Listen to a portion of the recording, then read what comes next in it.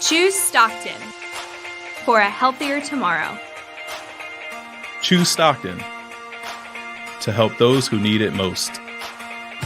Choose Stockton and serve your community. At Stockton University, the choices are unlimited. Choose to soar. Choose to be an Osprey. Choose Stockton.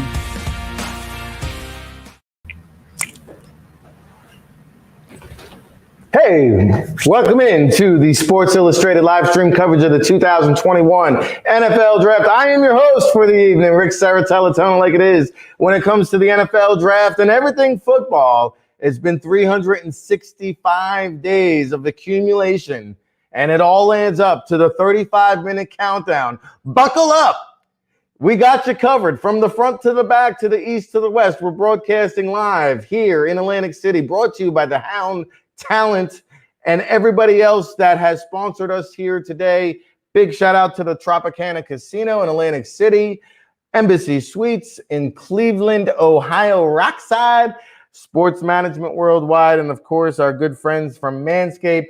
We'll be plugging them throughout the show and bringing you the exclusive coverage here on Sports Illustrated. And again, if you have any questions, we've got the chat room open. We'll be answering them as we go, counting you down just 35 minutes away to the 2021 NFL Draft. A lot of moving and shaking, a lot of whispering, a lot of rumors going on as we count you down 35 minutes away. And there's nobody better in the business that breaks it down than Brian Baldinger of the NFL Network. He joins us right here to get things started and kicked off. None other than Brian Baldinger. Hey, Baldy, appreciate you joining us here today. How are you, brother? I'm fantastic, Rick. I'm like you. You know, you count down the days. I've been in this film room here on the third floor of NFL Films just about every waking hour since March 1st. Just once the season ended, I kind of started the process, and it's been fun. I mean, I've probably gone through 150, 200 players here, Rick. Not probably nearly as many as you have. But I feel like I got a good working knowledge of this draft, the strengths and the weaknesses.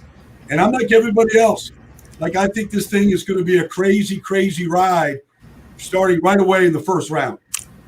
Absolutely. We're already getting the craziness. Aaron Rodgers is reportedly wants out of Green Bay. Green Bay doesn't want to trade him. Jeopardy's all coming into the mix now. Hey, maybe we'll prime away to the NFL. Did San Francisco trade up to that number 3 pick to flip it for an Aaron Rodgers? We're going to find out in about 33 minutes or so. I think there's not going to be a surprises with the first 2 picks, however. Let's start off right there with Trevor Lawrence. He will be the number 1 pick to the Jacksonville Jaguars.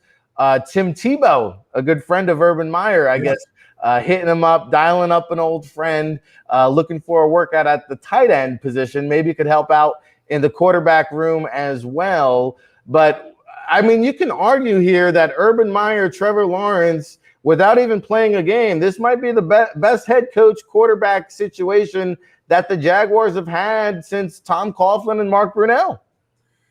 I think you're right. Rick. I mean, I'm a big Urban Meyer fan. He builds programs.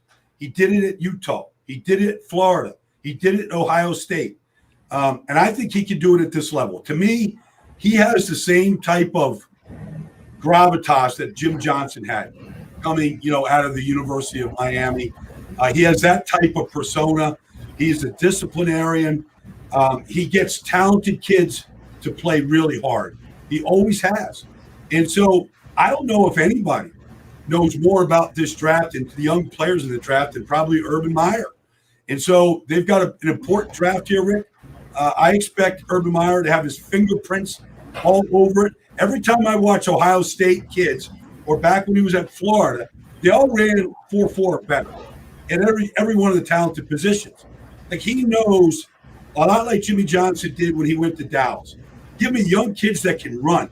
I'll coach them up. I'll put them in a position. And I think this thing is going to take off in Jacksonville.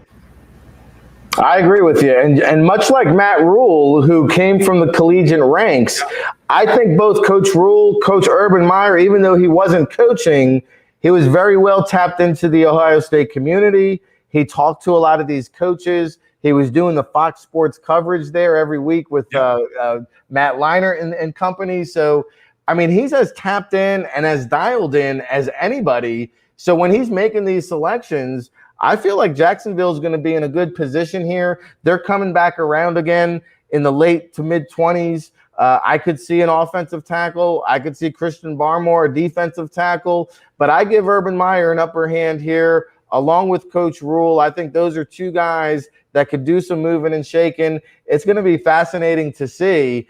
And Trevor Lawrence, I mean, let's go.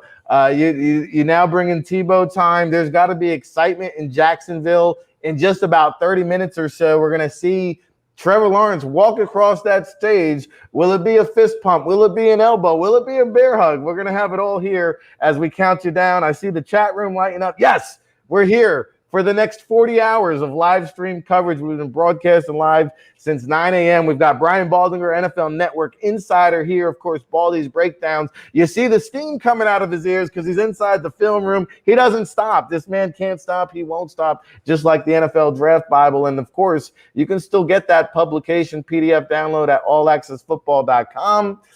Baldy, number 2 is going to be the New York Jets. Zach Wilson is the guy here. They've got to be all in, however, for this to work. You've seen Kyler Murray, Deshaun Watson. Guys have success when the teams buy in and build the offense around the quarterback. The worst thing the Jets can do is try to take a square peg, fit him inside a round hole. You've got to let this guy, improvise. And back in the day, the old Brett Favre, oh, no, yes. Well, now it's a good thing. People want to see that kind of ability to buy time in the pocket, extend plays, and he's got a hell of an arm, but he can also buy time in the pocket, which is where the NFL is trending right now. Well, I think it's the Patrick Mahomes effect. Rick, 4 years ago we were here. Everybody was, getting ready for the draft, and, San Francisco and Chicago making a trade, and there's Kansas City going from number 24 to 10 in front of New Orleans, who was all ready to take him. And I remember talking to Patrick Mahomes prior to the draft. He thought him and Lee Steinberg thought he would be a solid second-round pick. And every analyst I heard said, we got to fix this kid's mechanics. I don't know if we can do it. He's all over the place. Like, you can't play the NFL like that. And now every kid's trying to emulate Patrick Mahomes. And everybody wants to see. I've never really heard, Rick, the off-platform buzzword before Patrick Mahomes. Now, these kids at their pro days want to show you off-platform throws. And really, I don't know that anybody could do it quite like Patrick Mahomes, and is a consistent, and of course he's got a very good team and a great coaching staff around him. The only question I have about Zach is he's not built like Mahomes, and he's not built like a lot of these quarterbacks. He's kind of a narrow-framed kid. Can he take those hits that he's going to have? It's going to happen when you extend plays. You're going to take hits. Mahomes, like, he's just that cockroach that you just can't, you can't break down. Like, he just keeps getting up.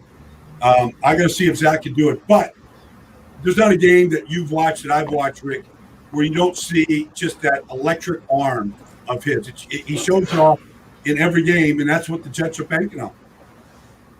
No, you're exactly right. And I agree with you, Baldy. I mean, Mahomes is kind of built for the 17-plus game schedule, right? And I look at Zach Wilson, and I say, he's kind of wiry. He's a little pretty. That's okay. I can work with that. But, I get the allure.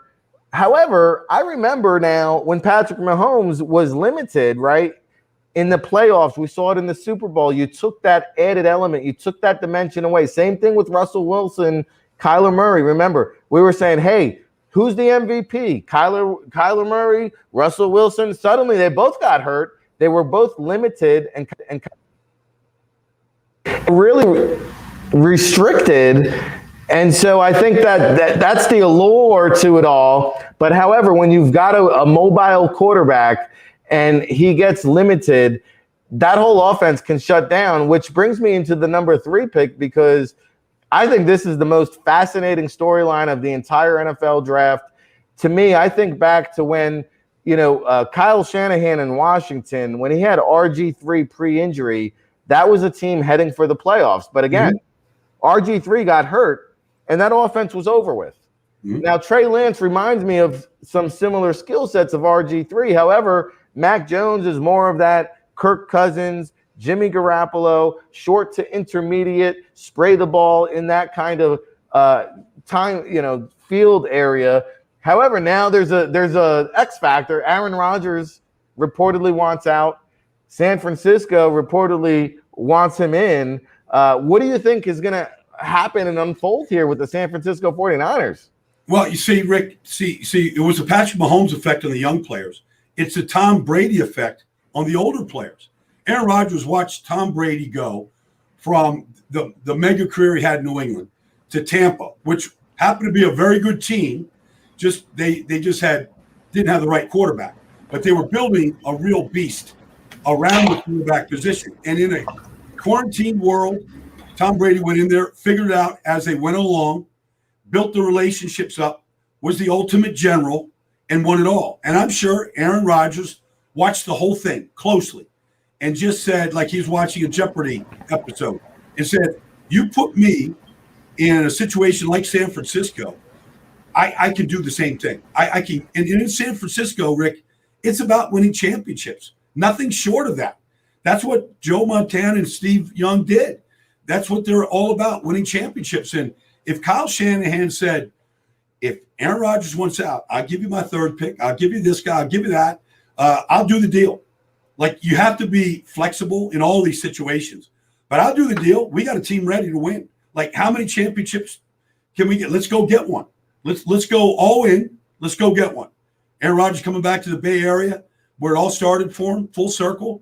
Like, I think I can see, I mean, we got 30 minutes here. I don't know if they can get all the details done, but I know San Francisco would be allured to think they could get Aaron Rodgers in that building. Yeah, 24 minutes away, but who's keeping track here on the NFLDraftBible.com, part of the Fan Nation Network on Sports Illustrated? Rick Saratella, joined by Brian Baldinger. We'll be here for the next, 6 hours or so, breaking it down to you. And, it's the Tom Brady effect, but one could argue that, hey, Peyton Manning set this trend. Yeah. And I think, one of the three teams that Aaron Rodgers is interested in is the Las Vegas Raiders, also the Denver Broncos. And even though John Elway has now taken a back seat to GM George Payton, he's still in that building. He still brought in Peyton Manning. Say what you want, after Peyton left, he struck out a few times with the quarterbacks after that, but he did bring Peyton to Denver, and he did hoist the Vince Lombardi trophy. So I would imagine Aaron Rodgers now looking at San Francisco, Las Vegas, Denver Broncos, but the 49ers hot to trot. And we'll see if we can get it done. We'll see if Jeopardy can get it done. Tony Romo, I mean, Baldy, I feel like maybe Rodgers could be looking at a bigger contract from Jeopardy than he is from his playing career. We'll see how it all unfolds. Number 4, the Atlanta Falcons here, 22 minutes away. I thought it was going to be Kyle Pitts. Now you're hearing it could be a wide receiver with the dealing of Julio Jones. However, if 49ers pull the trigger on Mac Jones, well, then Trey Lance could also be a possibility. I would imagine Justin Fields also has to be in play. New GM Terry Fontenot coming over from the New Orleans Saints, who obviously are going to have a new starting quarterback there. You've got Carolina, who's still with a rebuilding program. Coach Rule, who we mentioned in his second year. I think Atlanta, do you think they will be looking to take the quarterback of the future, or will this team look to reload? Like, to me, you plug in a Kyle Pitts with a Julio Jones, Calvin Ridley, Matt Ryan still in the upper echelon of the quarterbacks. They could probably get back into contention very quickly here. I think that's what they're going to do. I mean, you could make a very good case, Rick. Like Arthur Blank, really settled the score in 2008 with Mike Smith. And Thomas Dimitroff, new head coach, new general manager in 2008 between Glenn Dorsey or Matt Ryan with the third pick. And, Arthur Blank really said, look, we're taking the quarterback. It was the right move. They were in the playoffs, been in the playoffs a bunch of times, and been in the Super Bowl with Matt Ryan. I would say that even with Terry Fontenot coming in, that Arthur Blank will have a lot to say about it. But I think they'd be a lot closer to winning the division and getting to the playoffs if they took Kyle Pitts and added him to a roster with Julio Jones and Calvin Ridley, go get themselves a running back in the second or third round, They've got 4 number 1 draft picks on the offensive line. I think that, that's still a group that can get better. So I think Matt Ryan, I'd be surprised. I don't think that there is a whole lot of interest right now in Trey Lance there. There might be in Justin Fields. He's a local kid just outside of Atlanta. But that's going to be a building process. And so I can see that, but I don't think they're going to pass up here on Kyle Pitts. I agree. And, the way the NFL is trending, we talked about mobile quarterbacks and moving pockets. And, suddenly it's a passing league with all these rule changes. Now you're hearing, well, hey, the Falcons could take a tight end. The Bengals, could they reunite Jamar Chase with Joe Burrow? The Dolphins at 6, could they opt for Jalen Waddle to reunite with Tua Tagovailoa, being a former offensive lineman who played a decade in the league, Baldy? Where's the first offensive lineman going to come off the board here? Well, I think it could actually happen in Miami at number 6. Like, I could see them. They just traded away Eric Flowers yesterday, Rick. I'm not sold on Austin Jackson. They drafted 3 last year, Solomon Kinley, Robert Hunt. They drafted 3 guys. They all played.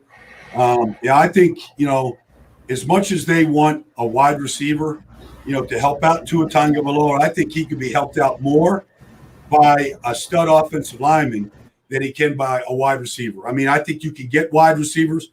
We see it every year. There were 35 drafted last year. A bunch of them made impacts. They still have the 18th pick in the draft. I don't know that you're going to get an elite lineman at 18. I don't know what the board looks like. I'd like to see what Chris Greer has them rated. But my guess is you're not going to get an elite tackle if you wait. So I could see them going offensive line right there and really building up the trenches, where whatever running back they plug in, whatever receiver, Tua is going to have more time to either find the receiver and the running back's going to have more holes to run through. Baldy, I got to get your perspective on this because Tua Tagovailoa is a lefty quarterback. So Rashawn Slater out of Northwestern is technically the better right tackle, which is Tua's blind side. Yep. However, to me, Penei Sewell is a franchise left tackle. And so do you really want to construct your roster around a quarterback whose durability is questionable? I'm gonna say, hey, put your Chris Greer thinking cap on here, Baldy. If you had to choose Penei Sewell, the better prospect, or Rashawn Slater, the better fit, which way would you go? Well, I think I have Rashawn Slater ranked ahead of Penei Sewell. I mean, I know he's only 20. You don't see a lot of 6'6", 330-pound linemen that can move like he can. But I'm not completely sold that he's going to be Anthony Munoz yet. If I was, then, I might be a little bit more inclined just to take Sewell regardless of what hand my quarterback throws the football with. But Rashawn Slater is a 30-30-30 guy. All right, 30 reps on the bench, 30 on the Wonderlic, 30 on the vertical, smart as a whip, runs in the 4.8, takes fantastic angles in the run game. I think that guy could be, Zach Martin at guard. I think he could be a really good right tackle. So I've got Slater ahead of him. I wouldn't have any problem passing up. And as much as maybe one of these receivers that are there, I wouldn't have any problem taking Rashawn Slater with the 6th pick. There's some truth to it, and that's quite the debate that's going to be going on in the Miami Dolphins war room. Of course, Jalen Waddle could be in the mix. Devontae Smith maybe even in the mix here. 15 minutes away to the 2021 NFL Draft. Brian Baldinger, thank you so much for taking the time to kick off our NFL Draft coverage here on the NFLDraftBible.com. Sports Rated. And Baldy, what else you got going on for the good people tuned in? Where can they catch the rest of your coverage for the rest of the night? Yeah, I've been on the NFL Network all day, just chiming in with a bunch of different people.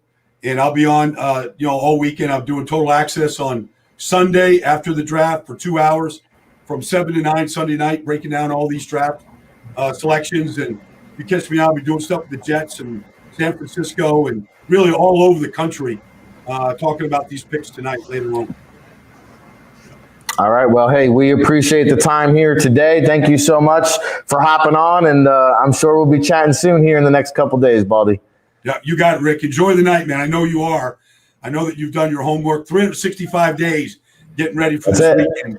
Put it all together, man. Yes, Have some sir. fun, Rick.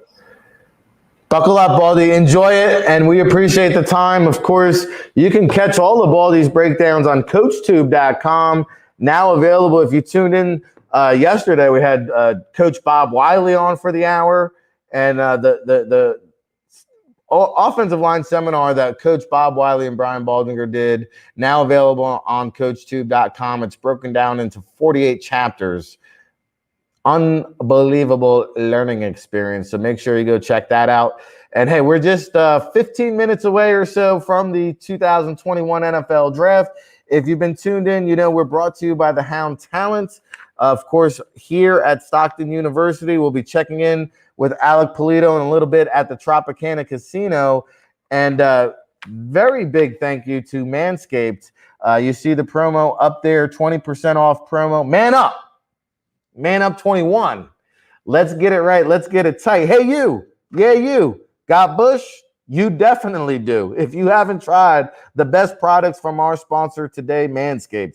After using life-changing products, you're going to want to join a ball sack beauty contest. I'm looking out for you, too, because I also have an exclusive 20% off discount. Use code MANUP21 at manscaped.com. And, of course, we'll be bringing you balls-to-the-wall coverage of the 2021 NFL Draft. And who else better to lend some insight than Howard Balzer himself? We welcome him in, of course, Sports Illustrated NFL insider, the veteran who really paved the way for this NFL Draft coverage on ESPN about, 41 years ago, Howard? Come on, don't make me feel old, man. Don't make me feel old. Man. Yep. That's well, we owe it all to you because you got this thing kickstarted in the lobby at a Sheraton hotel, and here we are, 55 million people tuning in around the globe. So let me ask you this. San Francisco is a lightning rod right now. We're hearing all kinds of rumors. We thought they traded up for Mac Jones. Now Trey Lance is the odds-on favorite. Well, suddenly Aaron Rodgers has crept here into the mix. Is this a real or mirage smokescreen? A lot of rumors leading up to the draft just 15 minutes away. What do you think here? I often say, Rick, that it always seems that each year, all the people that have been doing this for so many years, it's almost as if they fell off a planet, landed in the United States, and had never seen or heard what happens prior to a draft before. And the bottom line is, I felt all along that the 49ers are going to do what the 49ers are going to do. I mean, who says who's the favorite? Vegas is putting lines, the betting line on who's the favorite to go number 3 overall, and they're just guessing. I mean, that's all this is all about. Kyle Shanahan is going to pick the quarterback that he feels is the best fit for his offense, for his team going forward, and to hopefully help that team at some point get back to another Super Bowl. So I wouldn't be surprised if it's any of the 3 that everyone's talking about. And I know we both agree that Justin Fields has borne the brunt of all this hype with Mac Jones and Trey Lance and Zach Wilson and all that. Justin Fields is going to be a good quarterback in this league. I'd be shocked if he's not. But there's no doubt the 49ers hold the key to what happens after them in this draft with whatever 2 quarterbacks are still there. Then do teams trade up? Who picks them? What do the Falcons do? It's all fun. We all love it. We all love the speculation. But that's why every year I love when the draft finally starts, because we can see what will happen and don't have to talk about speculation anymore. Yeah, there's a lot of speculation, and there's a lot of quarterback moving and grooving. 16 new quarterbacks. I anticipate new starters in terms of week 1 around the league, and we're going to see about 5 potential new starters coming off the board here in round 1. However, we did see Teddy Bridgewater get dealt. He reunites with George Paton in Denver. That's one veteran quarterback being moved. Do you anticipate Aaron Rodgers, Jimmy Garoppolo, or both being moved by the end of the night? I don't know by the end of the night. I think that probably Garoppolo will be moved at some point. It might not be until later in the offseason. It all depends how that all develops. But I mean, it would be surprising to me if the 49ers don't move on from Garoppolo. But he has to agree to take a lesser contract to wherever he's going to go next. Will it be New England? There's a lot of chatter about that possibility. That could be, taken off the board if the Patriots end up taking a quarterback in the first round, which, who knows? I heard someone the other saying, the Patriots, the last time they took a quarterback, in the first round was Drew Bledsoe, however many years ago that was. And of course, they haven't done it under Bill Belichick because they didn't have to. Tom Brady was a quarterback for 2 decades. So, yeah, I think Garoppolo will move on. I think all this Aaron Rodgers stuff, everyone has a short memory. I call it collective amnesia. What were we saying 2 months ago about Russell Wilson? And what's happened with that? Nothing. I think this is all about the agent and Rodgers wanting a little bit more feeling of security that he's the guy the Packers are committing to for the next, 2-3 years, whatever it might be. His agent went to Green Bay within the last few weeks to meet face to face, and they weren't able to come up with a deal. And so Aaron Rodgers wants to get that commitment from the Packers. So I think this is all about getting this out there to put pressure on the Packers to do that. Now, if they don't, if they are still adamant and we're going to go year to year on it, then who knows what Aaron Rodgers might do, and we might end up seeing a trade. I don't think it'll happen by the end of tonight unless they decide to take the 49ers pick. But I don't see the Packers, if they decide to move Aaron Rodgers, doing it within the conference. I don't think they want Aaron Rodgers coming back to haunt them in games in the conference, wherever it might be. So I think if he goes anywhere, it'll be somewhere in the AFC. Okay, fair enough. Jimmy Garoppolo with a no trade clause, by the way, making it a little bit difficult to move him. Howard, we're going to be coming to you throughout the night here. I know you've got some other draft coverage got going on. Before we talk about that, though, the Arizona Cardinals, who you cover for Sports Illustrated, give us a little insight into what you think they might do. I know edge rusher could be a possibility despite adding J.J. Watt. What are you hearing now? Well, I think the Cardinals are hoping that one of the top 2 cornerbacks will be available. And it's possible J.C. Horn will be. It doesn't look like Patrick Surtain II will be. And I believe that if Horn is there at 16, then the Cardinals will take about 10 seconds to make their pick. But if he's not there, then I think there's a lot of different possibilities. Do they take Greg Newsome II or Caleb Farley with the questions about his back and his health? I don't know if they would. They might, but will they do it? Could they they'll look for a trade partner maybe to trade down to pick up a 3rd or a 4th round pick, which they don't have in this draft, and still get one of those corners. The wild card in it is how do the Cardinals rate the cornerbacks in that next group that could be there for their 2nd round pick? Because I think they have to come out of the first 2 rounds with a cornerback. And if they like that next group enough that they feel that a guy can come in and help them, then if the corners aren't there and they can't trade down, they won't take Newsome. They won't take Farley. And then, like you said, could it be an edge rusher like Ojulari from Georgia?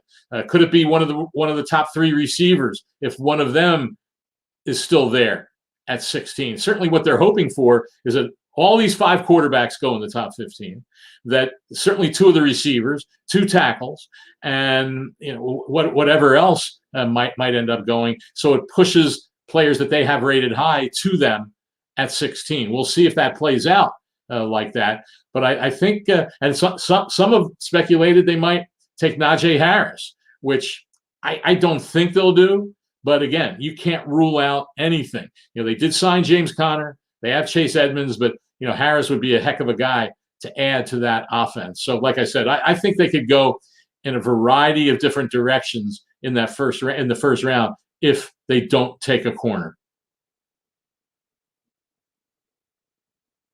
Insider, Arizona Cardinals, NFL insider for SportsIllustrated.com. Howard will be checking in with you throughout the night. We appreciate the time and look forward to chatting later on today. Sounds good, Rick. Take care. And by the way, that Manscaped thing, as it was, I don't know if you can see the video, as it was, did you use one of those on your hair? Well, the razors are in the mail, I've been told. So we'll ship some your way, brother. Yeah, I definitely need it. No doubt about it. All right. Thank you very much. That's Howard Balzer. Of course, we got the Sports Illustrated Familia here on the 2021 NFL Draft coverage. We'll be checking in with Zach Petraw out in Cleveland. We'll be doing live look-ins throughout the night. He mentioned Caleb Farley, who just recently had a disc procedure. And really, he will not have played a game in almost 600 days when week 1 of the NFL season kicks off. The other interesting scenario there, J.C. Horn. Remember, Mike McCarthy did coach with Joe Horn during his time in New Orleans. There's a relationship there. Don't be surprised if it's J.C. Horn and not Patrick Surtain II at number 10. But let's talk to our good friend Albert Breer of SportsIllustrated.com. He is the insider here with probably more knowledge and more connections than any of us. So, Albert, welcome into the show. What are you hearing here as we are about 10 minutes away from the 2021 NFL Draft? Yeah, I think everybody's wondering what's going to happen to number 3. We've known for a while that we've known since January 2019 that Trevor Lawrence was going to go first. And probably for a few weeks now that Zach Wilson was going to go second to the Jets. So the drama really starts at 3, and I think the Niners are having some fun with it now. One thing I've sort of noticed over the last 24 to 36 hours, as I made my calls, it seems like there's less certainty about Mac Jones going 3rd overall, and that the door might be open for Trey Lance. And one thing you continue to hear about Trey Lance is how well he's done in the meetings and how well he's done with teams and the football IQ, the smarts, how engaging he is. And so, if part of the equation with Mac Jones is his football IQ, if Trey Lance has proven to the Niners in those meetings, hey, I can get there if I get some more reps, maybe it's enough to swing the pendulum. Because I know, Kyle Shanahan, went into this with a quarterback in mind. But I think he also wanted to keep an open mind after the trade, as he got to go through a little bit more of an open process with each of the guys. Yeah, and Coach John Beck, who he kind of leans on for advice. I know Jimmy Garoppolo works with him during the offseason, and he recommended that even some of these quarterbacks do their pro days with a John Beck. And if the 49ers do indeed go with Trey Lance at number 3, suddenly Mac Jones and or Justin Fields could be the one sliding. It's fascinating to think that at one point of the year, we were talking about Justin Fields, Trevor Lawrence, neck and neck. Yeah. And now suddenly Justin Fields, you're hearing, well, hey, when the going gets tough, Justin Fields got going. He transferred out. We heard some people question his leadership ability, which I thought was ludicrous because to me, the Big Ten's not even having a season if it's not for Justin Fields. Is there some maturity issues? I don't know. I haven't sat in a room with him for 15 minutes and gotten a feel for that. What are you hearing? Well, I think from a toughness and a competitiveness standpoint, the Ohio State coaches would tell all the NFL teams this is an A+, and all they got to do is turn on the tape from the Michigan game in 2019 or the Sugar Bowl against Clemson, and you'll see that the way he bounced back from injuries and threw touchdown passes in high leverage situations. So I think that part's there. Obviously the physical ability is there. And he's a smart kid too. It's I think people have followed him at Ohio State. To me, really the biggest question with Justin Fields is, can he clean up his release a little bit? How quick is he to pull the trigger? How quick does he see it? I think everything, just as far as how he operates from a a pocket standpoint, needs to be sped up a little bit. And I think you'll find some disagreement. Some people think that's innate. Some people think you can coach it, but there's that element of his game that I think needs some cleaning up. But I can tell you this, as far as where he ranks, with the other quarterbacks, I've talked to a handful of teams that don't need quarterbacks that have him as number 2 and not number 2 behind the top 2, number 2 behind Trevor Lawrence and ahead of Zach Wilson. So, there are teams that legitimately like him. And I think, the Broncos, the Panthers, the Patriots could all be in play for him tonight. And I would tend to agree. Albert Breer here, SI Insider. on the NFLDraftBible.com, part of the Fan Nation Network on SI. And we just had Brian Baldinger here. And, you heard that there are teams, just like they prefer Justin Fields as the number 2 quarterback, there are teams around the league that prefer a Rashawn Slater of Northwestern over a Penei Sewell of Oregon. Right. And we just heard Brian Baldinger say, if I'm the Miami Dolphins at 6, they're both on the board. He prefers a Slater to a Penei Sewell. Could Penei Sewell be the guy that's suddenly sliding here in the first round? No, I don't think he's going to slide very far. If he's there for the Lions and the Lions can't find a trade partner, I'd say Detroit might make some sense for him at number 7. Carolina could make sense for him at number 8. You could have a team coming up from, beyond the 10th pick, and maybe a team like the Chargers to get him. So I don't think he's going to fall very far. I think as much as anything else, most of the people who like Slater more than Sewell, it's about makeup. And Slater's a great kid, an A-plus kid, and I think it's seen as a real middle of the fairway type of pick. Now, he might not be your left tackle. You might play him inside a guard, but you're not going to miss on him. One way or another, you're going to get a really good player who, could be a captain for you in 3 or 4 years. Where Sewell, there's some immaturity issues, there's some inconsistency issues. And I think most teams, they don't see it as, disqualifying, but it's something to kind of wrap your head around if you were comparing the two guys. And so, I think the difference between Slater and Sewell is probably above the neck. And that Slater's a little bit more of a grown-up kid at this point.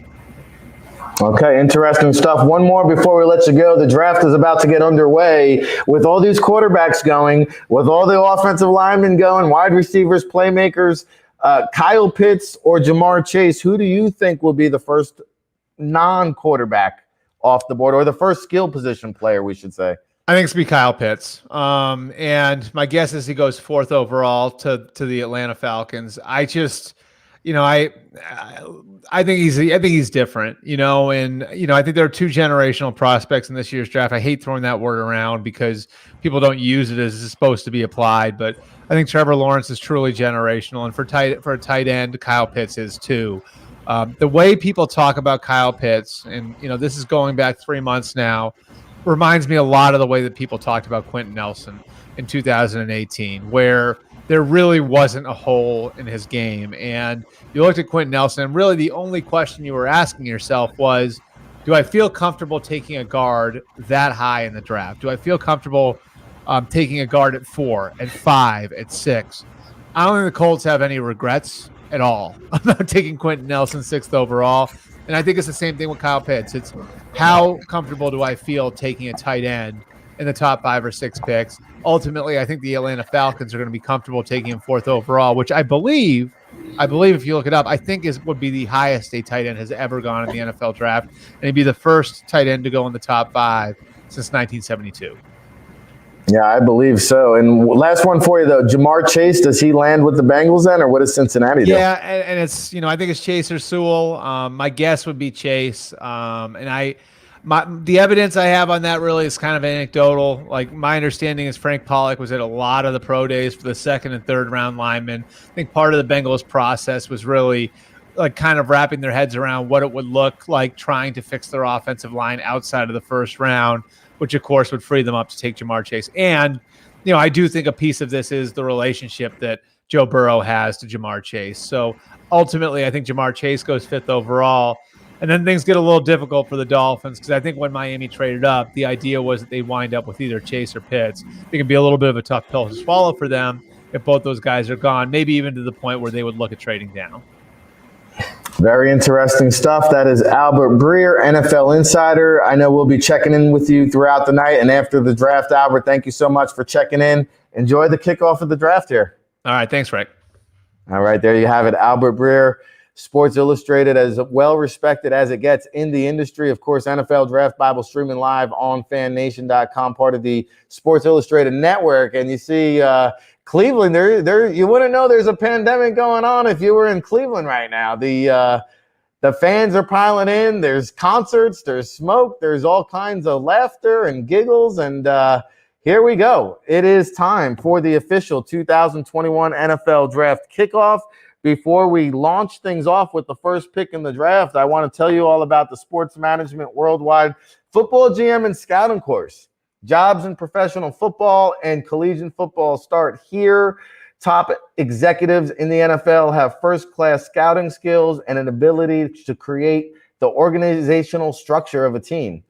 The Sports Management Worldwide 8-week online football GM and scouting course, taught by former Tampa Bay Buccaneers Mark Dominic, will teach you the skills teams need in their front office. Not only will you get to pick the brain of the former GM Mark Dominic, the legendary godfather of the NFL, John Wooten, and Russell Lande, our good friend, also a mentor and instructor for that football GM and scouting course. Oh, by the way, we have the one Russell Lande checking in with us here as we get ready to kick off our NFL draft coverage. Let's check in with Russell over there in Chicago and see how he's doing as we get ready to start the 2021 NFL draft. Russell, good evening. I'm used to talking to you in the morning. We're talking in prime time here. It's 365 days down, 0 days to go. You've obviously been inside the war rooms and been through this rodeo with your time with the Rams and the Browns and all the other teams that you've worked with at the NFL, CFL, and XFL level. But I know you're like me, my friend. We still get the butterflies when this time rolls around every year. Oh, there's no doubt. I mean, this is an exciting time. This is where teams are built. This is where you get to see some of the decision makers really show their stuff and really prove that they can build a franchise by drafting the right players. So it's really, really exciting every year, even when you're not in the room, just to see your friends doing it, to see what they're going to do. It's a great time of the year. And it's a great time when you get right to the nitty-gritty. All the rumors come out, and usually you get the smokescreen season leading up to the draft, starting with the combine. We didn't have the combine there, so the media maybe not as tuned in. But here we go. The draft rolls around, and suddenly Aaron Rodgers wants out of Green Bay. Green Bay saying, no way, Jose. Jeopardy saying, hey, we're going to throw our hat in the ring. Hey, we've got a paycheck for you, Aaron. What will be ultimately the fate, do you think, of Aaron Rodgers? You know, I mean, the reality is, even though the team owns him in terms of his rights, they control him. He's Aaron Rodgers. He can dictate this because of the power he has and because of the money he's made. He can say, okay, you don't want to let me go somewhere else. I'm not going to play for you anymore. And he can just walk away. He has that ability financially, which most players don't. It's starting to sound like it's getting worse and worse in terms of an acrimonious relationship. And if that's the case, they're probably going to move on from him. And here's what I would be concerned with if I'm the Packers. They thought they were being brilliant. And I did too when they drafted Jordan Love. Whether you like him or not, they were preparing for the future by getting a quarterback. The problem is, if they make a move now, what happens if the next 2 years they're under 500? How long does that president say, yeah, good move on Jordan Love, and you've gone 6-10 and 5-11 with Jordan Love. Are these the answers as GM and head coach, or are we moving on to a new group and they go find a new quarterback? So it's a very risky play. I understand that Jordan Love is the guy they thought a lot of, but are they ready to turn that ball to him right now? If I were them, I'd be very nervous. Because when you give away a franchise quarterback, this isn't like when Peyton Manning left the Colts and he was cracked up and broken up and in his neck and you didn't know how well he'd play. This is a guy who was at the top of his game, a legitimate MVP guy every year, at least for the next 3 or 4 that he's healthy. So to me, it would be a potential career ender if Green Bay went down this road of trading him. Boy, it will be fascinating to see where Aaron Rodgers lands if indeed he does get dealt. Obviously, the 49ers are the front runners right now, but let's remember Peyton Manning in Denver. John Elway's still there despite Peyton, George Peyton, that is taking over the GM role. It's going to be intriguing to see if somebody's able to execute and pull the trigger. Now, another veteran quarterback who could be moved is Jimmy Garoppolo. His agent, Don Yee, has put a no-trade clause into his contract, though, making it a little bit more difficult to move a Jimmy Garoppolo. Do you think he stays or goes with the 49ers? Well, I think there's only one place he'd probably sign off on to go to, and that's New England. And I think the reality is that once the 49ers make their pick, unless they're doing something that every single person in the media has whiffed on and they're not taking the quarterback, but as soon as they take a quarterback at 3, Jimmy Garoppolo's value plummets. And the decision becomes, do the 49ers want to pay Garoppolo and pay another quarterback this year? I don't think they will. I think in the end they will trade Garoppolo to the Patriots. That just makes the most sense to me. But at the same time, that's a bold move by the 49ers because think about it. Their record with Garoppolo is 500 and above 500. Without Garoppolo, it's miserable. So this rookie quarterback better play really well this year, or else you're talking about missing the playoffs for 4 out of the 5 years that this head coach and GM have been together. So that's a very, very risky move to say we're definitely handing the ball to whether it's Mac Jones or Trey Lance, 2 guys who have started about 15 games each in college, or to Justin Fields and saying we're going to ride and die that this is the guy in this season who's going to at least get us to 500 and give us a chance at the playoffs. It's going to be interesting to see. Russell, I know we're going to have you throughout the night. We're moments away from the first pick of the 2021 NFL Draft. I know we'll be hopping and bopping and moving and grooving and getting you in here throughout the night with your analysis. So we appreciate you, staying on the fly and the super fly that is. And, we'll be chatting soon, my man. So we'll check back in after this selection is made. This is the 2021 NFL Draft coverage on the NFLDraftBible.com. If you don't have your copy, what are you doing? The draft is kicking off. Go to allaccessfootball.com.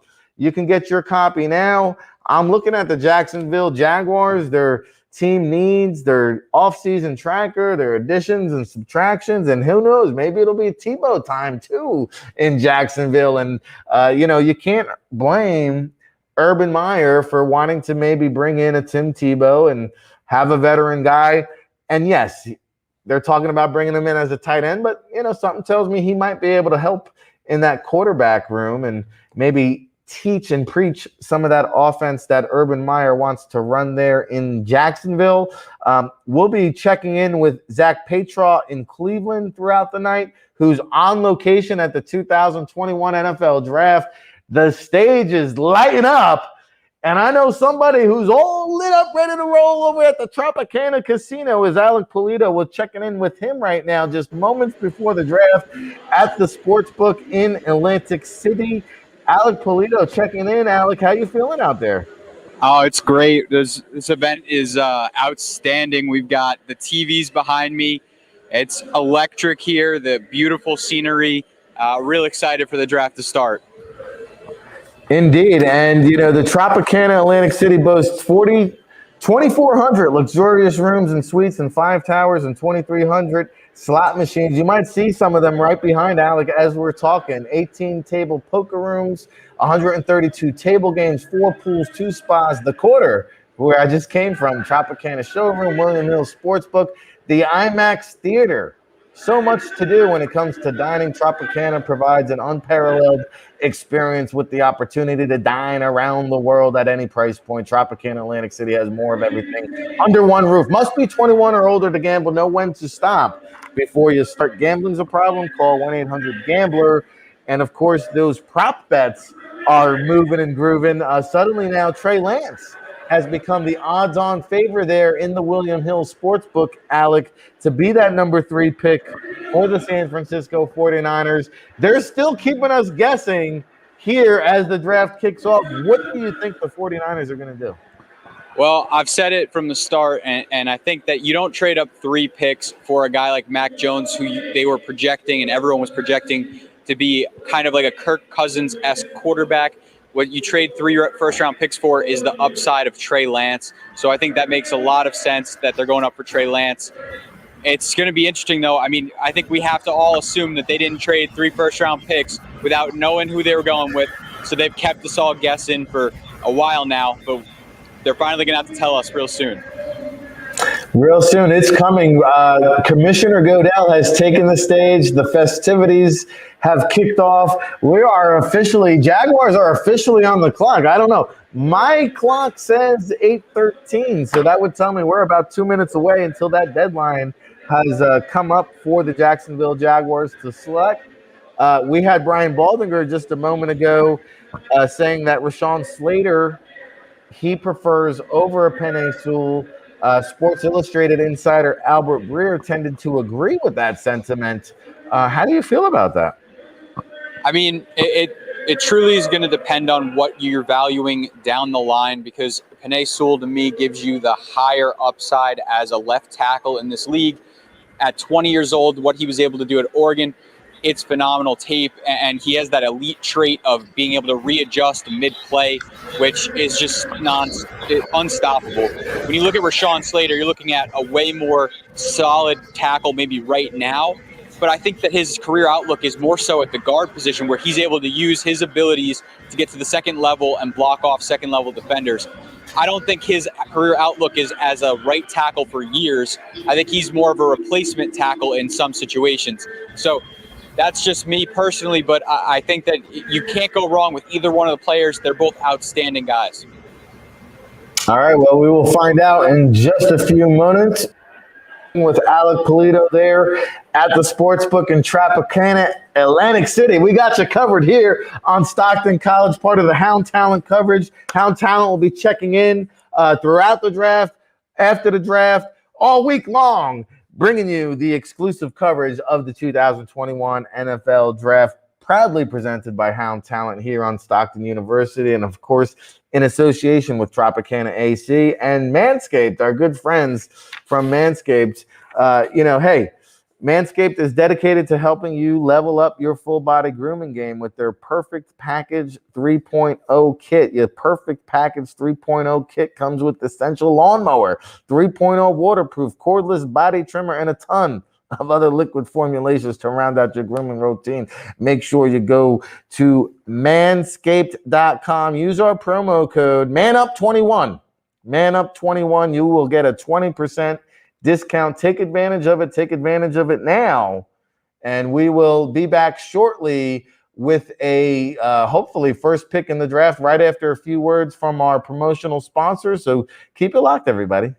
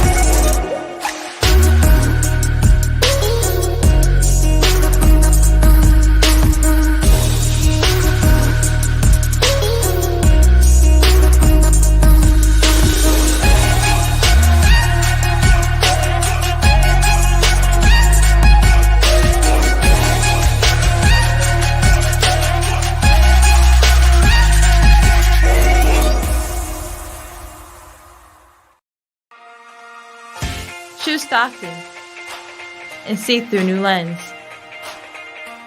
Choose Stockton and focus your energy. Choose Stockton and write your own story. At Stockton University, the choices are unlimited.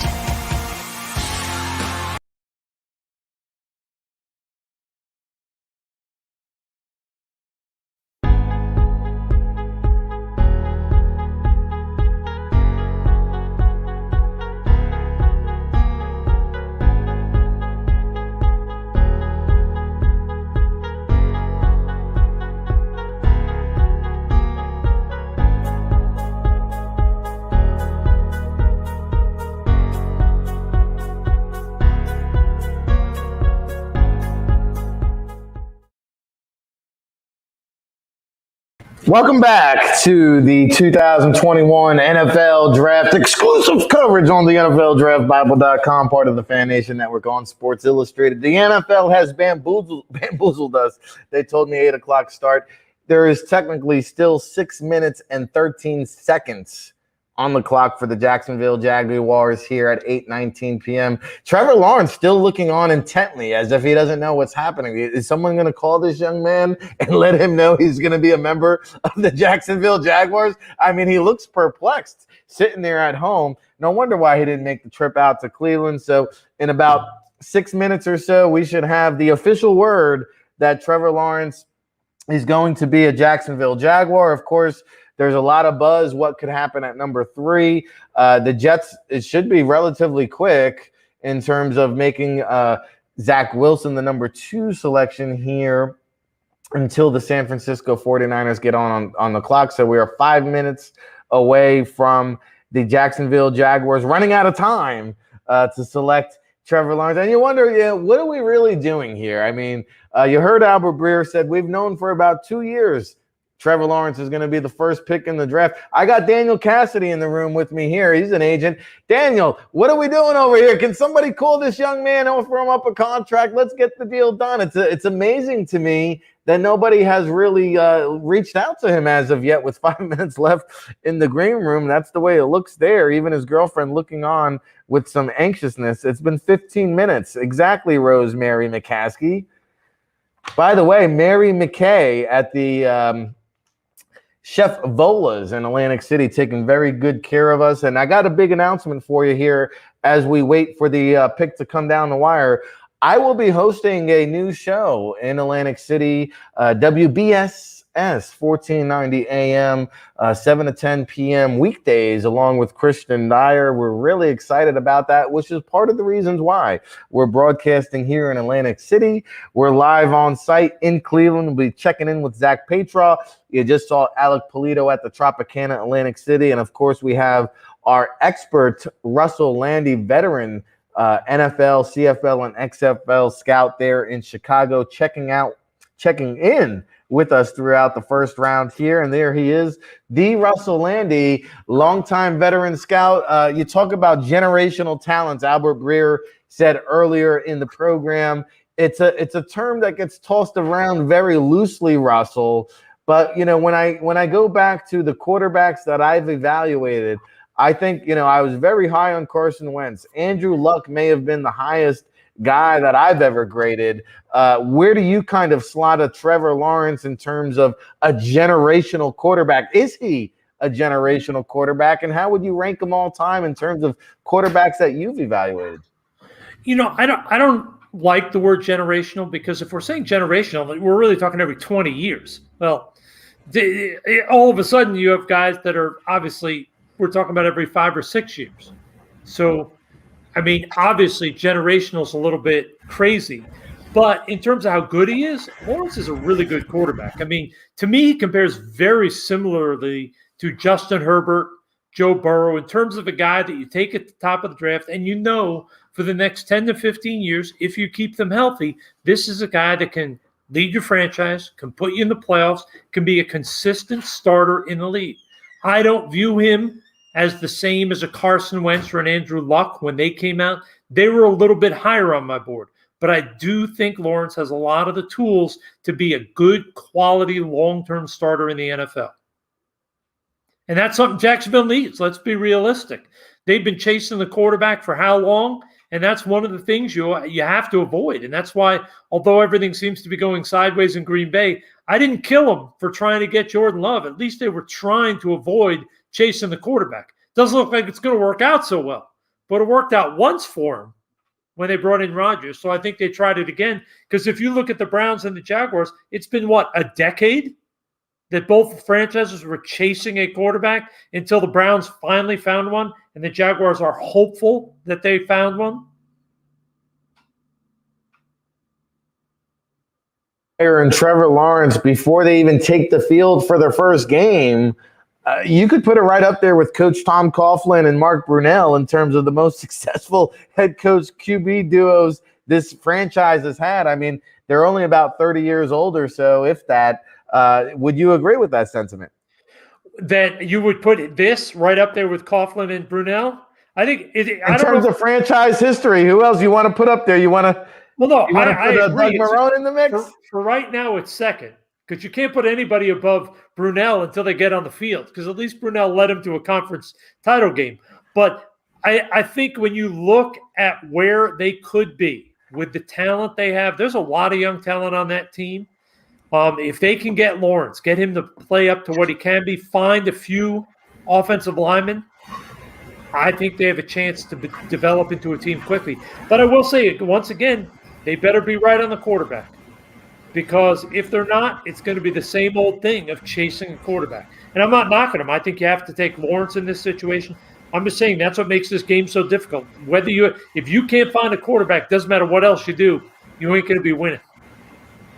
Well, the pick is in. We're waiting for the official announcement. You know, the other factor here to consider as we move through this draft and the Jaguars with 2 picks in the first round is even though Coach Meyer was not in the game coaching, he was still very well connected. He was doing his Fox Sports broadcast. He was traveling the country talking to a lot of these coaches and gathering intel. How much of an advantage do you kind of give him in terms of other front to offices having that kind of connections and relationships? I mean, I don't know if it's an advantage because I do think that teams, their scouts have just as much insight into what's going on. I think that in reality, and I'm not trying to rip him because I think he's one of the best coaches in college football in the last 25 years. I do think he's at a disadvantage.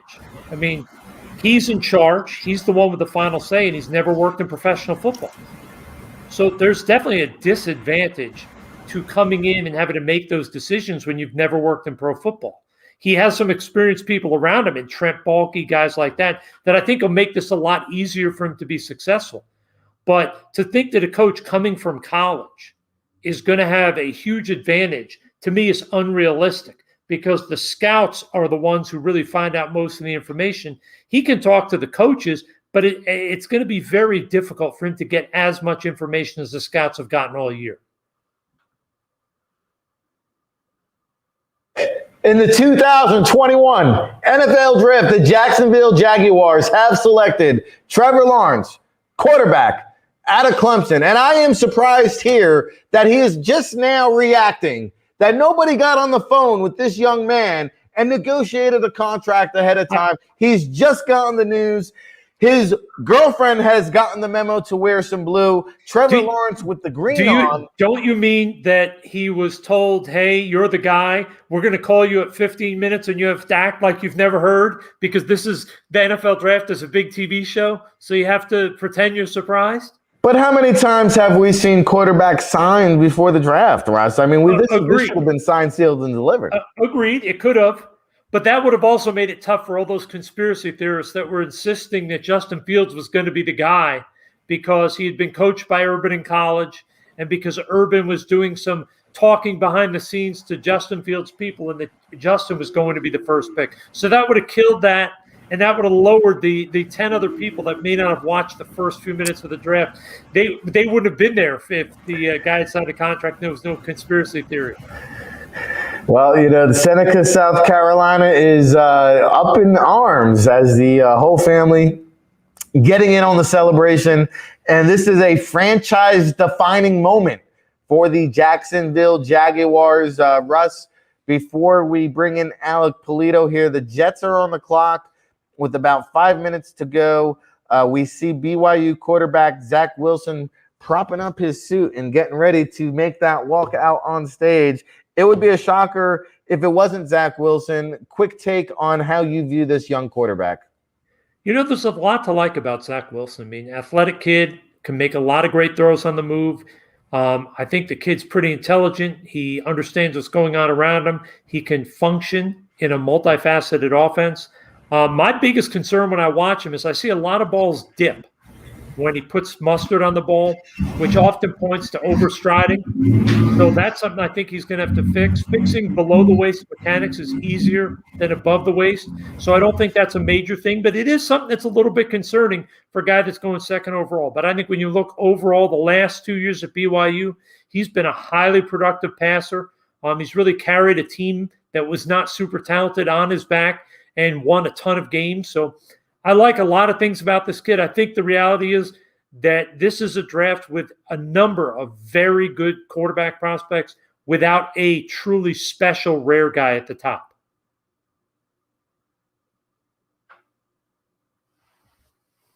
CFL and XFL scout. He will be checking in with us throughout the night. Let's check back over with Alec Polito, who's live in the Tropicana Casino Sportsbook there with William Hill.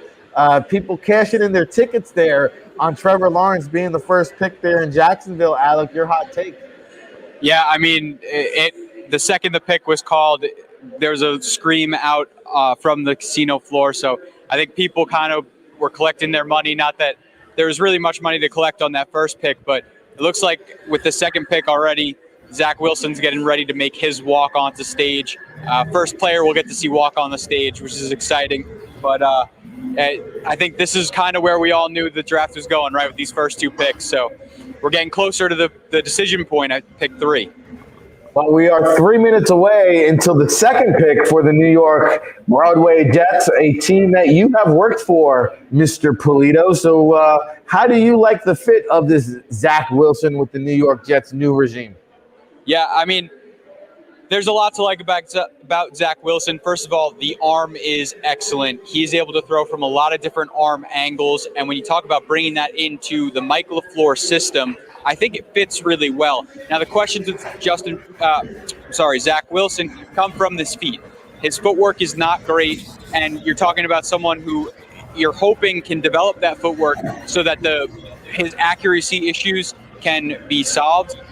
I think it's something that it's a great situation for him to be in with Mike LaFleur coming from that Kyle Shanahan coaching tree, and I think it's something that could absolutely work out for the Jets. Don't be surprised if Zach Wilson is someone who is the savior for this franchise, who has been looking for it for some time. All right, we're going to find out here. The pick is in, and as we are waiting for it to be announced, I just want to say shout out to all our chat room people lighting up the conversation. We'll be popping up your comments throughout the night. We'll try to get to as many questions as we can here throughout the evening. We're just getting started with the second pick of the NFL draft on NFLDraftBible.com.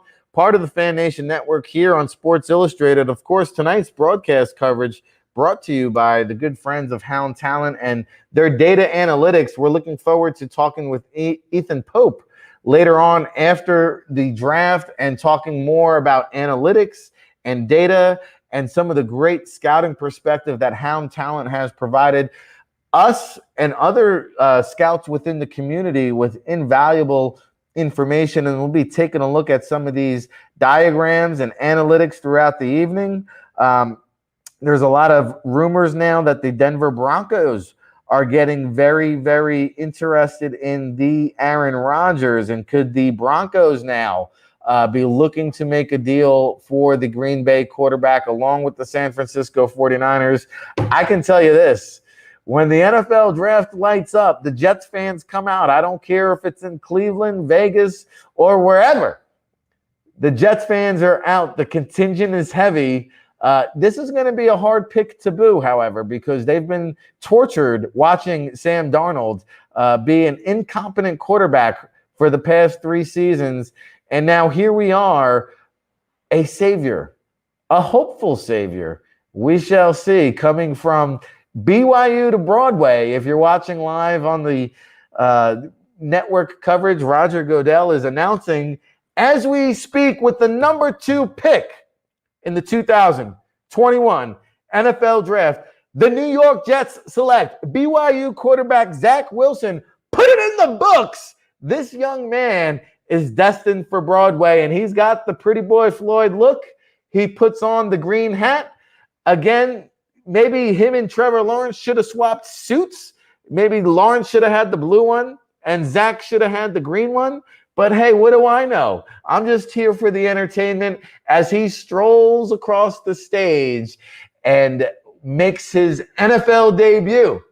And here he is, high-fiving the Jets fans on his way down the runway like a model right out of a Gap catalog. He gives Roger Goodell a big hug. And Zach Wilson holds up that number 1 jersey of the Broadway, New York Jets. So there you have it. The Jets have made their pick official, and they too have another first-round pick in the second round. Let's bring back Russell Lande, because there's some talk now that the Jets could look for a running back, and Travis Etienne could be the pick. Russ, I'm not a big fan of taking running backs in the first round, but when you have a rookie quarterback, I can understand the justification by saying, hey, we've got a rookie quarterback. Let's bring in a rookie running back to kind of help ease that workload, ease that transition. Would you think Travis Etienne with their second pick in the latter part of the first round would be a good move?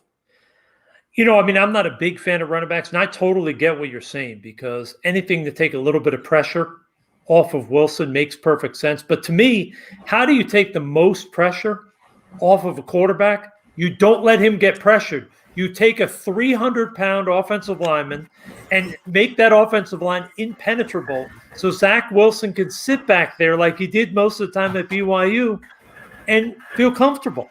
So, yeah, I get it. I think Etienne is an outstanding receiver out of the backfield. I think he's a stronger runner than people give him credit for. I think he's a guy that has the chance to be a productive all-around starter in this league. No doubt could help with those checkdowns, inside runs. There's a lot of things to like about him. But all that being said, I think you win in the trenches. And I think if you're the Jets, you just drafted a young quarterback, you flash back to a year ago and you see Joe Burrow getting carried off the field after he gets his knee blown out, maybe you say, you know what? Let's worry about getting a running back in the second or third. Let's get another big body up front. Let's make sure that our O-line is going to be as strong as possible for Zach in his rookie year. Yeah, and they did add Tevin Coleman during the offseason here, but I agree with you, Russ. I like building from the inside out. McKay Becton, I thought, was a cornerstone piece. Huge that pick. they can Great. now build off of. And, right, you had another bookend to your point, and you're setting this young man up for success. Yeah, I mean, whether you get a tackle or even if it's a guy that's playing tackle that you think is maybe a guard, it doesn't matter. Just upgrade that front so that when Wilson drops back, he feels comfortable. He can take a deep breath. He's not feeling instantaneously, I'm in my first year, I'm in my first month starting in the league, and I'm already having to figure out, okay, who's going to bust? Where's the pressure coming from this snap? You want him to drop back every snap being like, all right, I know the protection is sound. Where am I going with the ball? And that, to me, make them comfortable. And I think you're going to see them with the new head coach, with Joe Douglas as GM. These are both older school football guys, even though Saleh is young. He sort of has that old school mentality of toughness. I think you're going to see them look at the O-line, D-line, and say, that's where we have to improve, and we're going to keep Zach Wilson upright. We're going to get some O-line, D-line in this draft. The highest drafted quarterback by the New York Jets since 1965, when they made Joe Namath the first overall selection. So, Broadway. They can only hope he's better than Ken O'Brien was pretty good. He doesn't get enough credit. They can hope that Wilson turns out to be as good as Ken O'Brien. Well, there you have it.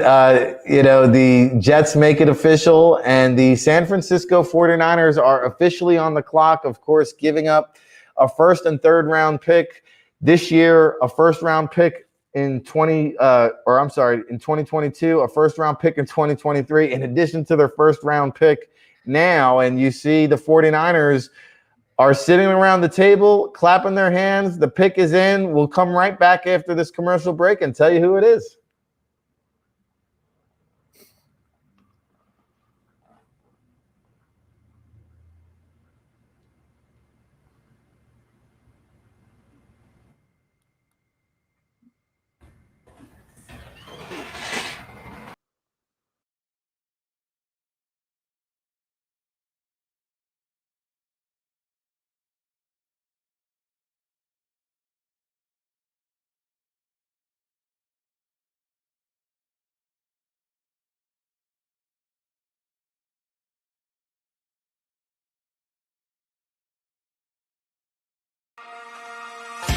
Choose Stockton and see through a new lens. Choose Stockton and focus your energy. Choose Stockton and write your own story. At Stockton University, the choices are unlimited. Choose Choose to soar. Choose to be an Osprey. Choose Stockton.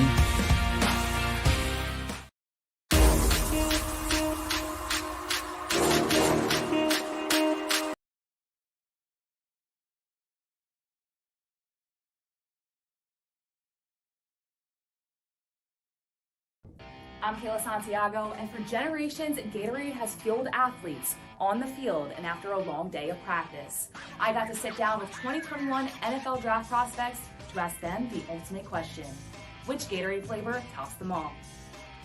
Man, only one? It's a hard one.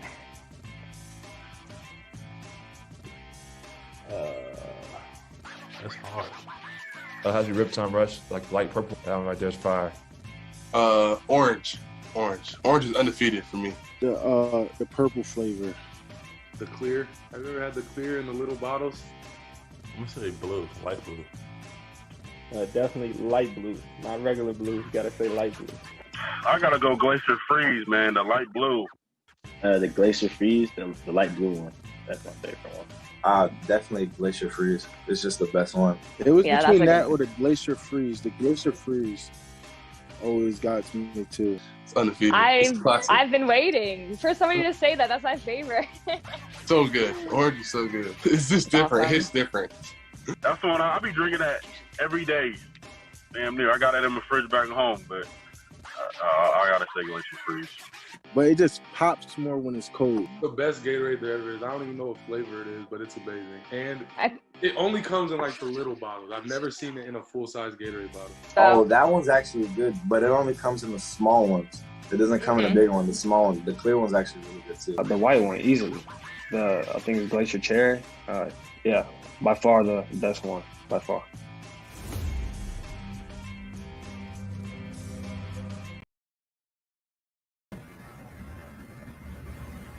Welcome back. It's the 2021 NFL Draft coverage here, proudly presented by Hound Talint on the NFLDraftBible.com, part of the Fan Nation Network on Sports Illustrated. The 49ers pick is in, and it is Trey Lance, North Dakota State. The anticipation has ended. The waiting, the surprise selection of a Trey Lance of North Dakota State. We saw Carson Wentz just a few years ago become a first-round pick out of North Dakota State, and here comes Trey Lance making his way out to the stage. Here we go. Buckle up. When you think about Kyle Shanahan and what he did with RG3 back in his time with the Washington football team, I think he has some envisions of Trey Lance running that similar kind of offensive scheme. Let's bring on our NFL insider, Russell Lande, out there in Chicago to react to this selection. Trey Lance, now the quarterback of the future for the San Francisco 49ers. Your thoughts, Russell? You know, it doesn't shock me. I mean, when you look at the mold of quarterback that Kyle Shanahan likes, he wants a guy who can throw from the pocket, but can also get out and throw well on the move. He doesn't require a rare athlete. He wants a good athlete who has good body control, who can make throws out on the fringes. And I think when you look at Trey Lance, despite having limited games played, he showed a lot of those skills. He showed a quick release, a live arm. I think he showed great poise in the pocket. He didn't take gambles with the ball. There's a lot to like about Trey Lance. I think the reality is there are things he has to work on in terms of accuracy. But I think when you look at the whole picture of character, intangibles, athleticism, arm strength, release quickness, poise, he has all of those things checked off. To me, the only question with Lance is just, can he become an accurate enough thrower? If he does that, and Kyle's an outstanding coach of the fundamentals, if they can tweak a few things to improve his accuracy, this kid's got a chance to be a really special quarterback. And, you know, you hear about the football IQ, the cerebral awareness of the Trey Lance and his chalk talk sessions with the NFL teams were through the roof. You're betting on the upside here. I mean, you're always betting on the potential and projection of a player.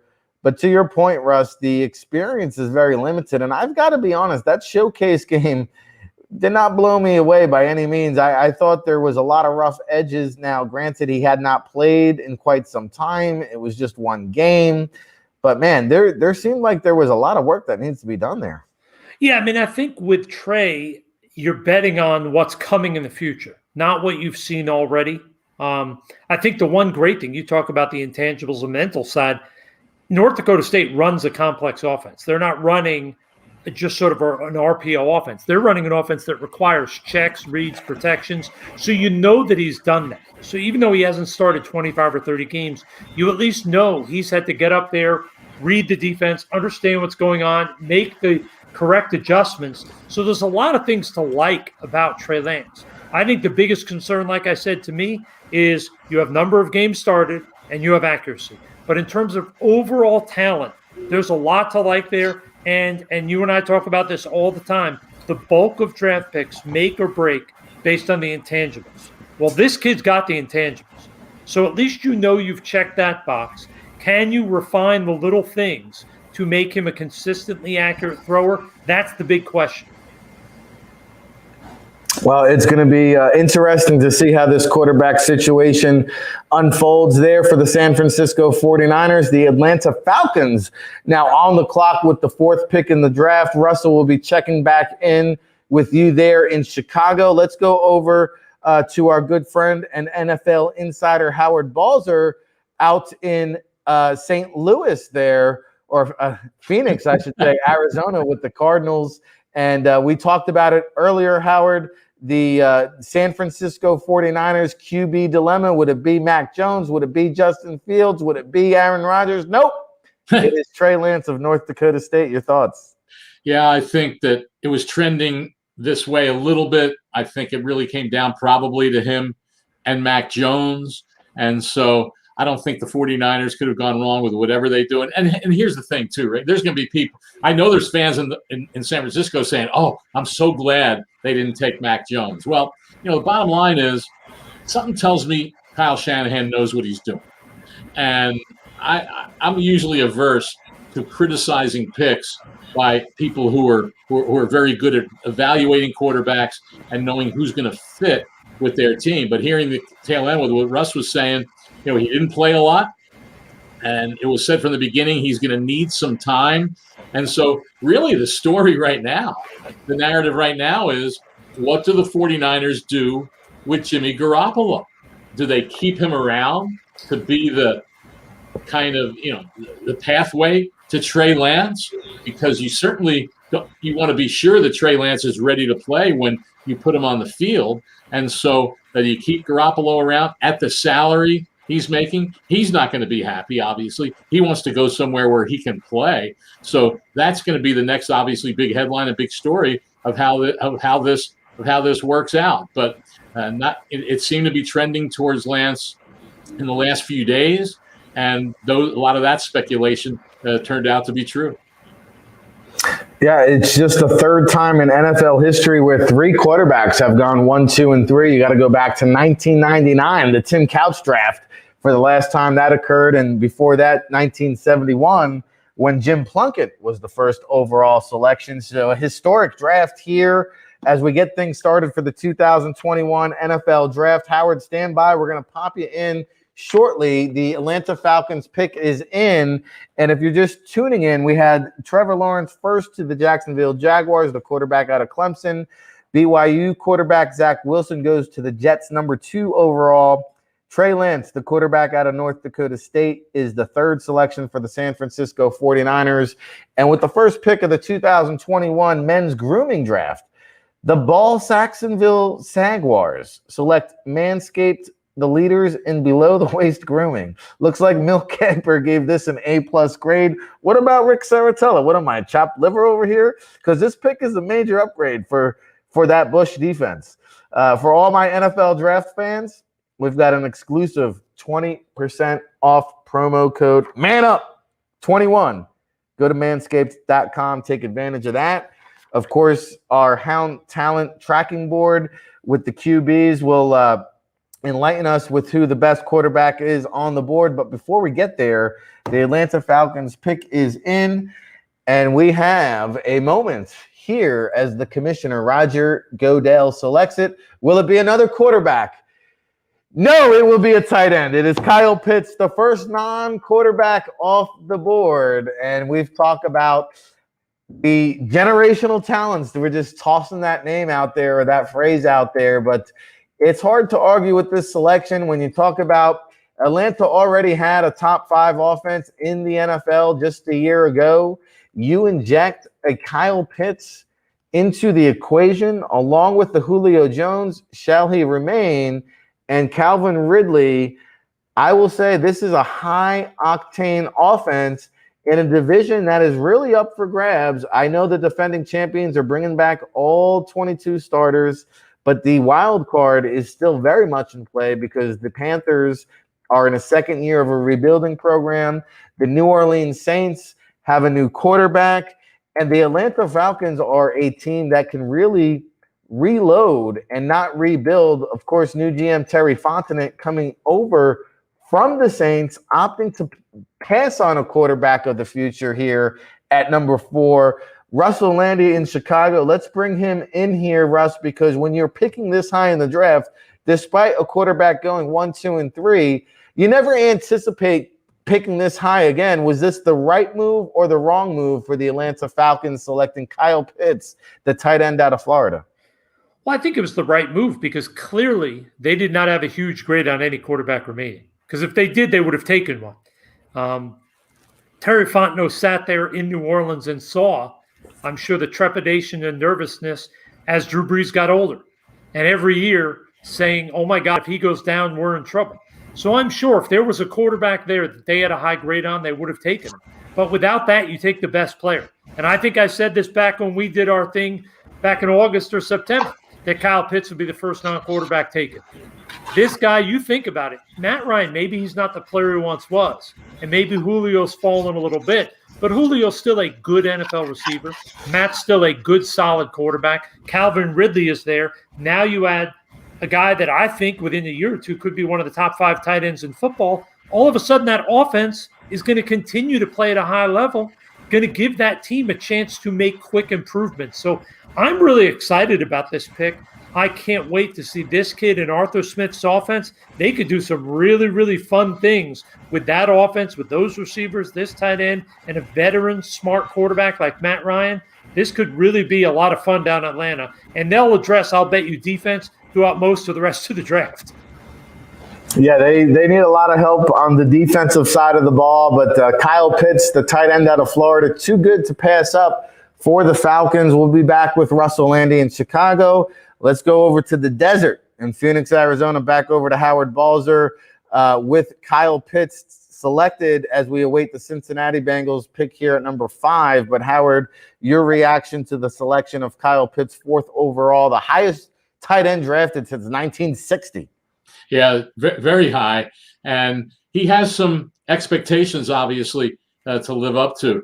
And I remember, more than a decade ago, whatever the year was, when Vernon Davis, a lot of the same things were being said about Vernon Davis when he came out. The 49ers took him 6th overall, had a good career, but not to the level that was expected. Now, the 49ers weren't that good a team at the time, so certainly that has to be taken into consideration. But everything Russ said is right on. With this offense right now, where they signed Mike Davis, pretty solid running back, not a great one maybe, but a solid running back in free agency, which gives them some balance in that offense.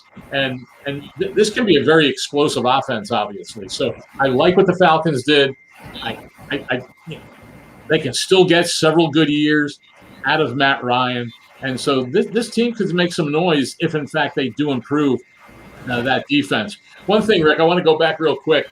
Little historical notes here on those first 3 quarterbacks in 1999. Tim Couch, Donovan McNabb, and Achilles Smith. Later in the first round of that draft, the Bears took Caden McNown. And, of course, we saw how that one worked out. Bust. Achilles Smith was a bust. Tim Couch had injuries. But here's my trivia question for you. Name the quarterback that the Cleveland Browns, that was their first year coming back after, of course, the team left. The Browns left for Baltimore, and then the league decided to give Cleveland an expansion team after getting through a whole bunch of stuff. And so the Browns came back as an expansion team that year. Who did the Browns not select in the expansion draft, and who did they pick in the expansion draft of other teams in 1999? You know the answer to that one? Hit me.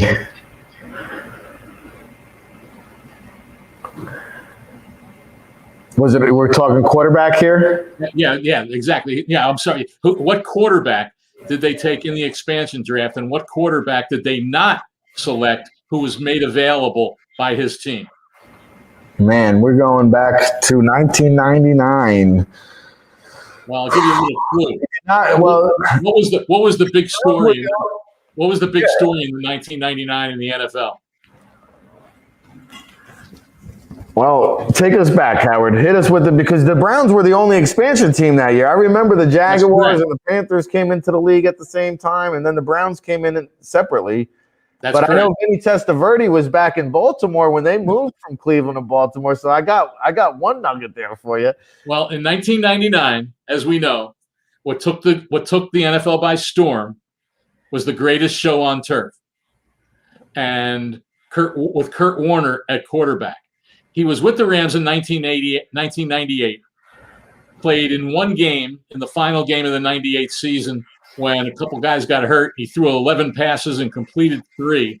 And the Rams made him available in the expansion draft in 1999. And, of course, the Browns. Well, let's bring back Russell Lande, because I think he was in the building during that era.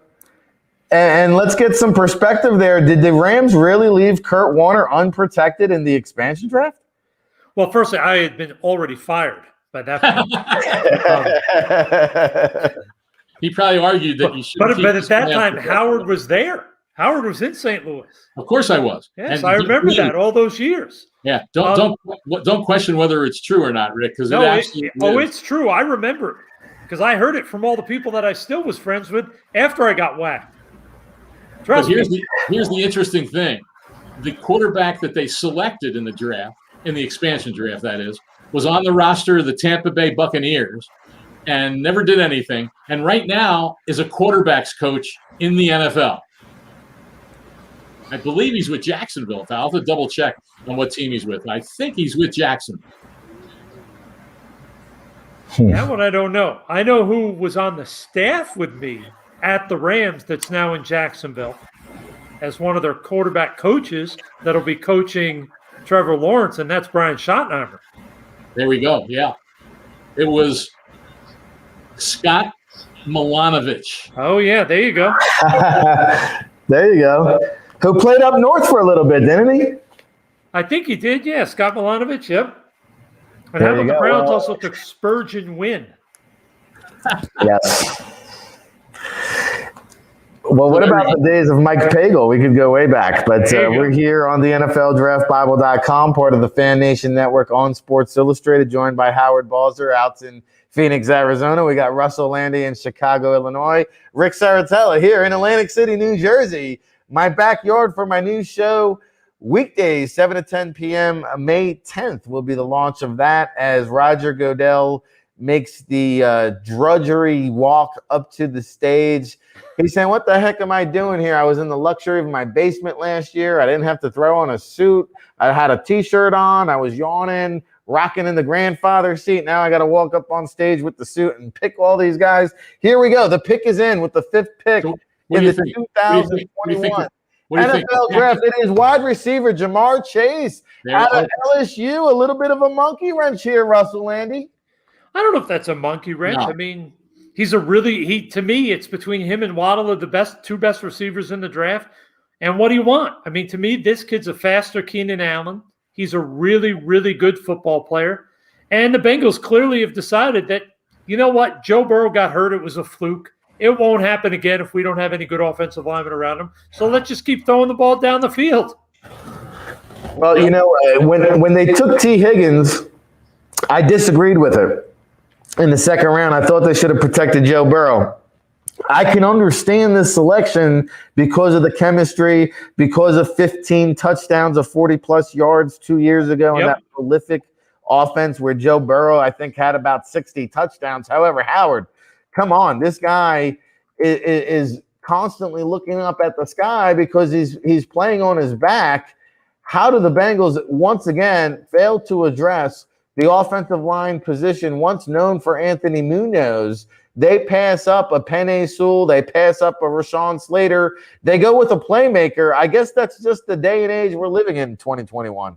No, it is. Obviously, you need the offensive line. Let's remember, though, they did sign Riley Reif in free agency. So he's not there long-term, certainly. He's going into his 10th NFL year. They're obviously hoping to get something out of Jonah Williams, who always seems to get hurt. But I'm sure they figure that we need the playmakers for Joe Burrow. They have a pretty good running game, obviously, with Joe Mixon. And at some point, they'll try to upgrade a little bit more that offensive line. But I think the key was, like I said, they got Reif in free agency, and I'm sure they feel he can be a stopgap guy at least for a couple of years. Yeah, and A.J. Green obviously departing during the offseason. I believe he went to the Cardinals, correct? That's correct. So they had a need here, and so the Bengals opt to go playmaker over offensive line. The Miami Dolphins up with the 6th overall selection. They too need offensive line help. However, they've been linked to wide receiver Jalen Waddle. Howard, will the Dolphins opt to go playmaker over offensive line? Yeah, I think they've got the same choice that the Bengals did. And right before you mentioned that it was Chase, I was going to say to you guys, what do you think it'll be, the receiver or the tackle? And now we're saying the same thing for the Dolphins. And so I think it could go either way. Obviously, they need to add some weapons for Tua at quarterback, but obviously you have to protect your quarterback also. So I think they've got a pretty difficult decision. But to me, I'll be curious your thoughts too, Russ. I mean, if you can get the best tackle on the board at 6th overall, then that's pretty good. But it's also tough to avoid that big playmaker. So it'll be interesting to see what the Dolphins do. And remember, they have another pick later in the first round of this draft. To me, I just look. It's so. And given I say simple, some of these GMs like Chris Greer are so good at what they do. I'm not trying to knock him or anything, but I just look. A year ago, the Chiefs won the Super Bowl. They had Eric Fisher healthy, Laurent Duvernay-Tardif was there, and Mitchell Schwartz was healthy at right tackle. This year, they win. They get to the Super Bowl. Fisher's hurt. Tardif's in Canada as a doctor, and Schwartz can't play, and their offensive line gets swarmed. And Patrick Mahomes, who is one of the great quarterbacks I've seen in the last 20 years, had virtually no chance. So, to me, it's great to have the weapons. I love the weapons. But I'm still a big believer in what Jack Faulkner told me when I first started with the Rams in '94, which is if the guy throwing the ball is the most important cat, then the guys who can knock him out of the game are second, and the guys who can keep him standing upright are third. So to me, I'm going with either Penei Sewell if you want the second best tackle in the draft, or Rashawn Slater if you want the best tackle in the draft. But I'm taking an offensive tackle here. You make a compelling case. You make a compelling case, and I'm with you because I think that we see so many issues in the NFL on offense, and as soon as the issues happen with a team, teams will blame people will blame the quarterback, they'll blame the play caller, they'll blame this or blame that, and they very rarely look at the line and see what's going on there. But look at the Eagles last year. Oh, it was excellent example. Excellent example, but it was all Carson Wentz's fault. It was all Carson Wentz's fault when they had one of the most decimated offensive lines maybe in NFL history and didn't have much. Let's see how he does this year with Quentin Nelson in front of him. Bingo. And back with Frank Wright. So, so invariably when teams struggle on offense, so many of the times it's because of issues with the offensive line. Hey, look at the Rams. Look at the Rams. Yep. Wasn't talked about much after Sean McVay went there. And they signed Andrew Whitworth. They signed John Sullivan, and for two seasons, they didn't have an offensive lineman in their starting five miss a start, except for the final game of the first year when they had their playoff spot clinched and they rested some of the linemen. But other than that, those guys didn't miss a start. Then John Sullivan retired. Saffold went to Tennessee in free agency. They tried playing some young guys who bombed out, and all of a sudden that offense wasn't the same. But everybody else Goff was falling apart, right? Exactly. Goff was the problem. Exactly. It's hard for a quarterback, and I'm not saying you always pass on the tackle. Trust me. You don't take a bad tackle over a great receiver. But it's hard for a quarterback to be really good when he's getting pressured. no matter who he is, even Tom Brady, even Patrick Mahomes, as we saw in the Super Bowl, the quarterback's got to have some time. He's got to have a chance to take a breath and look at the defense. When he's running for his life, half the snaps, it's not going to work out well. It's interesting, Russ, because the year that all those greatest show players from the Rams became eligible for the Hall of Fame. Jalen Waddle is the 6th pick in the 2021 NFL Draft. The Miami Dolphins make it an official. It's not an offensive tackle. It's another playmaker. It's another wide receiver. Russell Lande, your take. Well, I mean, it's there. I'm a little stunned, to say the least. But I will say it does sort of back up what we said, 4 months ago, that people were going to be upset when Jalen Waddle went ahead of Devonta Smith. And everybody said, how can you do that? Devonta Smith has 17,000 catches, 400 touchdowns in a season. And as I said all along, the NFL, there are very few guys who can change games. This guy has that rare acceleration and speed. He can change games. Like I said, you got to win in the trenches. And that's where I lean on almost every pick. But this kid is a special player. I love him. I will say, though, the happiest team in the draft right now might be the Chargers. They're sitting there thinking both tackles haven't gone. How about the Lions coming up at 7? To them. Yeah. Well, this is a fascinating pick to me. Jalen Waddle, the 6th pick in the 2021 NFL Draft, the wide receiver out of Alabama. We are waiting for the Detroit Lions to make their pick.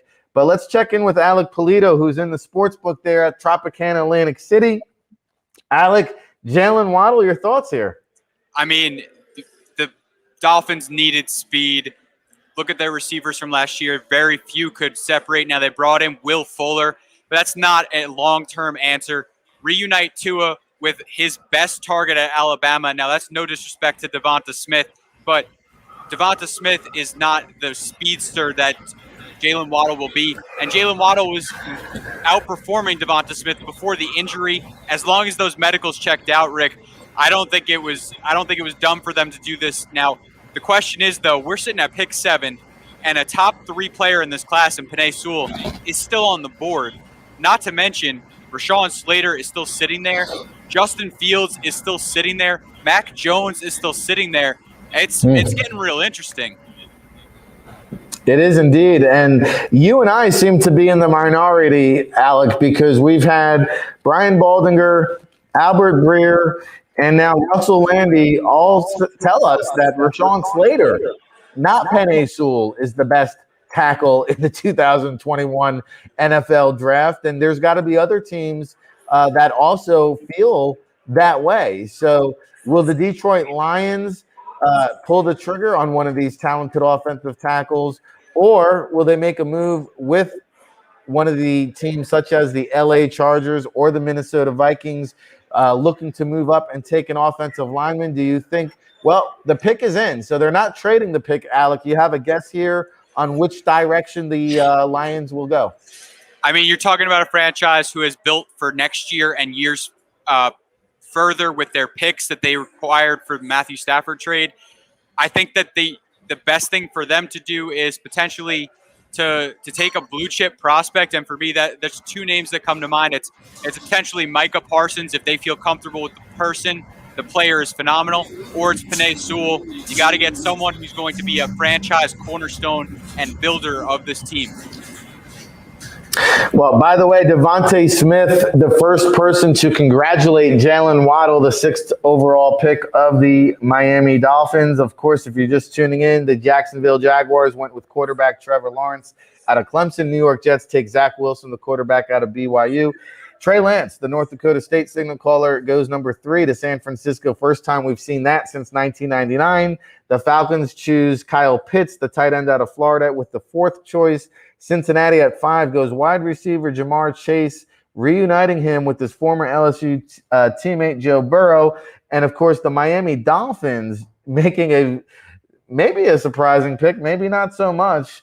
Jalen Waddle, the wide receiver Alabama, number 6 overall. The Detroit Lions pick will be up next. We'll be back with that selection right after these commercial breaks. Keep it locked, everybody.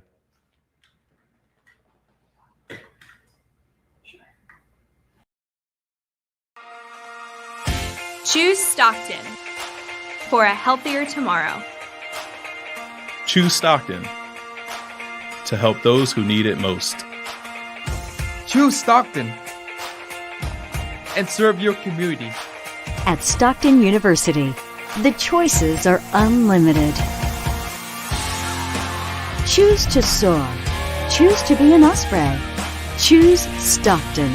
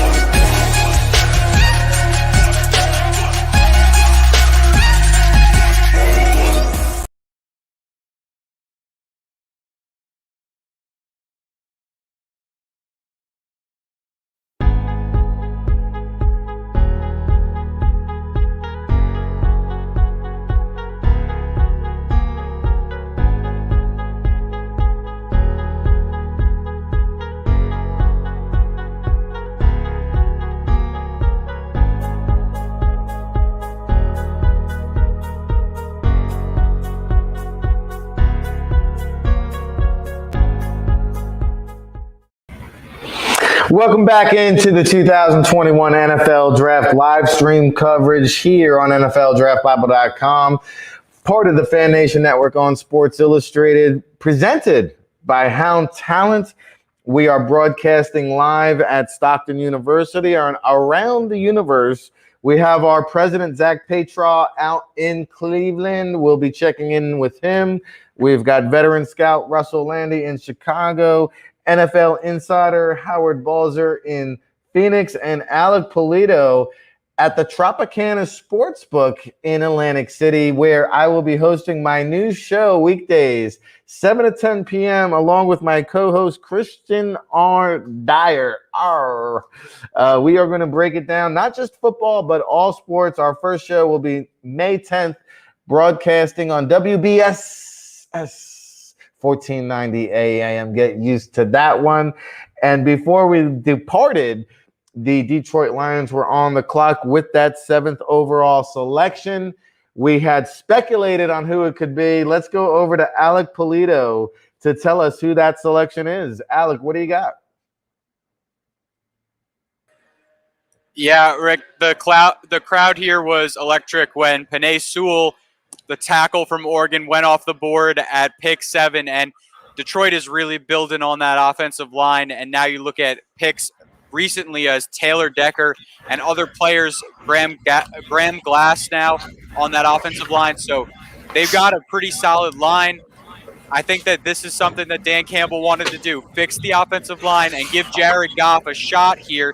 I mean, Jared Goff did play in a Super Bowl when he had a pretty good offensive line in front of him. So the question here for Detroit is, where are the offensive weapons going to come from other than DeAndre Swift? They're a little bit lacking in the receiving core. So I'm thinking that that's probably where they're going to be looking later in the draft.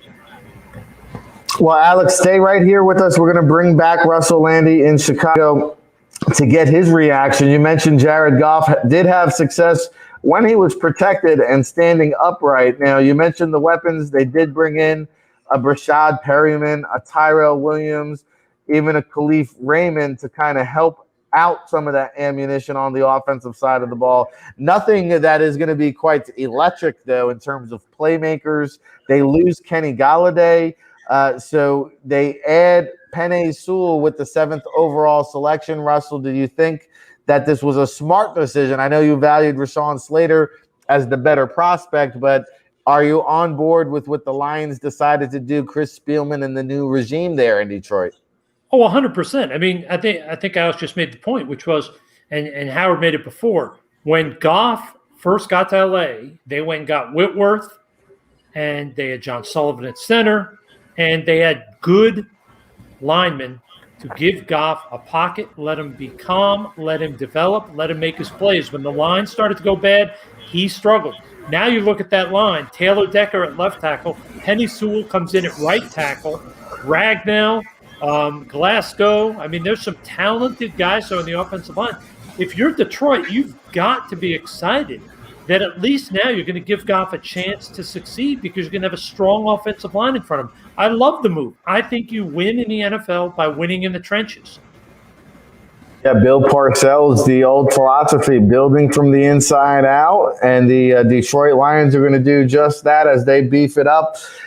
They are going to be looking to go on offense, defense.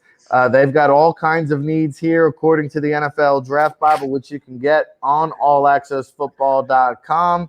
The question now, Alec, becomes Mac Jones. How far does he slide? Because a lot of people thought he was in contention to be the 3rd overall pick to the San Francisco 49ers.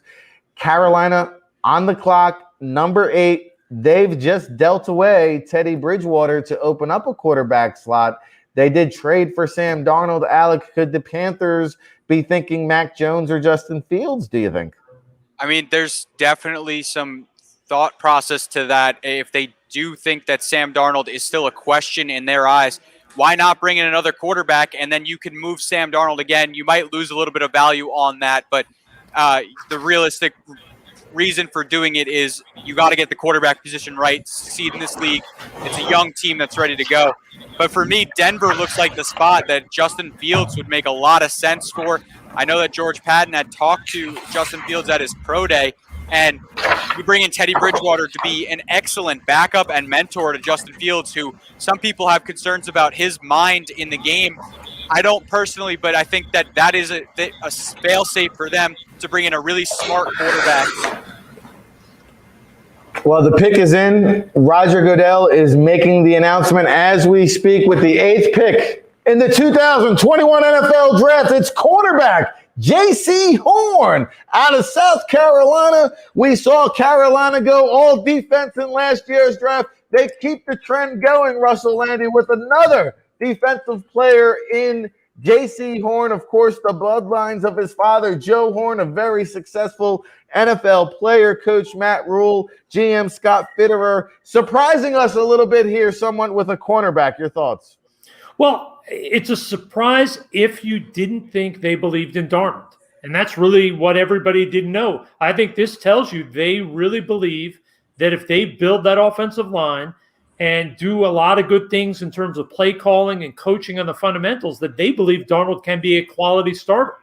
So I think if they didn't feel that way, they would have jumped on one of these quarterbacks. So I like what they're doing. The reality is Matt Rule, when he was at Temple, he won on defense. They were really good on defense. They stifled their opponents. I think they're going with that same philosophy, and they're going to try to make Darnold an efficient quarterback to start and hope that as he gets better and more confident, the real Darnold that was at USC comes out who can make plays down the field. But clearly this shows they believe in Darnold and that he can be their guy.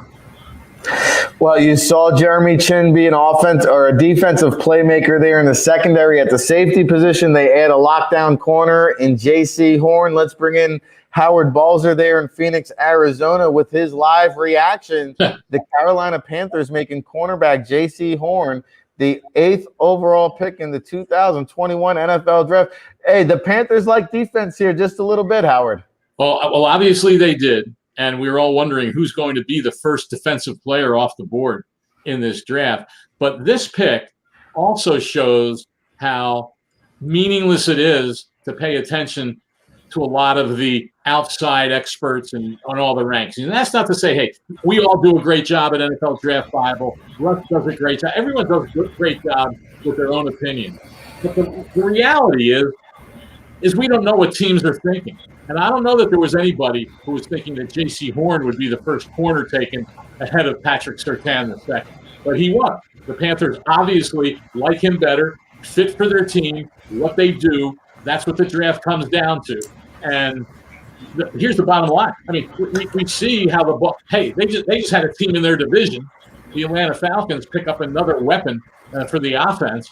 And so you better have corners in this league that can play defense against the way the ball is thrown around in the league. And obviously they're in a division with the Buccaneers and a lot of other good teams in this passing league. So very intriguing pick. I'm sure it took a lot of people by surprise, but Panther fans shouldn't be upset. This was a solid pick for that team. Absolutely. And J.C. Horn, the number one rated cornerback in the NFL Draft Bible publication. You can still download it at allaccessfootball.com. Get all our rankings, 425 scouting reports, Howard's entire offseason NFL tracker. And again, I beg to ask, I go over to Alec Polito there in the Tropicana Casino Sportsbook in Atlantic City. I'm going to pose the question once again. Is it Mac Jones, Justin Fields, at number 9, Denver Broncos on the clock, just 3.5 minutes away? I think for me, it's got to be Justin Fields. And I think for the Denver Broncos, it's got to be Justin Fields. I think that if you bring in Justin Fields with that deep ball ability to that offense that loves to run deep seam routes and has tremendous separators like Jerry Jeudy and KJ Hamler, Cortland Sutton's coming back, who's a physical receiver who can win at all 3 levels. I think that Justin Fields makes the most sense. Now, when you're talking about Mac Jones, the thing that's going to put him over the top is the ability to run the system and the ability to put the ball at pinpoint accuracy. But I think the deep ball accuracy is where they're going to go with Justin Fields. Well, they already got Drew Lock. They just traded for Teddy Bridgewater. Russell, do you think the Broncos could be in play for Justin Fields or Mac Jones here? You know, I tend to think they're not going that direction, which of course means they'll announce a quarterback pick. But I just look at it and think, not only is Bridgewater there now, but let's remember the assistant GM when Bridgewater was chosen in Minnesota, and who was there throughout his whole career in Minnesota, was George Patton. So I'm sure George knows everything about Bridge as a person, as a competitor, and I think he feels that at least until they find their guy, that this may be the solution. He may not feel that either one of these quarterbacks is truly elite, and maybe that's why he passes and waits a year or two and tries to get by with Bridgewater and with Locke, hoping one of them develops to at least be, I should say Locke develops and Bridgewater plays that way, to be at least an adequate starter. Howard, is there any guarantee that Drew Lock will even be on the roster by time week 1 rolls around? I would expect he would be. I think that he played pretty well his rookie year after an injury, played the last 5 games of the season, very small sample size. I understand that. Last year you had no offseason program and all those things. So I don't know that they want to move on from Drew Lock at this point. Now, if they draft someone, then perhaps they might. But I think what we see a lot in the draft is when you start moving through the draft and quarterbacks are available, a lot of teams will look at it and say, well, yeah, we like one of these, but like Russ said, we don't think that they're necessarily elite or true difference makers and that much better than the guys we have. We need to pick a player at a different position that can come in immediately and help us. And I think we see that in the draft all the time. Now, we do have to mention the elephant in the room is there's been a lot of buzz today, whether it's true or not, who knows, about the Broncos potentially making a move for Aaron Rodgers. Now, if they draft a quarterback, I think we can pretty much say no way that's happened. But if they don't, then that could rekindle some of the speculation that Aaron Rodgers could be moving on, depending how strongly he is, how much he's upset, and how strongly he's told the Packers that I want to be somewhere else. And that's going to be the next huge story, obviously, in the league to see how that plays out. Well, just announced the pick is in, so it will not be a trade yet. We are anticipating and waiting the 9th overall selection from the Denver Broncos. The Dallas Cowboys will pick next at number 10, and we'll have a string of NFC East teams with the Cowboys starting at 10 and the New York Giants selecting at 11, the Philadelphia Eagles at 12. And it is going to be fascinating to see where some of these players who are still on the board, Devontae Smith, the wide receiver out of Alabama, Rashawn Slater, the offensive lineman from Northwestern, who's receiving quite the love fest affair here on our expert panel. And so the Denver Broncos here with the pick in, we are awaiting Commissioner Roger Goodell to trot up to the stage and make this selection. Maybe Slater could be in play. If they don't go quarterback, I think quarterback could be in play here. They did add Ronald Darby and Kyle Fuller at the cornerback position, so Patrick Surtain will not be the choice. We will find out, however, in just a moment as Goodell strolls to the podium.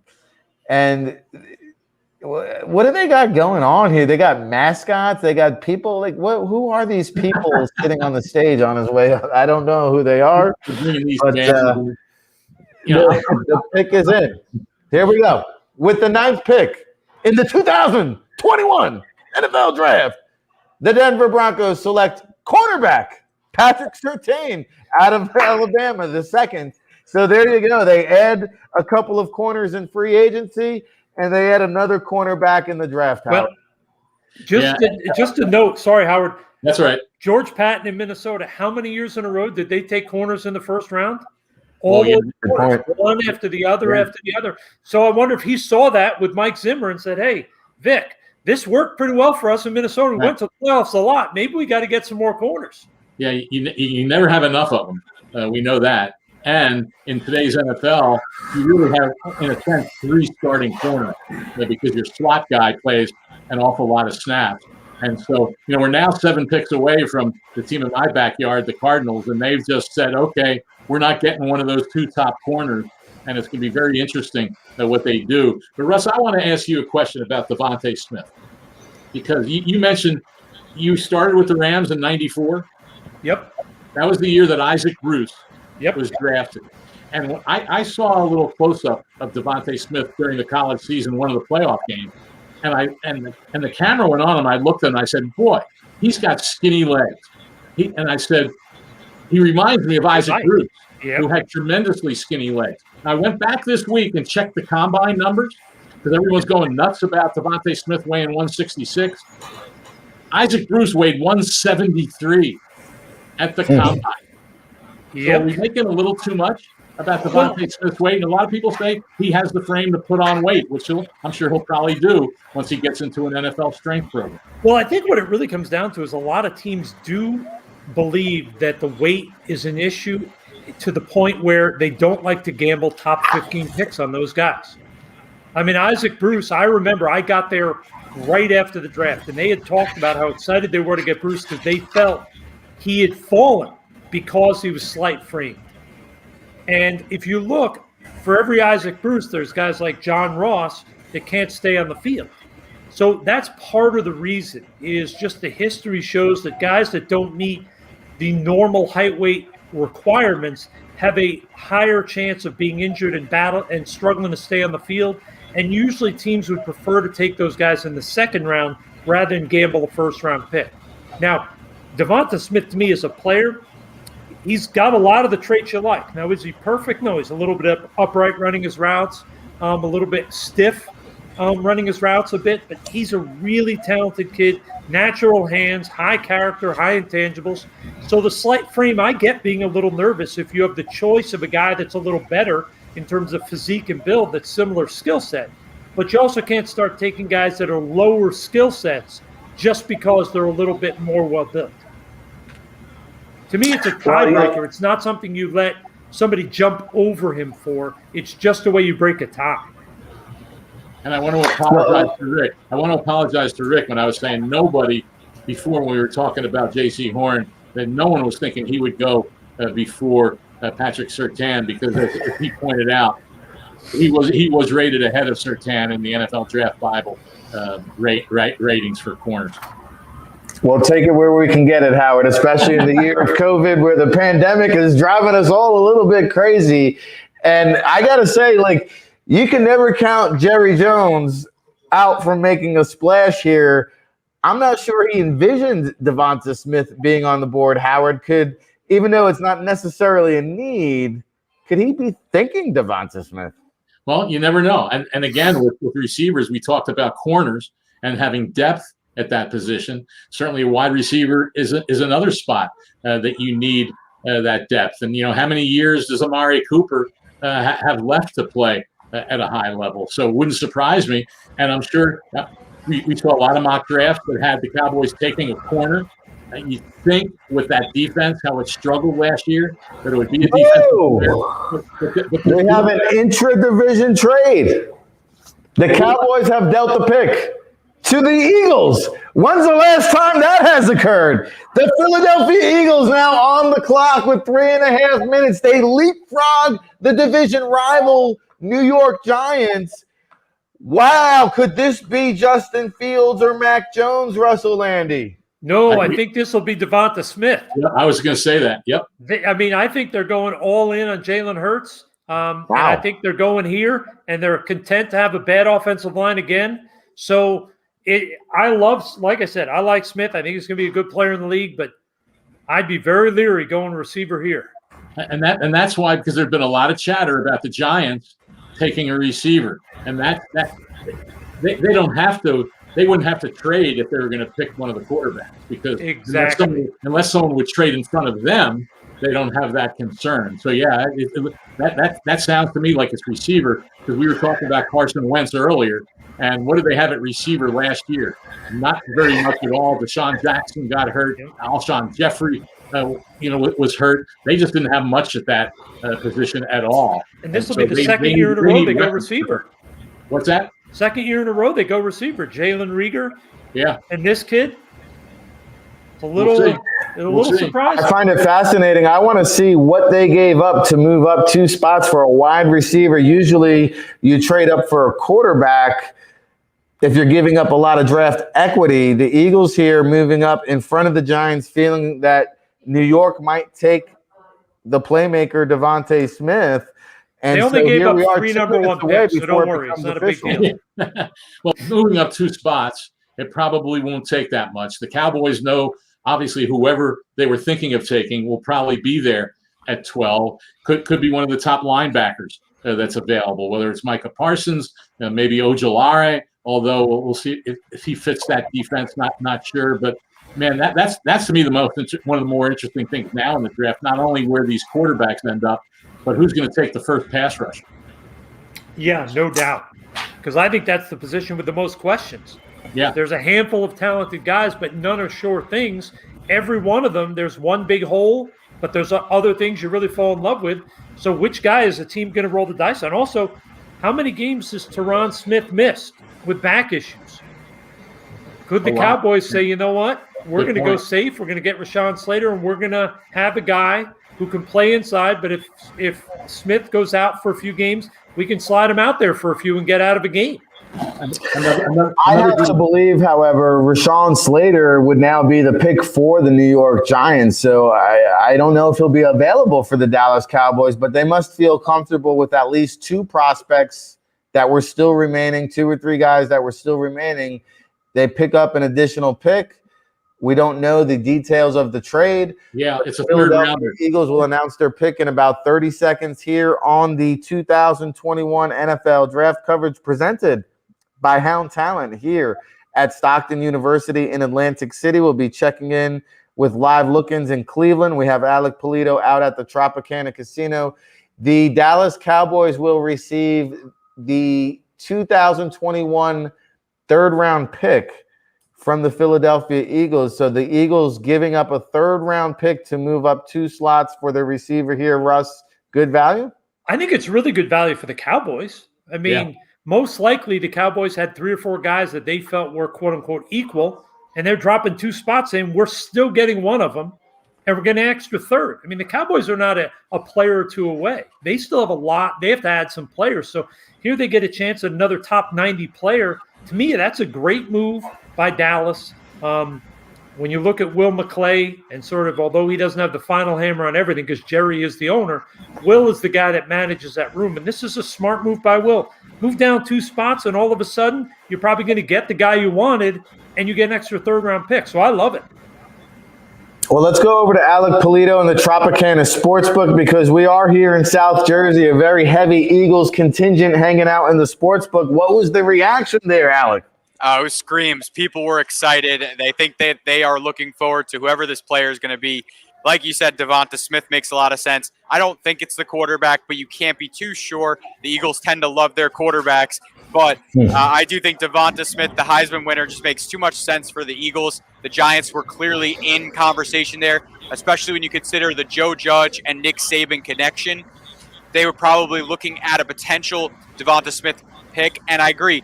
For the Dallas Cowboys, this made too much sense. Move back a couple picks. You're going to still get the same guy that you probably would have taken here, especially because we're talking about the Cowboys needing secondary help. Well, they might even move back again from 12 because the next best corner available probably shouldn't be going until like picks 15, 16. So maybe a team wants to come up and get that quarterback that 2 of them still on the board that we need to look at. Well, the pick is in. The Philadelphia Eagles with the 10th pick in the 2021 NFL Draft will select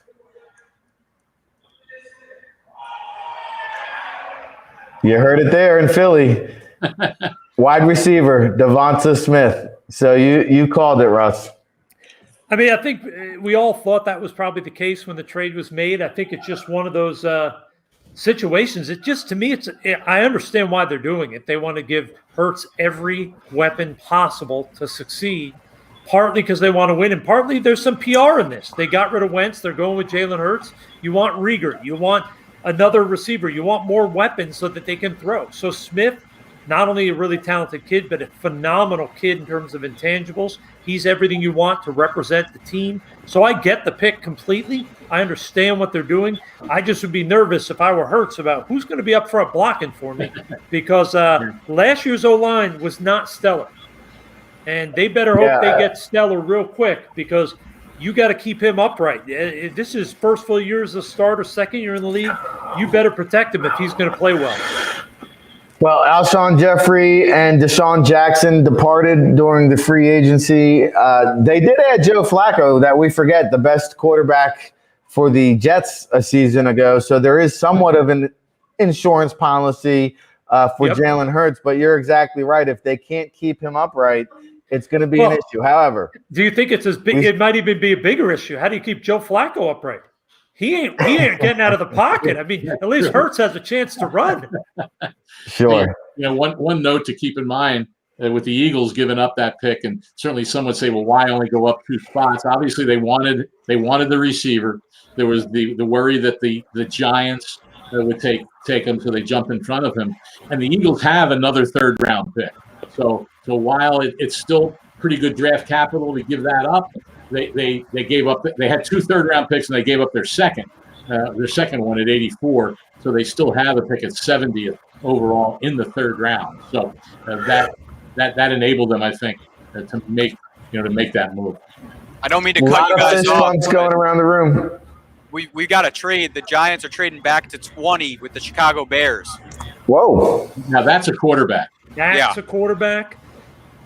And Mac Jones or Justin Fields? I mean, for me, I think that it would probably end up being Justin Fields. I think that Mac Jones, I don't know if he's what Chicago's looking for. I think Justin Fields kind of gives them a little bit more excitement on that offense, which is the offensive line is not great. You don't really want a stationary quarterback to bring into that, especially if you're trading up to get him. It also tells you that the head coach and GM are willing to put their jobs on the line for a rookie quarterback. Well, the Chicago Bears have had a revolving door there at the quarterback, so they've seen an opportunity here to pounce up. We talked about 5 quarterbacks coming off the board in the first round. The first 3 went 1, 2, and 3. We thought Mac Jones might be one of them. He is now on the board at number 11, along with Justin Fields. The Giants now have moved back to the 20th pick, and Howard, we've got breaking news. David Gettleman is, for the first time in his career, taking a trade back in the NFL draft. Yeah, he has some funny things to say about that in his media conference last week, I think it was. So yeah, they make that move. Now, this one you would think that they probably got a pretty good package for it because they're moving down 10 spots, and it's clearly is probably going to be for a quarterback. So when we get the details on this, you would think that the Giants, and especially after losing the receiver and all 3 of them are gone, that if there's other receivers they like, which there is a decent, they're not as good as the top 3, but there's a pretty solid group that's coming up in the next level of receivers, and to get one of those guys at 20 and then pick up some extra choices, that's probably going to end up being a pretty good trade for the Giants. And you got to think the Bears, their GM and head coach, they probably don't mind giving up next year's number 1 because if they don't get in the playoff, they're all fired anyway. Yeah. So, hey, if we got to trade next year's 1 to get the guy we think can keep our jobs, we'll deal with not having a first-round pick next year if we're still employed. And the other thing, too, is if you draft a quarterback and then you play him, because they obviously have Nick Foles still and Andy Dalton, which don't be surprised if Foles maybe ends up in San Francisco if Garoppolo is out of there. But you buy yourself some time. You try to sell the owners, that you deserve more time. If you're playing the young quarterback, you buy yourself some time as he progresses and say, hey, look, it takes time for these guys. And so they won't get a lot of time, but it could buy some in terms of at least next season. Yeah, and the details were in. It was the next year's first, a 5th this year, and a 4th next year. We talked about it on the show today, where there's going to be more of a value on 2022 picks, as it's going to be a deeper class with more people coming out back for college last year, and they'll be in the draft next year. So the Giants try and get picks for next year, and they got a lot. Well, it says it has to be a quarterback, right? And to pick up an additional first-round pick for next year, David Gettleman clearly isn't worried about his job security here, moving back 10 spots to secure an additional first-round pick in the 2022 NFL draft. You heard Alec Polito there say they also acquire a 5th and a 4th-round pick in exchange for the 11th overall selection. The pick is in. They keep flashing to Mac Jones. They keep flashing to Justin Fields. We're going to see a quarterback here off the board. And if it's not Mac Jones, it's not a quarterback. Eerily reminiscent of Aaron Rodgers sitting in the back in the green room back there, because they keep showing Mac Jones and he keeps looking at his phone, waiting for it to ring. We just saw Justin Fields' family all move into the living room with smiles on their faces. Is that a foreshadowing or inkling of things to come? We will find out now as Roger Goodell steps to the podium to announce the 11th pick in the 2021 NFL Draft being hosted in Cleveland, Ohio. The Chicago Bears do select quarterback.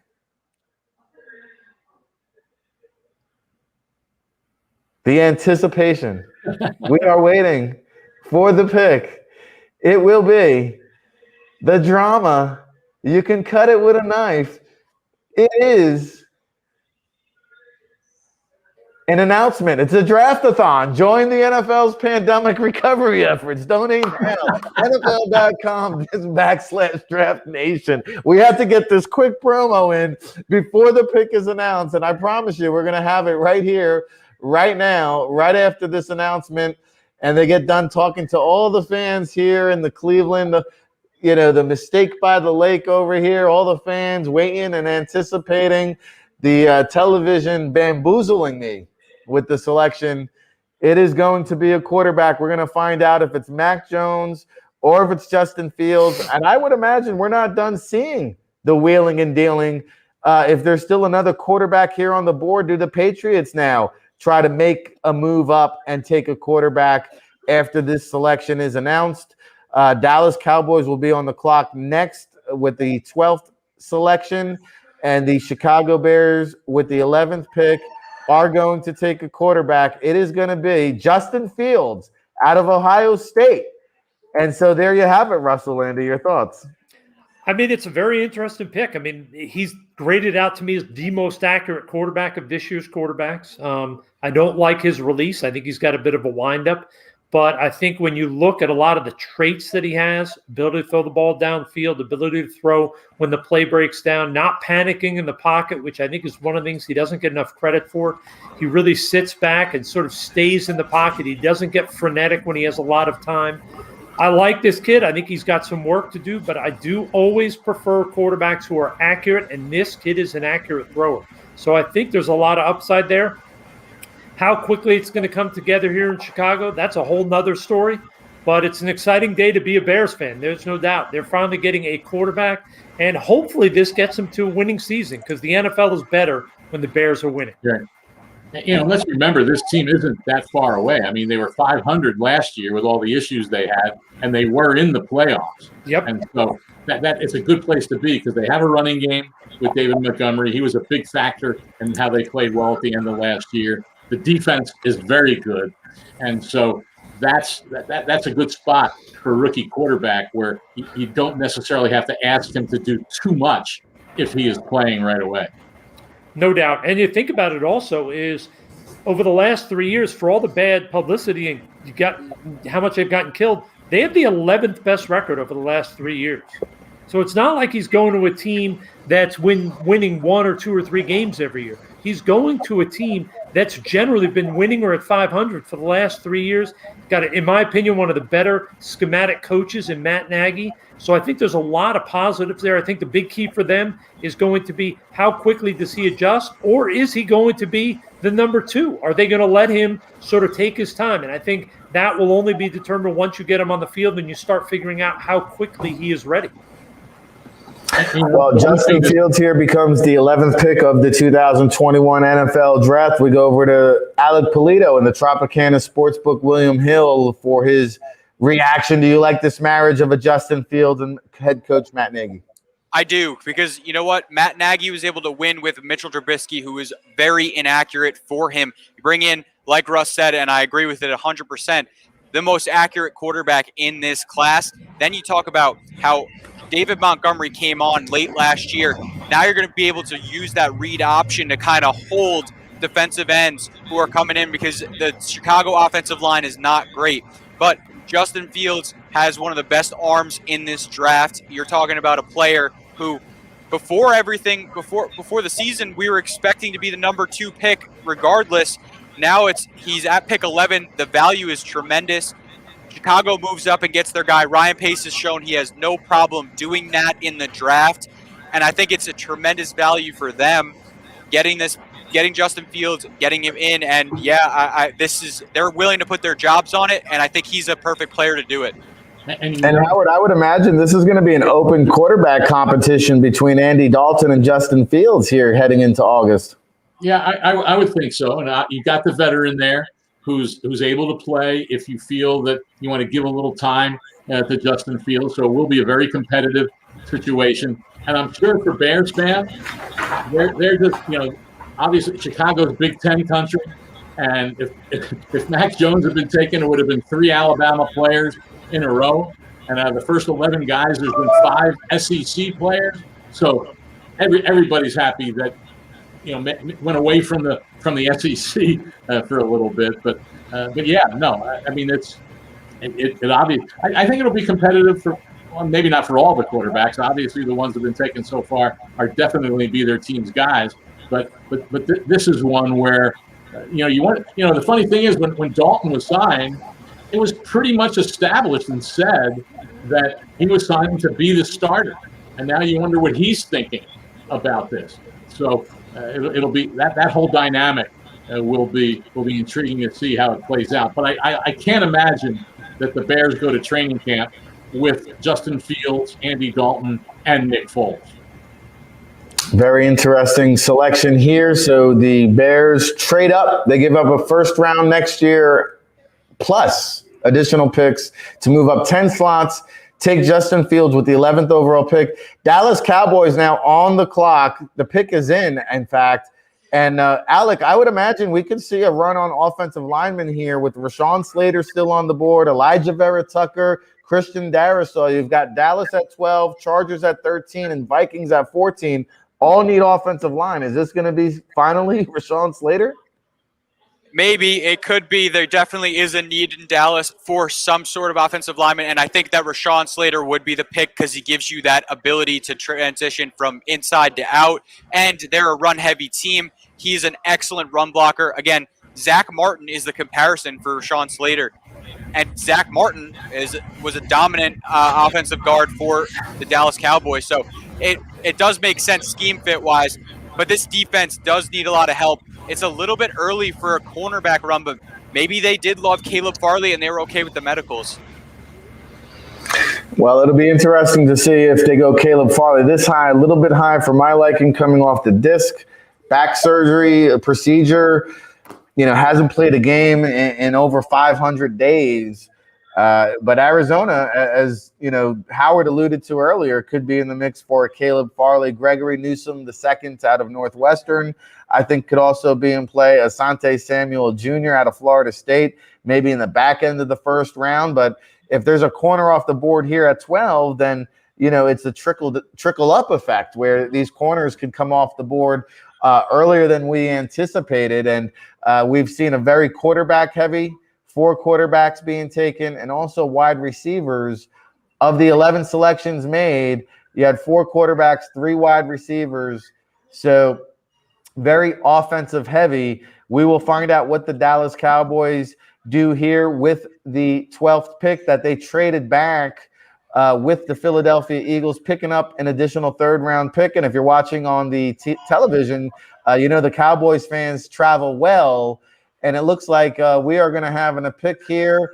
It is going to be Micah Parsons, the linebacker out of Penn State. Russ, Dallas Cowboys never scared to take a player with some off-the-field situations.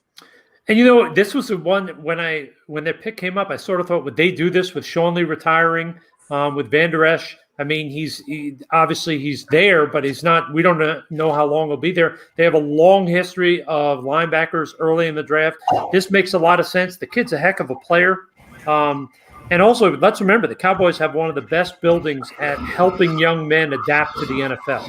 So I don't think they're as concerned with the off-field or character and tangible stuff, because they do a great job of helping their young men adjust to the NFL and being able to become professionals. So I don't think that's a big concern. I just personally, I've grown up my whole life. I'm a Chargers fan.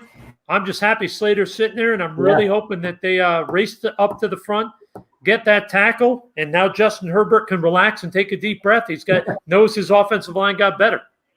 Well, one thing we know, no one races to get their pick in anymore because they want to play it out. They want everybody talking about them and all those things. But obviously, that would make a tremendous amount of sense for the Chargers. And one thing I misspoke earlier when I said, the Bears traded up 10 spots. It was actually 9 to get to 11, but still, a nice move up the board. And so we have just 2 picks now before New England at 15, and so.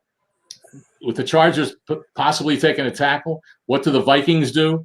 And then will the Patriots pull the trigger on Mac Jones? That'll be the next big question here to get those 5 quarterbacks in the top 15. Could be possible with everything New England did in free agency. you wonder what direction they will go in. But you would think that going for a quarterback would certainly make a lot of sense if, in fact, they have a high enough grade on Mac Jones.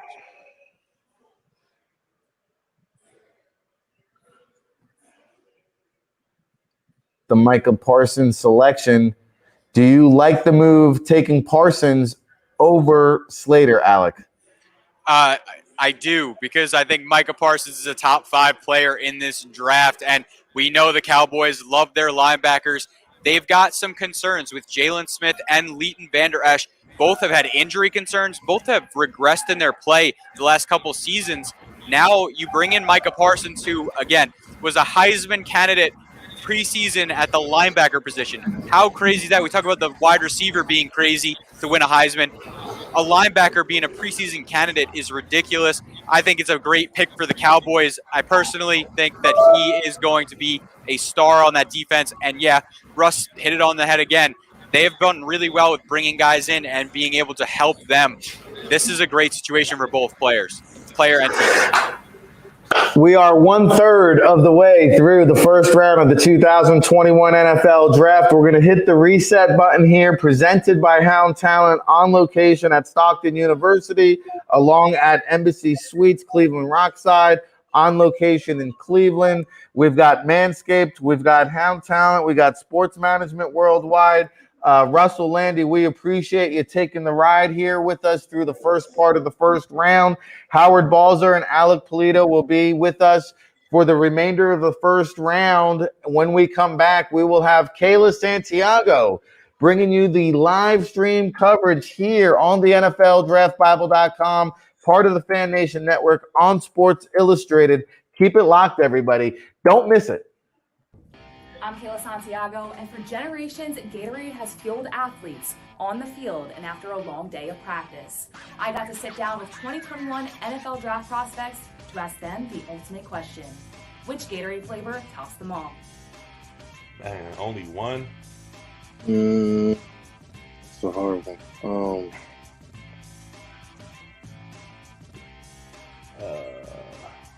That's hard. How's your Riptime Rush? Like light purple. That one right there's fire. Orange. Orange is undefeated for me. The purple flavor. The clear. Have you ever had the clear in the little bottles? I'm gonna say blue, light blue. Definitely light blue, not regular blue. You gotta say light blue. I gotta go Glacier Freeze, man. The light blue. The Glacier Freeze, the light blue one. That's my favorite one. Definitely Glacier Freeze. It's just the best one. It was between that or the Glacier Freeze. The Glacier Freeze always got to me too. It's undefeated. I've been waiting for somebody to say that. That's my favorite. So good. Orange is so good. It's just different. Awesome. It's different. That's the one I'll be drinking that every day. Damn near. I got that in my fridge back home, but I gotta say Glacier Freeze.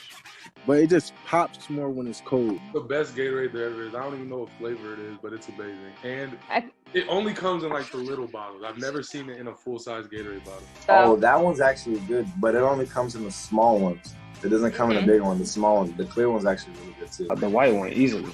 I think it's Glacier Cherry. Yeah, by far the best one, by far.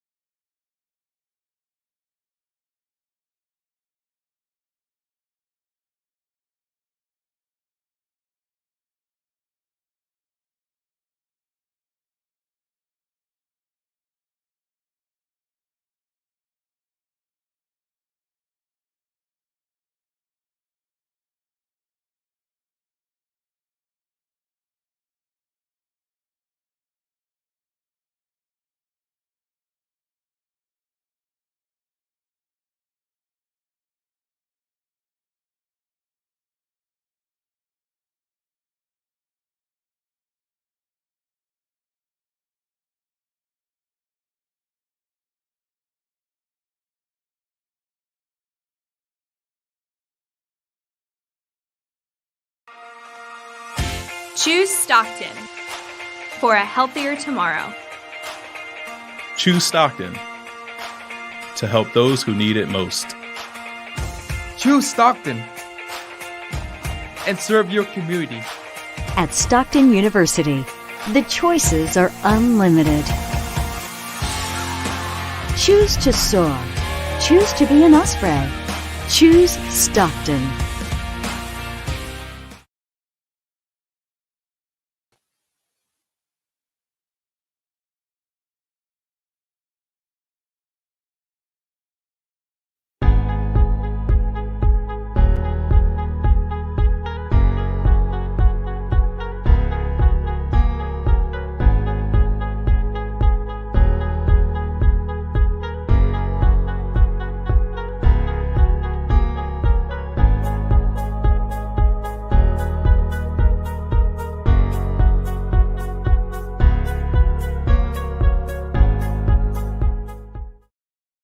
First part of adversity I kind of faced early. 5th grade, my sister, she ended up having brain cancer. That was kind of a big thing for me. Just being a big family guy, just seeing your sister kind of like that kind of makes you feel helpless at a very young age. And then 5-6 years later, my mom ended up getting diagnosed with breast cancer when I was a sophomore in high school. So those are kind of the two things that kind of helped me shape who I am today. Just those people being there in my corner every single day, not really complaining. Bringing the best foot forward every single day, kind of the mindset I try to bring to any team, any organization. I have the ability to. Those that you love, cherishing every moment you really have with them, because you never know what tomorrow brings. And so that's kind of what I mean when it says it's kind of shaped me to the person I am today. Not trying to have any bad days, trying to put the best foot forward, and trying to compete and give myself a chance to play in football realms.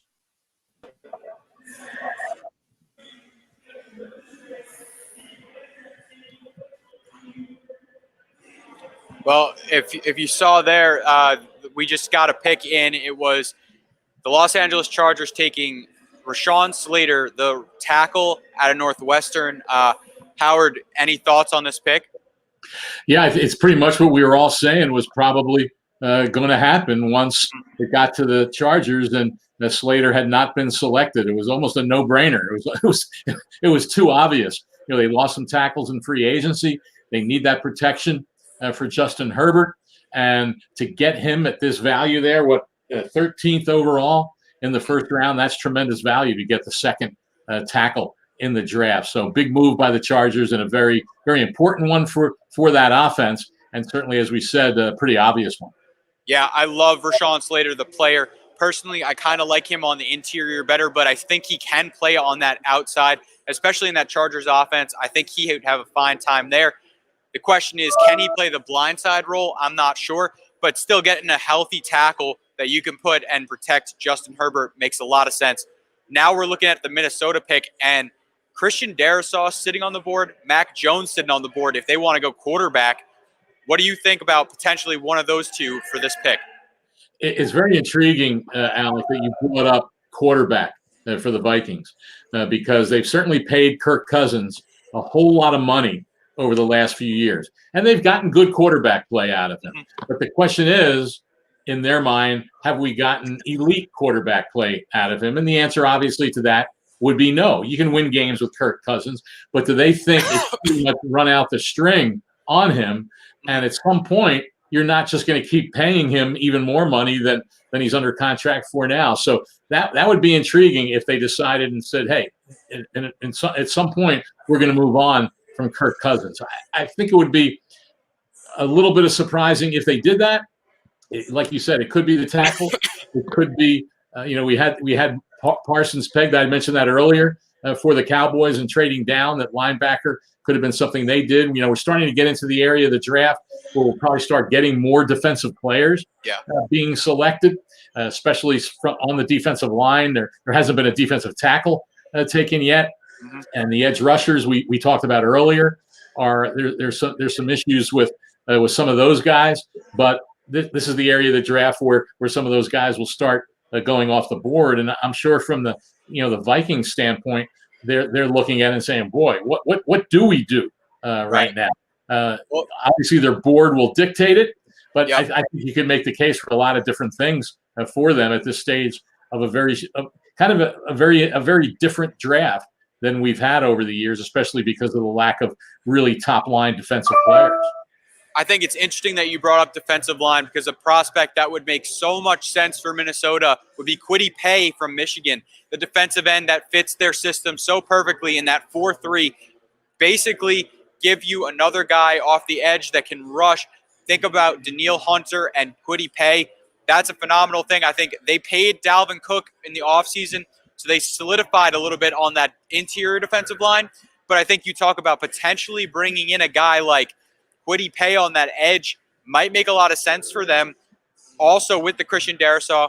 And the thing I'm thinking with Mac Jones, though I don't think it's the pick, Kirk Cousins is no longer under contract after next season. He is aging. Now, I don't think he's done by any means, and I do think you're right. They've gotten pretty decent quarterback play out of him, but they might want to replace that quarterback without having to pay the top dollar. Well, it looks like there's been a trade. Okay. And the Jets are up. Yeah, the Jets have gotten this selection, and the pick is in, and they be moving up. As I look at this first round, of course they had the second overall choice. Their next pick was at 23, so they're going up 9 spots. So that's pretty interesting to wonder what they're going up for. Obviously, it's not for a quarterback, right? And so that's a lot of spots to go up for. I think I might know where they're going with this one because. And I think it makes sense for the Jets to move up. I had said in the morning that I thought this was a team that needed to try and move up. They had too many picks late in the draft, and with such a weak day 3 in this class, it made sense for them to give up some of those picks or whatever they gave up to get up. But Robert Saleh loves big physical corners, and Caleb Farley's sitting on the board, and they might be trying to jump your Arizona Cardinals here, which that could be the pick right here.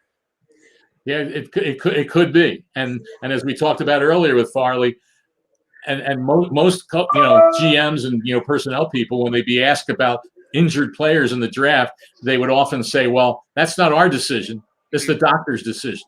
But a lot of times, though, even when the doctor says, "Oh, he's clear, he's fine," but if you balance that with other players, and Russ pointed out earlier, if you have players that are close, like if it's a smaller guy, you take the bigger guy. Well, if you have a guy that's had the injury, and so he's going to be taken at some point, obviously.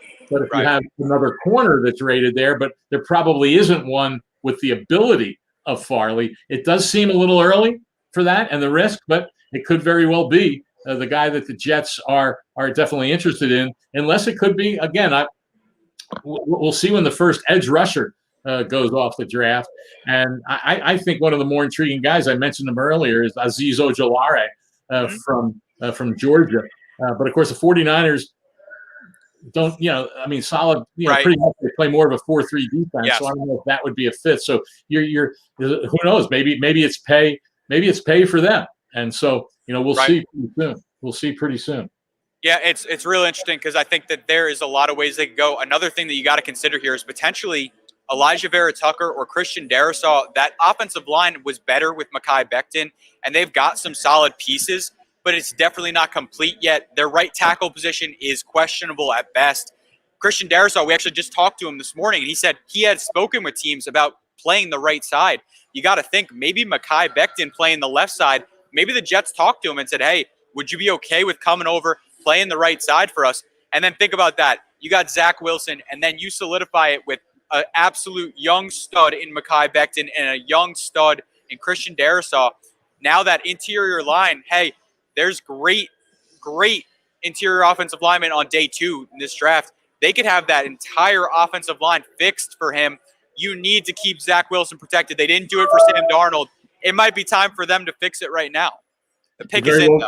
Yeah, very well could be. And that's the beauty of this proceeding always, is that you can make cases for several different things occurring, and they all make sense. But obviously it comes down to what the team really wants and what they felt was so important to trade up 9 spots in the first round. So we'll be getting that selection momentarily. We actually have it right now. It is Elijah Vera-Tucker. There we go. Vera-Tucker, the guard/tackle out of USC, who played left tackle last season for USC, but in 2019 played left guard, and he had better tape at tackle than he did at guard. But when you look at him, the length is concerning at only 6'3", and his arm length was a little bit shorter than you would like.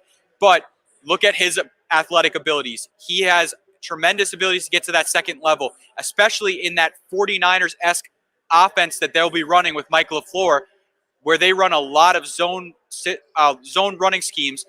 Elijah Vera-Tucker, bringing him in, play that left guard or right guard spot, makes a lot of sense for the Jets, and I think trading up was a great idea. Yeah, it is. To go up 9 picks is we don't. I don't know if you've seen the details of the trade yet, so it'll be very interesting to see what the Jets had to give up. But this was an extra first round pick they had. They have other draft capital, as you mentioned earlier, and so it'll be very, very interesting to see, especially with what the Eagles gave up. Not the Eagles. I'm sorry, the Bears gave up to move up 9 spots and give up a first round pick next year. Now, I'm not suggesting that that the Jets would have to do that, but right, we do have the details of that if you'd like them. Yeah, no, definitely. Jets traded number 23, number 66, and number 86 to move up to get pick 14, and they also received pick 143. Wow.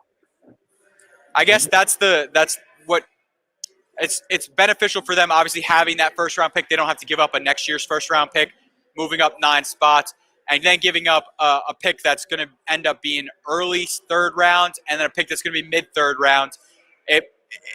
I think it's pretty good value for them, but that is going to take them out of a lot of that day 2 range where there's a ton of prospects. No doubt. Yeah, no question. So we'll see. It looks like we'll be waiting a little bit. The Patriots pick is in, and then the Cardinals will be on the clock, and I have no clue what they're going to do now with the top receivers gone. We'll see if the Patriots take the quarterback. I think the Cardinals would like to trade down, and perhaps get one of those corners a little bit later. But I don't know who. You never know who another team might be interested in trading up to get. Right. And so I think the Cardinals, when they get to this pick after New England, could go in several different directions. Yeah, and it's interesting with New England up right here and Mac Jones on the board. To be honest with you, I don't love the fit with Mac Jones in New England. I know people talk about it, that Brady-esque quarterback, that pocket passer, and I do not think Mac Jones is Tom Brady, but he's the pocket passer. But they've kind of built this offense around Cam Newton, and that I don't think the fit's great, but we got the pick right now.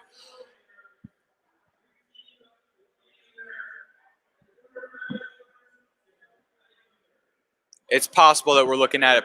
I think it could be a receiver here. That's definitely not out of the question. Might be a little early for some of the receivers left, right? But we'll see. What will Bill Belichick do in a very busy offseason? Right. Yeah, they did. They spent a ton of money.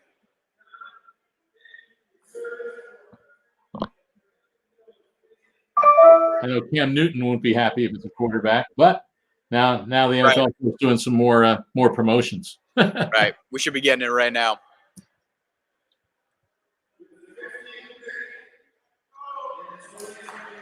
Some of our watchers are saying the Patriots are taking Mac Jones. So we'll see if they are correct. It sure would make sense. Wow. Yeah. They did go Mac Jones. Howard, any thoughts on that pick? Well, I was just going to say, the last time they took a pick Bill Belichick wasn't the coach when Drew Bledsoe was a first-round pick, and way back. And so, the Patriots are saying, hey, this is our guy going forward. And to get him at 15 in the round, I think, and it's a guy that certainly they obviously feel fits their system with Josh McDaniels at quarterback, and they'll be able to give him a little time having Cam Newton there. But Bill Belichick wasn't going to be a guy to sit around and just hope that his team improves at the quarterback position. And they've invested in a young quarterback, and after all the years of Tom Brady, and he's going to be put on, I would think, on a fast track to try to be able to put him in the lineup as quickly as possible. Well, Nick Saban has said nothing but good things about Mac Jones. Obviously, you expect that, but he has been high praise of Mac Jones, and Nick Saban and Bill Belichick have an outstanding relationship. You got to think he had all the insider information when it came to what Mac Jones is going to bring to the team. But I did say I don't love the fit, and I do agree with that. I didn't love the fit, but to be fair, Josh McDaniels had that fit in the past with Tom Brady. They just switched up the offense for Cam Newton. The problem being is that I don't think that Cam Newton and Mac Jones can run similar offenses, where if Cam Newton gets injured, Mac Jones coming in to run that same offense would be very difficult. But if you can build that offense around Mac Jones, look, Mac Jones is a tremendously accurate quarterback who has a ton of leadership abilities and is beloved by his teammates at Alabama, has shown his work ethic for the game. And if you see him here as that next level starter, the Patriots are basically only missing that quarterback position. I mean, their offensive line's pretty solid. They've got they've got great tight ends now. They've got excellent receivers. And now you're going to put in an accurate quarterback who's going to run your system. It might make a lot of sense. And the thing I'll say about your point about Cam Newton is that, Cam Newton's coming in and he has to run the Patriots system. I mean, the Patriots aren't changing things for Cam Newton, and I don't think they're going to change things for Mac Jones. Now, it is a very involved system to learn. Mac Jones is going to have that learning curve ahead of him. I'm sure they're very confident that he'll have no problem with that. And so if it turns out that Cam Newton is the starter at the beginning of the season, so be it. But at some point, obviously, you would think relatively quickly Mac Jones is going to be on the field for the Patriots. I mean, it was a team that was under 500 last year. I'm sure they don't have necessarily designs on clearly believing that they can be a true competitor for the playoffs. But I'll tell you, Al, it was amazing that with all the things that happened to them last year, it was amazing that they won 7 games. Yeah. But their special teams are always good, and so I think that it'll be all these quarterbacks. We've had the 5 go off the board now in the first 15, and so it'll be really interesting for all of them how they do coming out of the box. And so now we get to that Cardinals pick. Like I know that the Cardinals are probably hoping that people are calling them, but their pick is in, so there's no trade. So this tells me that it's either one of the other quarterbacks, whether it's Farley or Greg Newsome, that they like enough to pick here, or maybe they go outside the box a little bit and take an Ojolari to be a young edge rusher, which they don't have young guys at that position, or do they shock the world? Although I have seen it in some mock drafts with Najee Harris. I don't think that'll be the case. I would lean towards the corner or the edge rusher, and we'll know in a little bit. But Alec, I hope everything works out with everybody else, because once the Cardinals pick, I've got some things to do with that. So I'm going to absolutely have to be off. So, and Howard, we appreciate your time, a legend in this business, and I'm truly excited to just get this talk with you here. It's been a pleasure, and you're right. Once we get this Cardinals pick in, I do understand that you have to go, but you're the perfect insight to have for this Cardinals pick, and I agree with you. I think it's an Ojolari, or I think it's a Caleb Farley, maybe a Greg Newsome. They need a cornerback 1. Malcolm Butler can be a cornerback 2, but he cannot be a cornerback 1 anymore. And if they could add someone on the other side of Chandler Jones, who's a phenomenal edge rusher in this in this league, and they already added J.J. Watt, who's going to be rushing on the inside, I don't know of many offensive lines that can stop that. No, I agree with you 100%. And so it'll like I said, it'll be very interesting to see which direction they go. And the other pass rushers they did bring back Marcus Golden. Devon Kennard they signed last year as a free agent, had some issues with injury and was out for some time with COVID-19. And Dennis Gardeck is a pretty good rotational guy, but that's probably the extent of what he will always be. Those other 3 guys are all 30 years old or older as the edge rusher. So, well, we do have the pick, Howard. What's that? We do have the pick. We do. It is Zaven Collins, linebacker, Tulsa, the super versatile, super quick linebacker, big-bodied, and has that ability to basically erase tight ends. It's interesting to me, though, because they drafted Isaiah Simmons last year. Do you think that maybe it's moving Isaiah Simmons maybe to another role, maybe that edge role?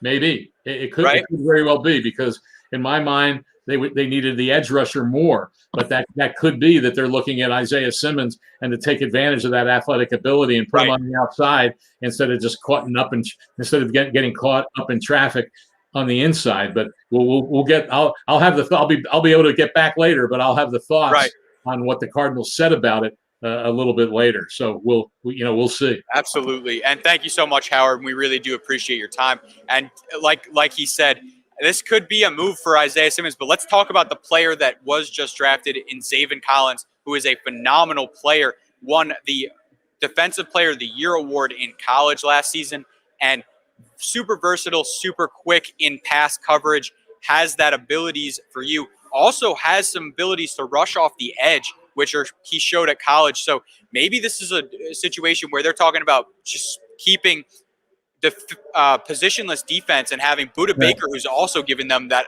versatility. It could be because, Vance Joseph does a lot of different things with that defense. There were times last year, especially because of injuries on the defensive line, that there were sometimes they didn't even have any defensive linemen on the field, and they had all linebackers. So with what he does and the way he utilizes players, that could definitely be what they're looking at. But yeah, I got to run a little bit. Absolutely. So take it from there, and we'll be back a little bit later. For sure. Yeah. Thank you so much, Howard. And we are now halfway through the first round of the 2021 NFL Draft. I am so excited for what's happened so far, including the trades that we've had happen. And now we're going to see a real interesting second half of the first round because there's a lot of really good players left on the board. I mean, just looking at my board here, Caleb Farley's still out there. We've got Tevin Jenkins still out there. Christian Darrisaw is still out there, who, again, we spoke with this morning.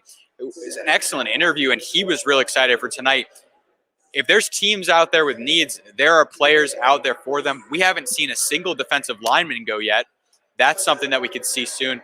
But we are up at pick 17 with the Las Vegas Raiders. Now, one of the things for me that stands out for them is going to be Jeremiah Owusu-Koramoah, the linebacker out of Notre Dame, who has been compared to a potential little bit bigger Jeremy Chin.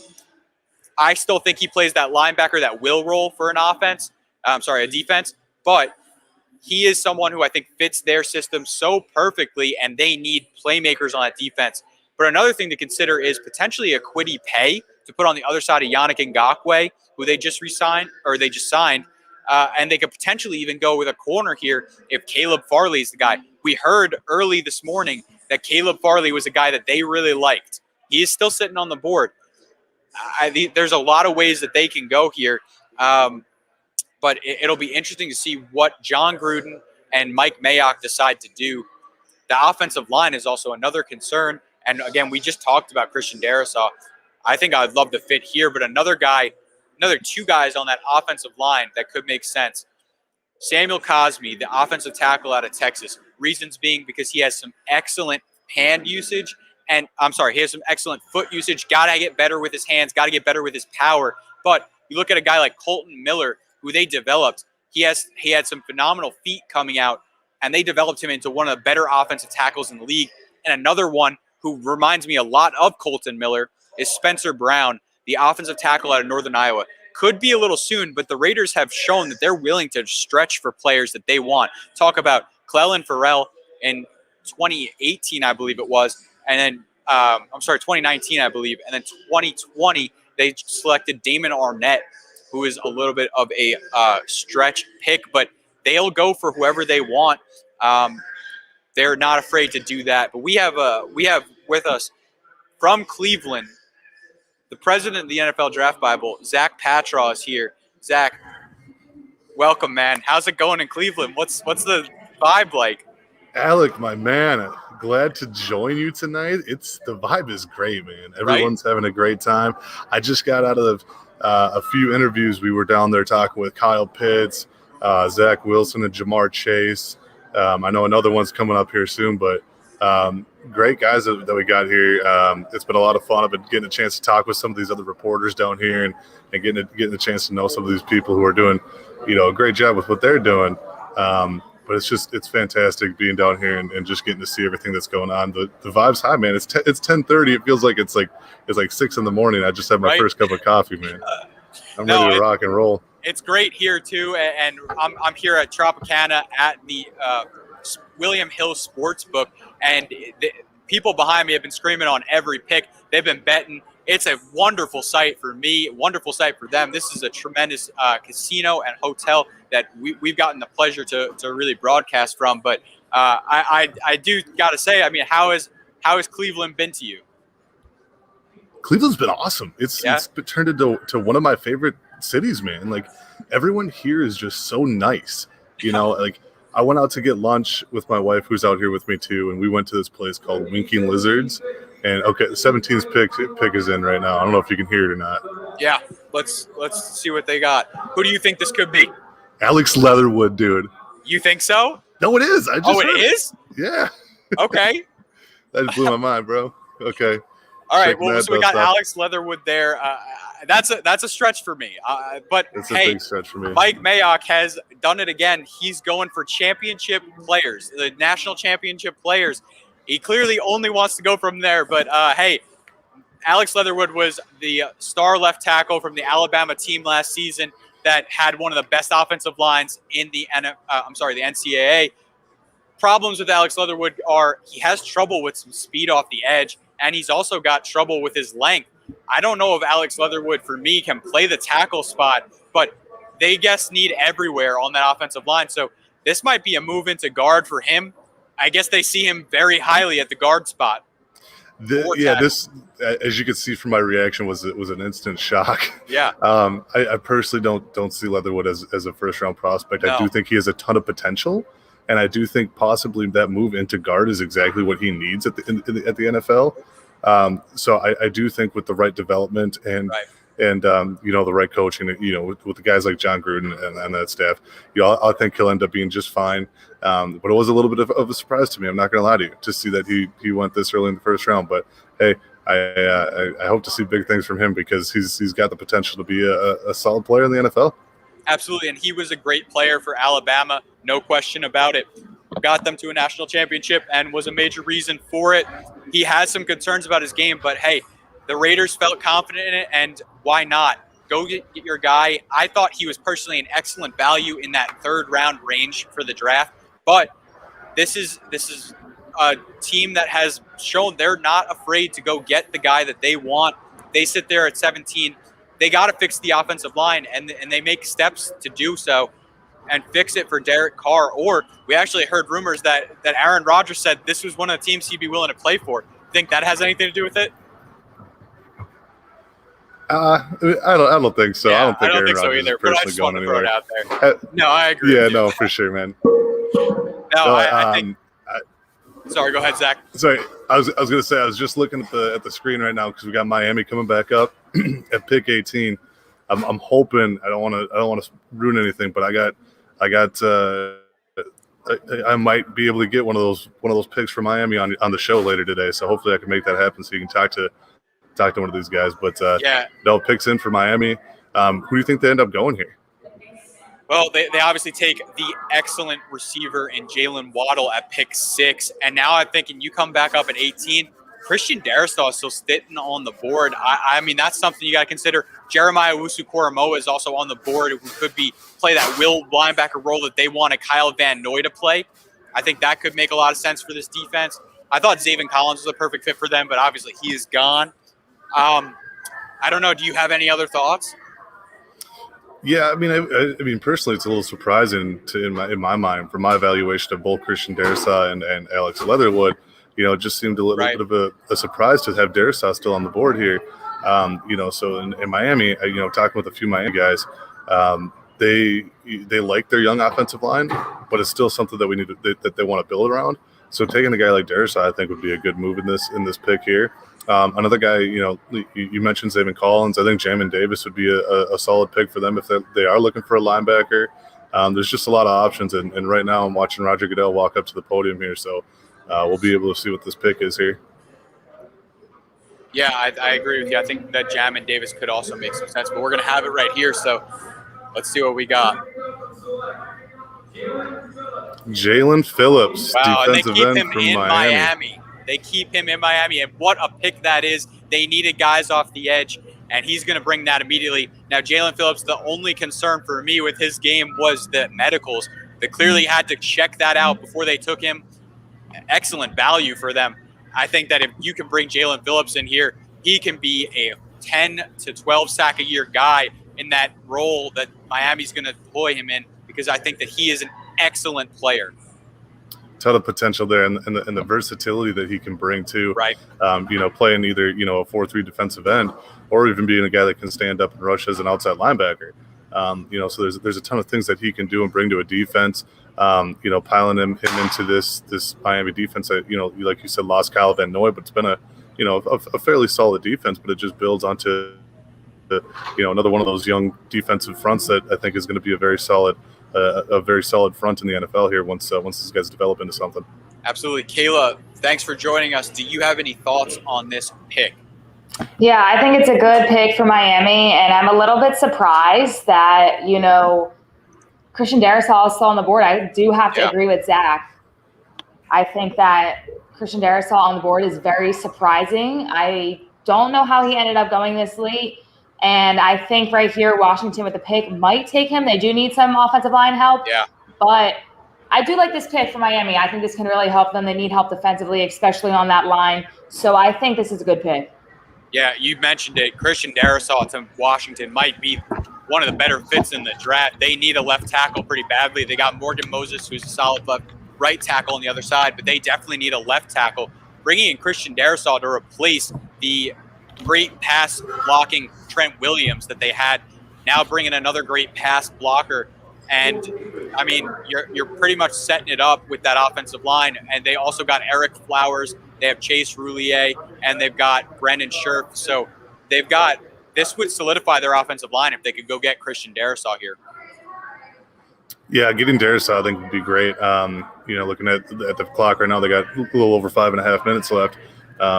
It just surprises me that they're not running to the podium with Darrisaw there, man. And then you're looking at even the teams behind them. You got the Minnesota Vikings that are sitting there that need an offensive lineman too. Yeah. Excuse me. If they let Darrisaw fall to one of these teams, sorry about that. You're not going to be able to get another one of these guys because these are the top tier talents, and it's crazy to see Darrisaw fall this far. And I can't see him getting past Washington here unless they decide to go with a linebacker like Jamin Davis.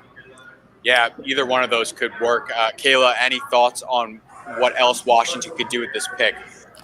I mean, I really think they have to go offensive line. I think they have a pretty good defense. They have solidified that all last year. And I think that when you have a new quarterback coming in, now, of course, he does have experience in the league, but I think in that situation, you need to get him some help to create some sort of offense, especially in their conference right now. So I think that Christian Darrisaw will be the perfect pick for them.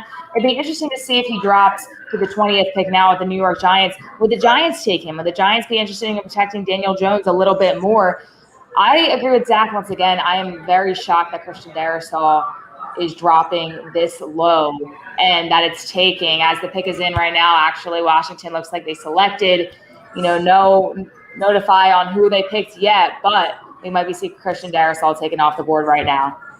Well, yeah, I'll be watching it from downstairs. I'm gonna go check into the Trey Lance interview, but I'll catch you guys later. Hopefully we see one of these top tackles go off the board here. Absolutely. Thank you so much, Zach. And that was Zach, the president of NFL Draft Bible. He is at the draft on site in Cleveland, Ohio. So a lot of different entities there really able to share with us exactly what is going on. Alec, this has been a crazy draft so far. So many things, a lot of unpredictable things, which we kind of talked about earlier in the day. But who do you realistically see Washington taking here if they don't take Darrisaw? I mean, if they don't take Darrisaw, then you got to start talking about the linebacker position, the middle linebacker position specifically, and I think Nick Bolton could make some sense. Jamin Davis could make some sense. Then you talk about the potential need at corner. Caleb Farley could make sense for them. I don't think that there is a desperate need at corner, but they definitely could use another corner. And then you talk about their offense here. I think that they're pretty set at running back. I think that they've got a good two receiver duo. But maybe a Terrace Marshall to bring in here and be on the other end as you've got Curtis Samuel, Terry McLaurin, and then a Terrace Marshall who's a 3-level separator from LSU, the wide receiver. I think those are the only ways that I could see it going. I'm thinking that it's got to be offensive tackle, though. I mean, even if Ryan Fitzpatrick's not your quarterback of the future, at some point that quarterback of the future is going to be in the building. And now you'd have that offensive line set for them. So that just makes too much sense for me. I would agree with you. And like you said, even if he's not the quarterback of the future, you still have Christian Darrisaw, a guy who may take a year to develop. You know, he definitely has a very strong game. He wants to be an offensive tackle. He has improved greatly over his time at Virginia Tech, but he's also a guy that could develop into, you know, the next year. And it doesn't hurt if you don't have your quarterback of the future right now. But I do think the Washington football team would be missing out here if they do not select Christian Darrisaw. Once again, the pick is in. We're just waiting here to see who they got. I'm going to bet all my money that it's Christian Darrisaw, not actually, but if I had any, I would bet Christian Darrisaw here. Well, I'm sitting here in the casino, Kayla, if you want me to run down and put that bet down for you. But no, I think that the only other player that at that tackle position I could see it potentially being is Samuel Cosby from Texas, the offensive tackle. Like I said, he is a phenomenal developmental prospect. Now, I think that Christian Darrisaw would make more sense because he's ready now. Whereas if they are looking for a more developmental tackle, he could make sense. But the pick is in. And the pick is in with the 19th pick in the 2021 NFL Draft. The Washington football team selects Jamin Davis, the linebacker out of Kentucky. Alec, that is a name you mentioned just a little bit ago, that he might be a good fit for this team. I think he is a good player. I think he has a great skill set. He's pretty versatile as well, but I am shocked right now. Yeah, well, to be fair, on that defense, that's really the only hole that they had was that middle linebacker spot. And look what they're bringing in. The versatile and very athletic Jamin Davis. Obviously, we saw Chase Young go to them last year. They love those athletes. Not that there was too much to concern you about Chase Young, but Jamin Davis, someone who has phenomenal twitch for the position, phenomenal movement abilities, shows it off at that 42-inch vertical, 6'3", great size for the position. Bringing him in to be that middle linebacker of the future for them, as they are going to lose London Fletcher at some point from age specifically. But I think you bring him in, you've got some William Jackson on the outside, you've got Kendall Fuller, and then you've got Landon Collins, Cameron Curl in the back end. Jamin Davis kind of completes that defense a little bit, which was already one of the better defenses in the NFL. They're going to be able to find tackles in day two. And I think what we're seeing happen right now, other than the Alex Leatherwood pick that I can't make sense of yet, what we're seeing happen is that there is so much talent on day two of this draft at the tackle and guard position that teams are kind of going, hey, we need to get this guy here because we're not going to find anyone close to it later on. Yeah, and I definitely think that he can complete this defense for Washington. As you said before, one of the best in the league. They have so much talent on that front. And I think just adding Davis here really gives them that depth, especially in the linebacker core. I am a little bit shocked, though. I think they really need to work on their offensive line. I don't necessarily think Christian Darrisaw is going to slip into the second round. I think he's the best player available right now, in my opinion. Alec, agree with me if you think differently. But Christian Darrisaw right now, the fact that he's dropping to 20, are you surprised?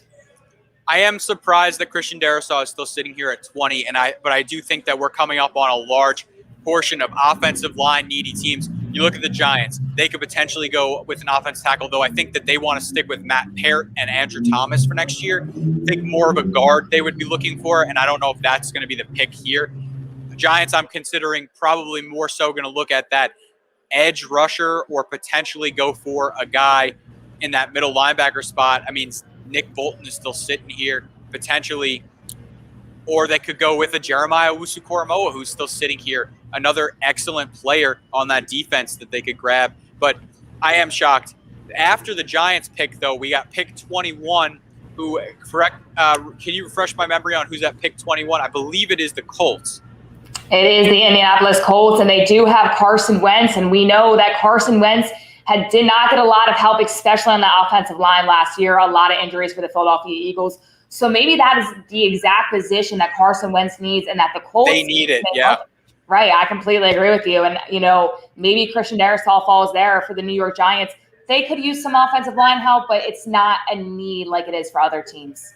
Yeah, and you said it best. If you told the Indianapolis Colts that they could sit there at pick 21 and get Christian Darrisaw to replace their left tackle who left, I think that they would tell you that you're crazy, and now they might have that opportunity. They're at least going to have the opportunity to get a solid left tackle in this draft with Samuel Cosby still sitting on the board as well.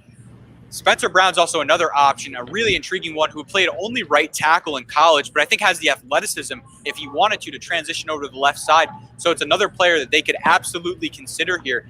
Kayla, there's a lot of ways. The Indianapolis Colts are sitting in a great position. I think the Giants also are. I don't know exactly what the Giants are looking for here, but they're in a good position with a lot of good players. Now, this might just be a very hot take, but is there any way that the Giants may draft a running back here? I know that they have Saquon Barkley, but we also know about Saquon Barkley's injury issues. Is he going to be good enough to come back and kind of bounce off the way he was his rookie year? Is there any chance that Najee Harris goes at 20 here?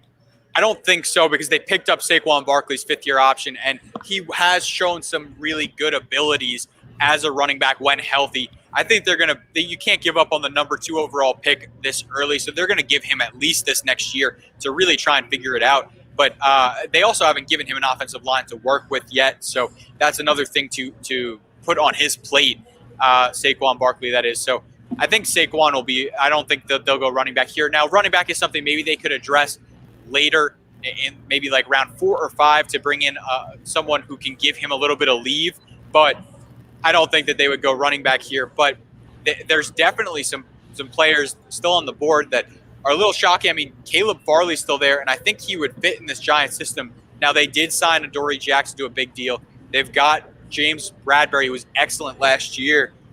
I don't know if corner is necessarily a need for them, but, I mean, Caleb Farley is still on the board. Fatu Melifonwu, also the corner.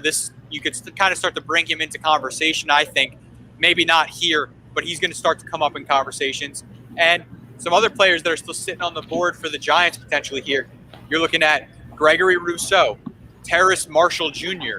These are guys, Gregory Rousseau being the edge rusher out of Miami, Jalen Phillips' teammate who just recently went, and Terrace Marshall Jr., the wide receiver out of LSU, who was the third fiddle to Justin Jefferson and Jamar Chase, by no disrespect, because those two players are excellent. And now he could make some sense as a guy to put on the other side of Kenny Golladay. And Alec, Kwity Paye is still on the board, the defensive end out of Michigan. Do you think by any chance the Giants will be looking at it as the pick is in right now? We haven't gotten any notary of who it is at the moment, but do you think that they would go that route? You know, the problem for me with Kwity Paye and the Giants is I just don't love the scheme fit. I think that if they're going to go with that edge position, look for a guy like Azeez Ojulari potentially. But I do think that Kwity Paye is someone who has the transitional abilities to maybe transition to a stand-up rusher. He just hasn't shown that ability yet. So if Dave Gettleman really believes in what he sees in Kwity Paye, he absolutely could take Kwity Paye and put him on this defense. But if you look at the type of build that he has loved, I think that the Georgia outside linebacker, Azeez Ojulari, is someone who he probably covets pretty well. And Roger Goodell is walking up to the stage here. So the Giants pick is in. Who are they going to go to? And the 20th pick in the 2021 NFL Draft, the New York Giants select, the fans waiting in Cleveland right now, Kadarius Toney, the wide receiver out of Florida. Alec, you hear how my voice lowered right there. I'm completely shocked. Yeah, and Kayla, I love it. I love the pick because I'm not so sure that Sterling Shepard at $9 million a year makes sense for the Giants long term. Kadarius Toney is a phenomenal player, and I just mentioned the potential of going wide receiver. Let's bring in a guy who is a legitimate difference maker in the slot, who is going to be able to separate fast for Daniel Jones, give him someone else to work with. It gives you a little bit of complement with Kenny Golladay and Kadarius Toney, but you're going to be able to use Kadarius Toney in a lot of ways. He is an excellent player that brings a ton of versatility. I love this value for the New York Giants. Do I think he was my fourth wide receiver? No. But do I think he is someone who maybe is being a little underrated because the production didn't really happen until this season at Florida? I think so. I think he is getting a little underrated. And Kadarius Toney for the Giants, put him in that slot position, use him as any way you get him the ball. Dave Gettleman, I think, made a really good pick here. And Daniel Jones, listen, you got the weapons now, man. It's time to show it. And I think that this is something where the Giants can also look into day two. They traded back. They got a couple picks, not in day two, but day two is where they can look to really solidify that interior offensive line. So they get a playmaker for Daniel Jones here. Now, Alec, are you a little bit surprised here that the Giants maybe didn't try and move up in the draft like the Philadelphia Eagles did? You know, they got Devontae Smith. Are you surprised the Giants did that? I mean, I'm sure coming into this draft, maybe this wasn't their number one guy, but I think it is a good fit at the wide receiver position. I did have him going in the first round. His game is very good. It can improve a lot, but I am shocked about this pick. Yeah, am I surprised? Absolutely. I didn't really see Kadarius Toney on the Giants' radar, but I also thought that they were going to be picking at pick 11, and I didn't think that they would be moving back.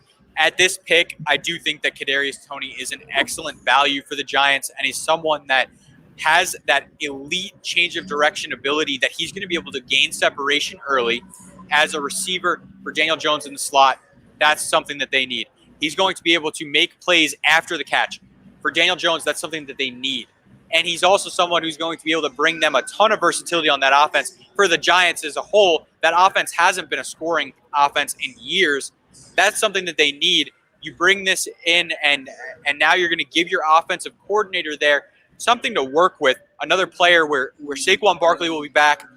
You have Kenny Golladay, Kadarius Toney. You got John Ross, Darius Slayton to bring some speed to this offense. And now Sterling Shepard, who will bring you a little bit of versatility in that slot as well. Evan Engram, who gives you a lot of speed from that tight end position, though I don't know if he's necessarily part of their long-term plans here. But you're talking about just adding playmakers. And with an offense that has disappointed for Kayla, it's been about 10 years that this offense has been disappointing. So you talk about an offense who just hasn't been up to snuff. You're just adding playmakers now. Yeah, and I think just another year of Daniel Jones here in year 3 is really going to be able to develop these guys. Hopefully he gets a healthy Saquon Barkley. Now the addition of Kadarius Toney. I like it. I think it's good. Like I said before, it's just not the route I thought that the New York Giants would go. I thought Toney would drop a little bit more towards the end of the first round, but it looks like the Giants have their guy, and I think that he can help improve their offense this season. Yeah, and Kadarius Toney being off the board is probably a little bit disappointing for teams late in the first round that thought they were going to be able to get a playmaker at that position. But, hey, there's still a ton of guys left, Kayla, to talk about here. I mean, we've got – if you talk about the quarterback position, we might be tapped out, though maybe we see a Davis Mills or a Kyle Trask later. But you get to the running back position, we still have 3 high-level running backs that have not left the board yet. You talk Najee Harris, the running back out of Alabama, the national champion who is dominant for them down the stretch. You're talking about Travis Etienne, the record breaker in the ACC for Clemson, who has game-breaking speed. And then you talk about Javonte Williams, the running back for UNC, who put up tremendous numbers last season and has shown excellent abilities as just a pure runner in this class. We could start seeing some running backs fly off the board, but first we got Indy, and this might be Christian Darrisaw. This might be where your guy Christian Darrisaw goes. I think it might be, and honestly, if the Colts don't take Darrisaw as the pick is in right now, we're going to see who they select in just a few moments. But what about the Tennessee Titans? They're sitting at 22. If Darrisaw ends up dropping to 22, that's just extra protection for Derrick Henry, able to get some more holes on the field. Do you see them going an offensive tackle as well? I will say I see them going offensive tackle. I don't see it being Christian Darrisaw because I think the need for them is at the right tackle spot, and there is a perfect fit for the Tennessee Titans that might just make too much sense for them to pass up on. And that's Tevin Jenkins, who is one of the best run blockers in this draft. We know that they are a run-heavy team. Now you can take that right tackle spot, solidify it, which they tried to do last year, with a run-blocking tackle. I think Tevin Jenkins makes too much sense, which means if Indy decides not to go with Christian Darrisaw here, which I don't think is likely, I think they have to get that left tackle spot. Christian Darrisaw will be on the board pretty close to the Jacksonville Jaguars pick, who could absolutely use a tackle for Trevor Lawrence. I wonder if they start to talk about moving up. Minnesota is going to be up there at pick 23. They could use Christian Darrisaw. And 24, the Pittsburgh Steelers can use Christian Darrisaw. So Christian Darrisaw has a lot of spot here. Yeah, and I think if the Colts don't take him, I would be surprised. And that's the situation where you're in the war room and you're constantly making calls to try and move up and get him. As you said, Minnesota definitely needs him here. If Indianapolis doesn't go offensive tackle, where else do you see them going with this 21st pick? I think that you look at the Indianapolis Colts and you say the 2 needs that jump off there's 3 needs that jump off the table, and that's edge rusher. They could use someone to replace guys like Justin Houston on that edge. You look at cornerback, that's another spot they could go. Greg Newsom's still on the board, and I don't think that he's out of range here. Caleb Farley is also still on the board if they cleared him medically. And Afatu Melifonwu, the corner out of Syracuse, is still on the board. It's a physical corner that Chris Ballard kind of likes in that system. Talk about the edge. I think that maybe a guy like Greg Rousseau could make some sense. And that 4-3, Kwity Paye could make a lot of sense for them here. This is where Kwity Paye really could make sense. And then Christian Darrisaw, offensive tackle, Samuel Cosme, offensive tackle, Spencer Brown, offensive tackle. All these guys make sense for them. I just don't see how you pass up on Christian Darrisaw here. And I think you definitely need to tackle, especially offensively, when you're talking about a guy in Carson Wentz who may be injury prone, hasn't had the best seasons with injuries in the past with the Philadelphia Eagles, and definitely got hit a lot last year after the Eagles did not have any protection on the offensive line. So I'd be shocked here if they don't try and help him out, especially, taking in that big contract with Carson Wentz. Absolutely, and the pick is in here. We're just waiting for the commissioner to walk up, as he is doing right now. So, Caleb, final guess. I'm guessing you're going with Christian Darrisaw here, as I am too. I have to go with Christian Darrisaw here. I think my jaw might drop once again if they don't get him, if he ends up dropping to 22, as Roger Goodell just taking his good old time, locking up the stage here. And we're going to see if Christian Darrisaw is that 21st pick. And the 21st pick in the 2021 draft, the Indianapolis Colts select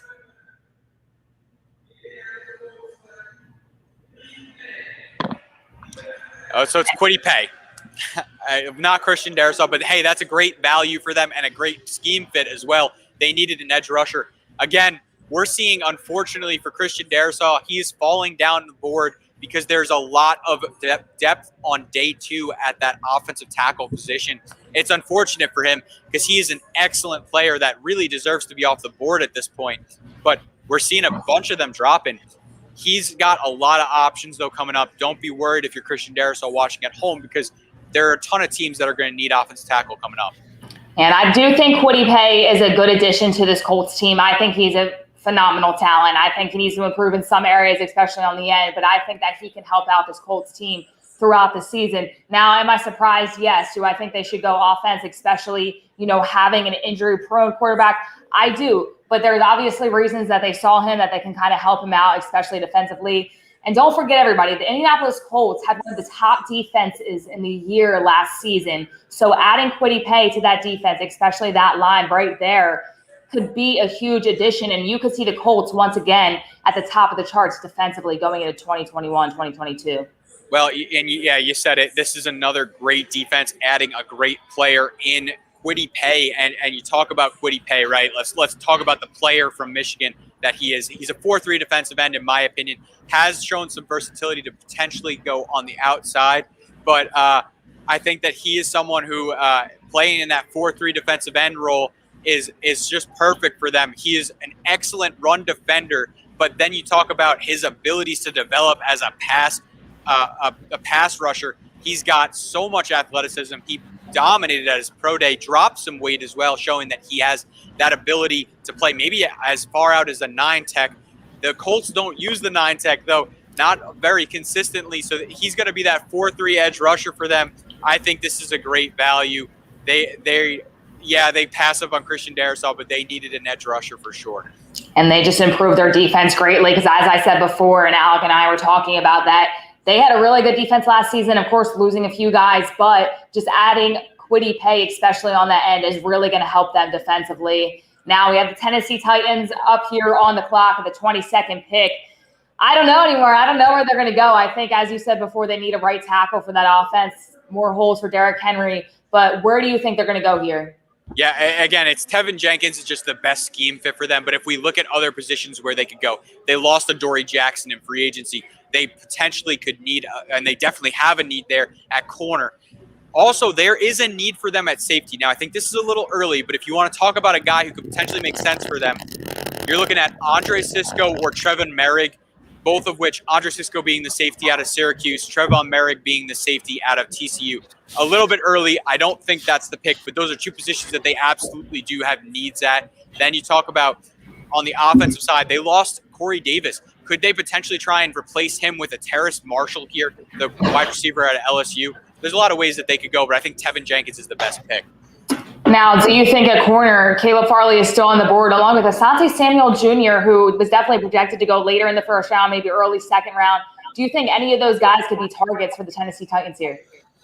You know, Caleb Farley definitely could be. I think this is a little early for Asante Samuel Jr., but Caleb Farley definitely could be. Again, the problem for me with Caleb Farley right now is the medicals haven't checked out yet, because if teams checked out the medicals, then he'd probably be off the board already. So unfortunately for him, this drop probably means that he's not been checked off by a lot of teams, and it's not out of the question that's possible. That's probable, because the back injury is concerning, and it's usually something that comes back, and it already has for him.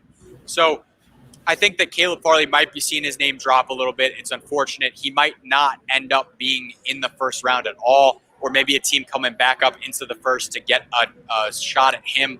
But yeah, it is disappointing for him. But Greg Newsome is another player who could make some sense here. The cornerback out of Northwestern, who's a phenomenal athlete and a tremendous cover corner who stays in the hip pocket, who has phenomenal abilities to mirror. Problems with Greg Newsome are just injuries. If it wasn't for the fact that he was injured for almost half of the games he had in college, he might be off the board already. And injuries for him are a little bit less severe because they're not reoccurring things, but the injury proneness might be a little bit reoccurring. Now, they just showed on the screen here Elijah Moore, the wide receiver out of Ole Miss, along with Rashad Bateman, who is still up there on the board as a receiver. Alec, anyway, one of those two go here to the Tennessee Titans. As you said, Corey Davis, that hole is going to need to be filled. Yeah, I think that they lost a lot because Jonnu Smith, the tight end that went to the Patriots, did a lot for them out of the slot and on the seam. So they do need someone who can win that seam, right? Elijah Moore to me is someone who can do that. Terrace Marshall is someone to me who can do that. Rashad Bateman is someone to me who can do that. So those are three receivers who absolutely could work for them. The concern for that being, I just don't know if the value is there when you're talking about them potentially being able to do that in the second round with guys like potentially a Tutu Atwell could potentially win that seam for them, or a guy maybe like Amon-Ra St. Brown could win that slot level for them. I just don't know if it makes sense for them to take a wide receiver when there's a tackle that fits so well. And the pick is in here for the Tennessee Titans. Roger Goodell has not walked up on the stage yet, so still a little bit of time here to figure out what the Titans are going to do. And I think, the thing that you have to do in this situation, and I agree with you, Alec, is getting Tevin Jenkins, because I think what you need to do at all costs is protect Derrick Henry. He is one of the best running backs in this league, if not the best running back in this league right now. And I think just getting that guy on the right side is going to improve his game, and they could be a serious contender. Right. And it's not just the fact that Tevin Jenkins is a right side tackle, though I think that's where his best fit is. It's not just that. It's the fact that he's an excellent run defender, run blocker, and that's something that they need in this offense. And then not to mention, he's NFL ready now. You saw them take last year with Isaiah Wilson, someone who was definitely a little bit developmental and also wasn't the best of characters. You're talking about the exact opposite with Tevin Jenkins. Everything I've heard about the character of Tevin Jenkins is phenomenal. And then you're talking about a run blocker who can really set that edge and really get his head around across the defender and give Derrick Henry the ability to get out on the edge, where we've seen him really only start to have that ability to win consistently up the middle. Now you can start to see holes that he never imagined having for him. I mean, you talk about a guy who just ran for 2,000 yards. Tevin Jenkins, you might want to put a bet down there, and I could run down for you if you want, Kayla, here at William Hill Sports Casino, or Sports Book. But you might want to talk about 2,500 yards for this guy. Yeah, I don't know if I want to place bets anymore, because I said Christian Darrisaw earlier was a definite, and he was absolutely not. So I think my luck is not good right now. But we're going to see as the Tennessee Titans pick is in. Roger Goodell just walked up to the stage. The Titans fans are going crazy out there in Cleveland, Ohio. They want to see, I think, a Tevin Jenkins on their team. As right now, it's going to be interesting to see if Christian Darrisaw drops right here, which is very surprising. I think the Vikings take him. Yeah. As Roger Goodell is set up to tell us the 22nd pick in the 2021 NFL Draft, the Tennessee Titans select. Wow. Caleb Farley, the cornerback out of Virginia Tech. Not super surprised there, but dropped a little further than most people thought. Yeah, and don't I just sound like an idiot for saying that Caleb Farley was going to fall down the board? That's all right. Caleb Farley is an excellent talent and makes a lot of sense for Tennessee, who needs a cornerback. And you're talking about a developmental guy, 6'2", tons of athleticism, projected to run in the 4.2s, I believe. And you're talking about a guy who showed that ball hawking ability at Virginia Tech. Christian Darrisaw's teammate, who he talked about today and said that he loved Caleb Farley. As long as the back checks out, I think this is a great pick for them. And they definitely needed help on that corner. We said Caleb Farley would be the best player available in that position right now. Now, we do know the injury with him, the back injury, kind of spicing up a little bit, especially in his time in college. But I don't think they missed out on this pick. I think it's going to help them throughout the next year in Tennessee. Now, the Minnesota Vikings are on the clock. I think for them, this is a pretty easy pick. But, Alec, where do you think they're going? I think it's got to be Christian Darrisaw. I mean, they were in on him at 14, and now they're here at 23. This is a perfect value for them. Yeah, and especially because they were supposed to go earlier and they kind of came back. Now, I would be shocked here if Darrisaw is not the pick. Where else would you see the Vikings going if they don't take Christian Darrisaw? I mean, there's definitely a need at edge, though. Kwity Paye was probably the best fit, and now he's off the board. I'd say potentially a linebacker here they could go with, and another corner could make some sense. I don't know. I don't know if there's an interior offensive lineman that makes a lot of sense right now, but yeah, I think that those are the other options that they could look at. The Minnesota Vikings are still on the clock, so we're going to take a quick break here, and then when we come back, we're going to see who they locked in for their team in the 2021 season. I got to sit down with the mayor of Atlantic City, and right now we're going to check out what he said about possibly having the draft in Atlantic City in the foreseeable future. I am Kayla Santiago here with the NFL Draft Bible, and joined by me is Atlantic City Mayor Marty Small Sr. Thank you so much for being here with me today.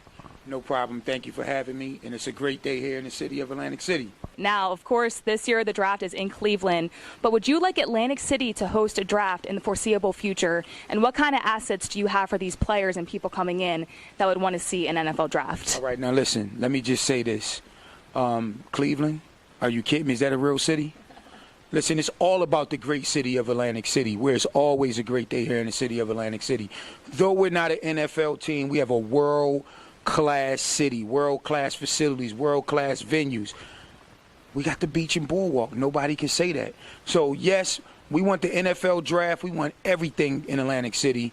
We can host it. Can you imagine Roger Goodell standing or live from the Atlantic City lifeguard boat with the first pick, and then the draft picks are going down the boardwalk and rolling chairs? I like it. I like it as well, and thank you so much, Mayor, for your time today. Fly, Eagles, fly.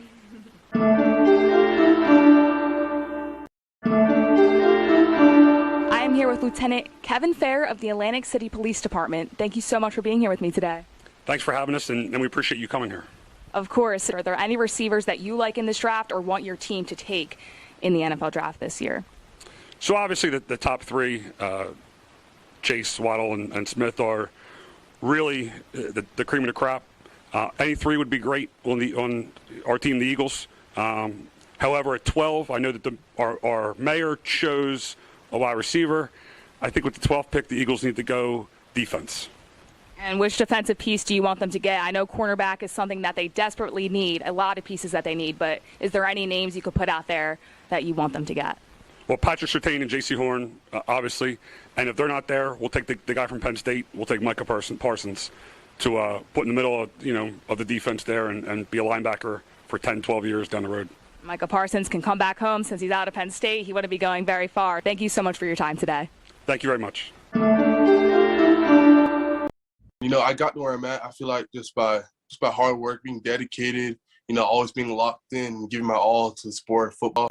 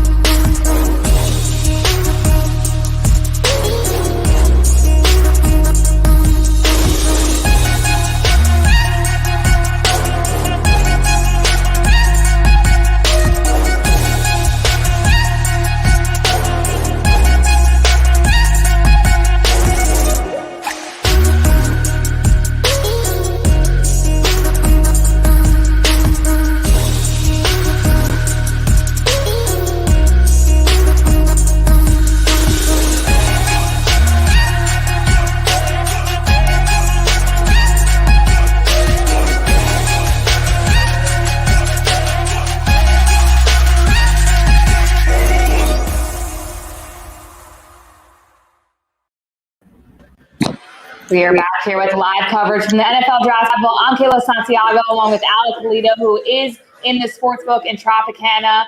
And, you just saw that interview with the mayor of Atlantic City. And, Alec, I think he was right about that Philadelphia Eagles pick. I don't think he thought they would end up trading up to number 10 to get Devontae Smith, but they got exactly what he wanted. No, and they did. And you know what? That's a tremendous pick for the Eagles. They went a little bit different than they usually do with the speed at the receiver position. I think that they're right. They need to get someone for Jalen Hurts who not only has a connection with Devonta Smith from being a former Alabama quarterback, but a underneath separator. But we got the pick here for the Minnesota Vikings. And with the 23rd pick in the 2021 NFL Draft, the Minnesota Vikings select Christian Darrisaw, the offensive tackle out of Virginia Tech. It is about time. I think that this is a piece that the Vikings desperately need. We talked to Darrisaw a little bit earlier. He was golfing on before this. He was ready to go. And I think that this is a really good piece for Minnesota. Yeah, and they just got themselves a stud left tackle at a great price at pick 23. They moved back from 14, where most of us, including myself, thought that 14 was going to be the pick of Christian Darrisaw. Now they're going to get him at 23, plus getting all the capital that they got for moving back. This is what a pick for the Minnesota Vikings. Christian Darrisaw, you talk about it, right? The Virginia Tech offensive tackle is an excellent and an outstanding pass blocker in this league. Now, he's going to have to develop a little bit more as a run blocker, but he still has some abilities. You saw that Virginia Tech had a pretty consistent run game. That was mostly behind Lacita Smith, their guard, but Christian Darrisaw is still very decent in that role. The problems Christian Darrisaw, the only problems I even saw was I don't know if the athleticism ceiling is as high as other tackles, but when you don't need that all that athleticism when you have such technique that he has. And Alex, do you think that Christian Darrisaw can be a day one starter here? Of course, kind of dropping back to the Minnesota Vikings. As you said, the Vikings really played this out well because I think this is the guy they could have gotten even earlier, and that was maybe who they wanted to land on. But now getting it at 23, getting some more aspects. What are your thoughts on him day one? No, I think 100%. I think he's a day one starter, and I think he's a day one starter at their left tackle spot. They've been looking to fix this offensive line. Well, here you go. Christian Darrisaw. They got Ezra Cleveland from last year. And this is how you fix that offensive line. You start putting pieces together like this. They're going to get an excellent value who's probably dropping down the board just because of depth of the class. Now you're talking about they're going to have that ability with the extra picks to maybe even fix the inside of the line on day two.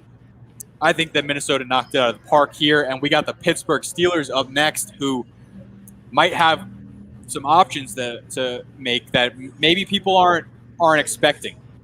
And, the Pittsburgh Steelers seem to know who they want because the pick is in right now. A pretty quick time on the clock for Pittsburgh. Alec, where do you think they're going here? Well, I think you can't have this conversation about talking about Najee Harris because he's that Le'Veon Bell build, but a little bit thicker than Bell was. You talk about bringing him in and that offense. I think that's a phenomenal asset. But then you talk about, hey, these tackles have been falling down the board. Samuel Cosme or Spencer Brown, both of which they need because they're losing Alejandro Villanueva most likely to the Ravens after this. Now, that's not official, but it's talked about as most likely getting done, right? And they also lost a ton of players on this offensive line in general. This would be a pretty good spot for them to potentially look for that offensive line. Now, I think Najee Harris is the pick that the Steelers might be able to get here, especially with James Conner on the out. Now, we know that the Pittsburgh Steelers offense is not really developed at the moment. Their defense is pretty good, as we saw that last year with Big Ben still in the pocket. It's a little bit tough to kind of work around that to figure out what pieces you actually need. As the pick is in here for the Pittsburgh Steelers with the 24th pick in the 2021 NFL Draft, the Pittsburgh Steelers select. Roger Goodell gives us the pick here. They are going to take Najee Harris, the running back out of Alabama. Had him there in my mock draft. Alec, what are your thoughts on that? Well, let's talk about Najee Harris, the running back at Alabama, who is one of the main reasons that they won a national championship last year. You're talking about a guy who has developed his game as a pass receiver. He is one of the best in this class. He has solid hands, runs beautiful routes. He's also a big-bodied back who has shown the ability to gain yardage up the middle. He has shown also a ton of cut ability in the league. He's a patient runner, which fits that Pittsburgh Steelers system, who just lost James Conner. They definitely had a need here. This was one of the best fits in the draft, and it now comes off the board. Najee Harris, the only concern I have is I don't know if he's a twitchy athlete. I don't know if he's got that ability to be like a running back difference maker in the athleticism standpoint, but he is a solid and running back that's going to be great value for them. And I think this was one of the more obvious picks, of course, besides Trevor Lawrence going first and Zach Wilson going second. I definitely had Najee Harris here going to the Pittsburgh Steelers, just for the pure fact that James Conner was out of the Steelers organization now. And I think that Pittsburgh really got a good one here, Alec. Absolutely. And this is something that you could see Pittsburgh having that fifth-year option with Najee. You talk about running backs maybe having a little bit less of a they have a little bit less of amount of years in the league. That fifth-year option with Najee is now going to basically give them an opportunity to decide if they want him for his whole career. You know, Najee does have a lot of tread on the tires. You look at that back at Alabama, he had a ton of carries, but 5 years down the line, they could use him up and really just take advantage of the excellent player that Najee is. And it's going to allow them to have a running back on a rookie deal for a long time. And I think it's a great pick for the Pittsburgh Steelers. Once again, I think Najee Harris is their guy. But we are going to take a quick break here as the Jacksonville Jaguars are on the clock. Once again, Rick Saratella is going to come back in here and kind of take the reels going towards the end of the draft, have some fun guests coming up. So we'll be right with you guys right after this. I feel like my journey's never been easy. And I feel like, like from the very beginning, it's like a blessing to even be here. Like, start by saying that, my parents never had much. You look at like what I've been through from, I would say I was always looked heavy upon since middle school. Like there was like always a light on me. Like, this kid has a lot of potential, but will he maximize and get there? And, I experienced like failure in my life. I experienced like downfalls, not being able to play when you wanted to play and things like that. And I think like all these trials and tribulations that I went through helped me like build me to where I wanted to go and wanted to be, and helped me change at such an early age. Like, and it helped me develop a mindset that will only lead me to path I'm on right now.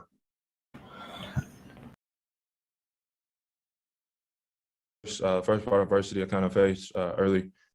Went to the University of Texas, born and raised in Texas. Born in Dallas, raised in San Antonio, or the suburbs of San Antonio, in Cibolo. Went to Still High School. Give a lot of credit to them for where I'm at football-wise, just it being a blue blood high school in Texas, and then Texas in general football. It doesn't get any better than that. So, I live and breathe football. So it's it's like a religion down here. So I'm just a chill dude. Work hard. Football is everything to me.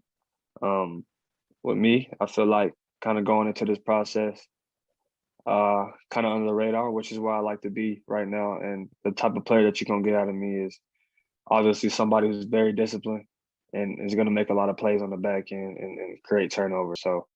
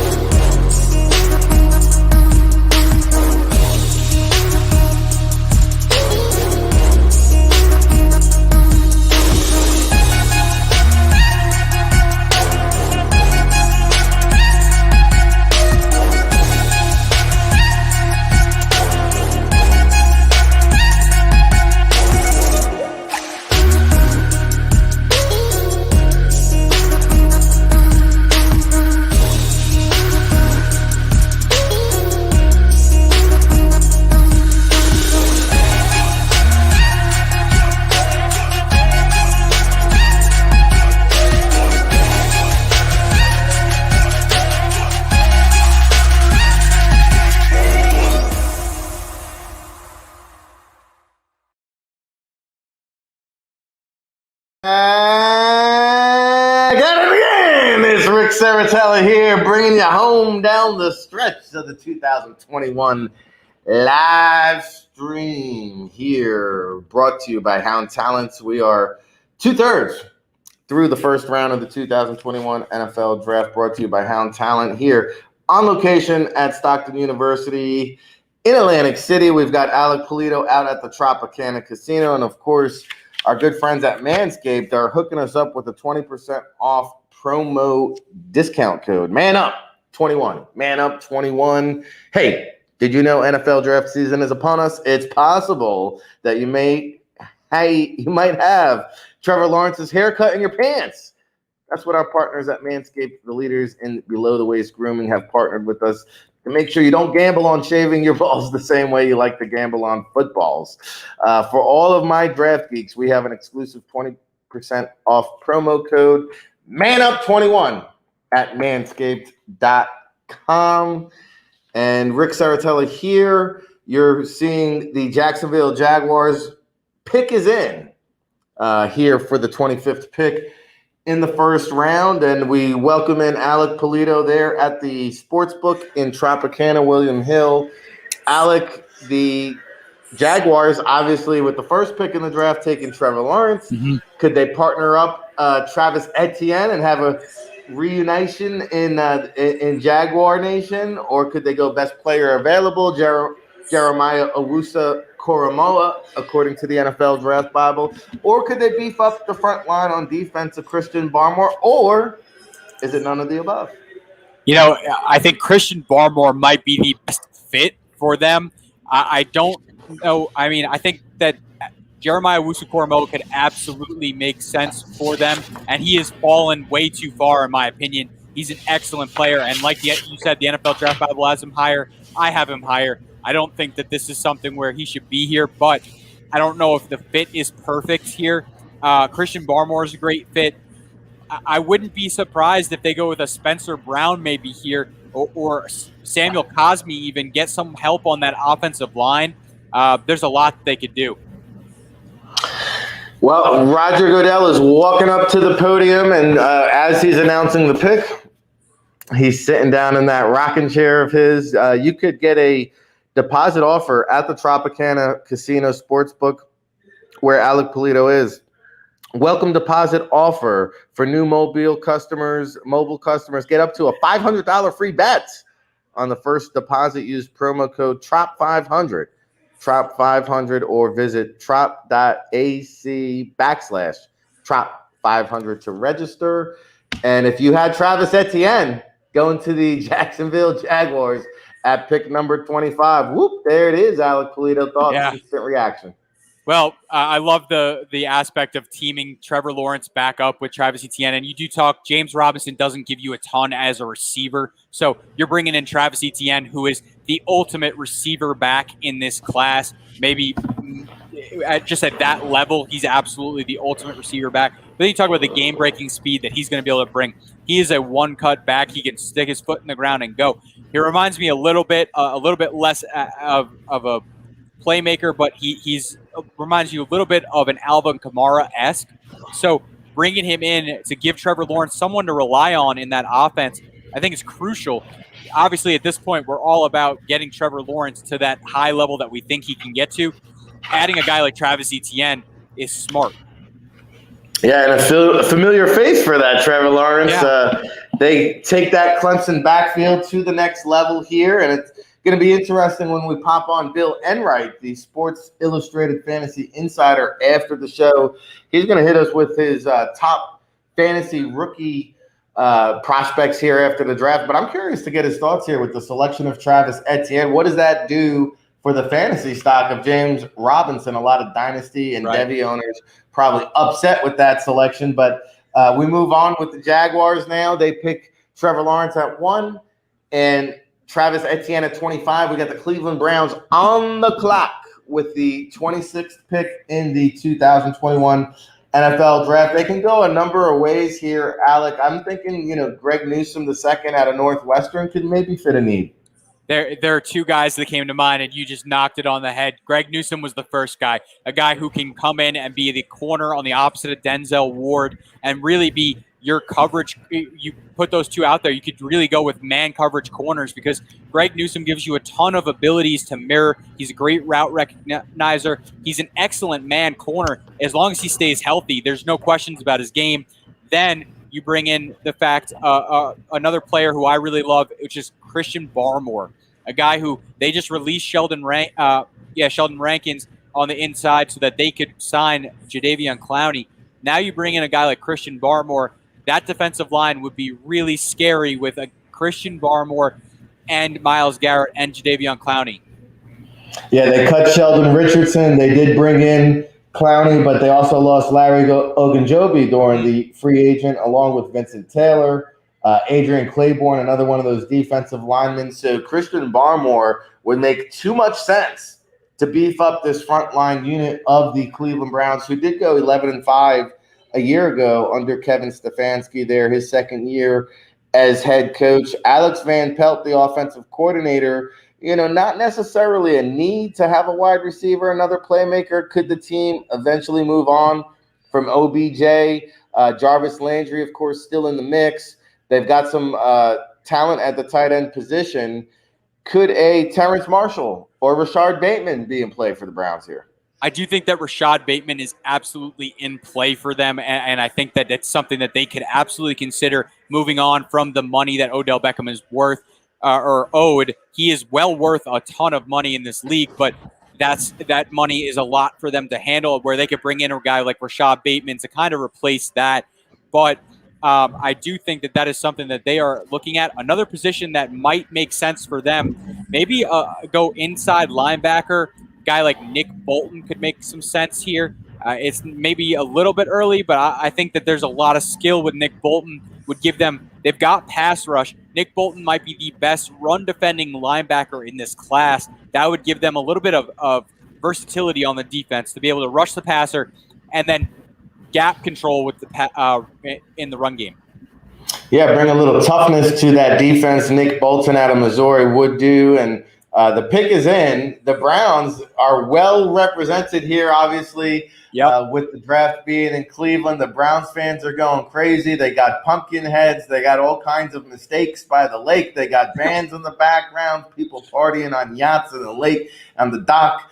We're all over the place here. Roger Goodell, giving a little face slap to the brownie pumpkin there as he makes his way up to the podium to announce the 27th pick in the 2021 NFL Draft, being hosted in Cleveland, Ohio. And the Cleveland Browns here are going to make a selection right after a Draftathon announcement. And, oh, by the way, some of these individuals that you see making some of these selections are going to join us throughout the week here on our NFL Draft live stream and talk about their experience making the pick, why they're doing it, how they got involved with the charities. And you can go to NFL.com/Draftathon to learn more about that. And the Cleveland Browns here are getting ready. They're getting amped.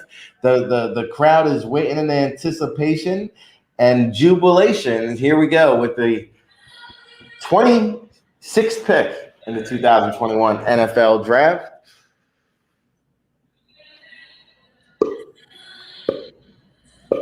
We have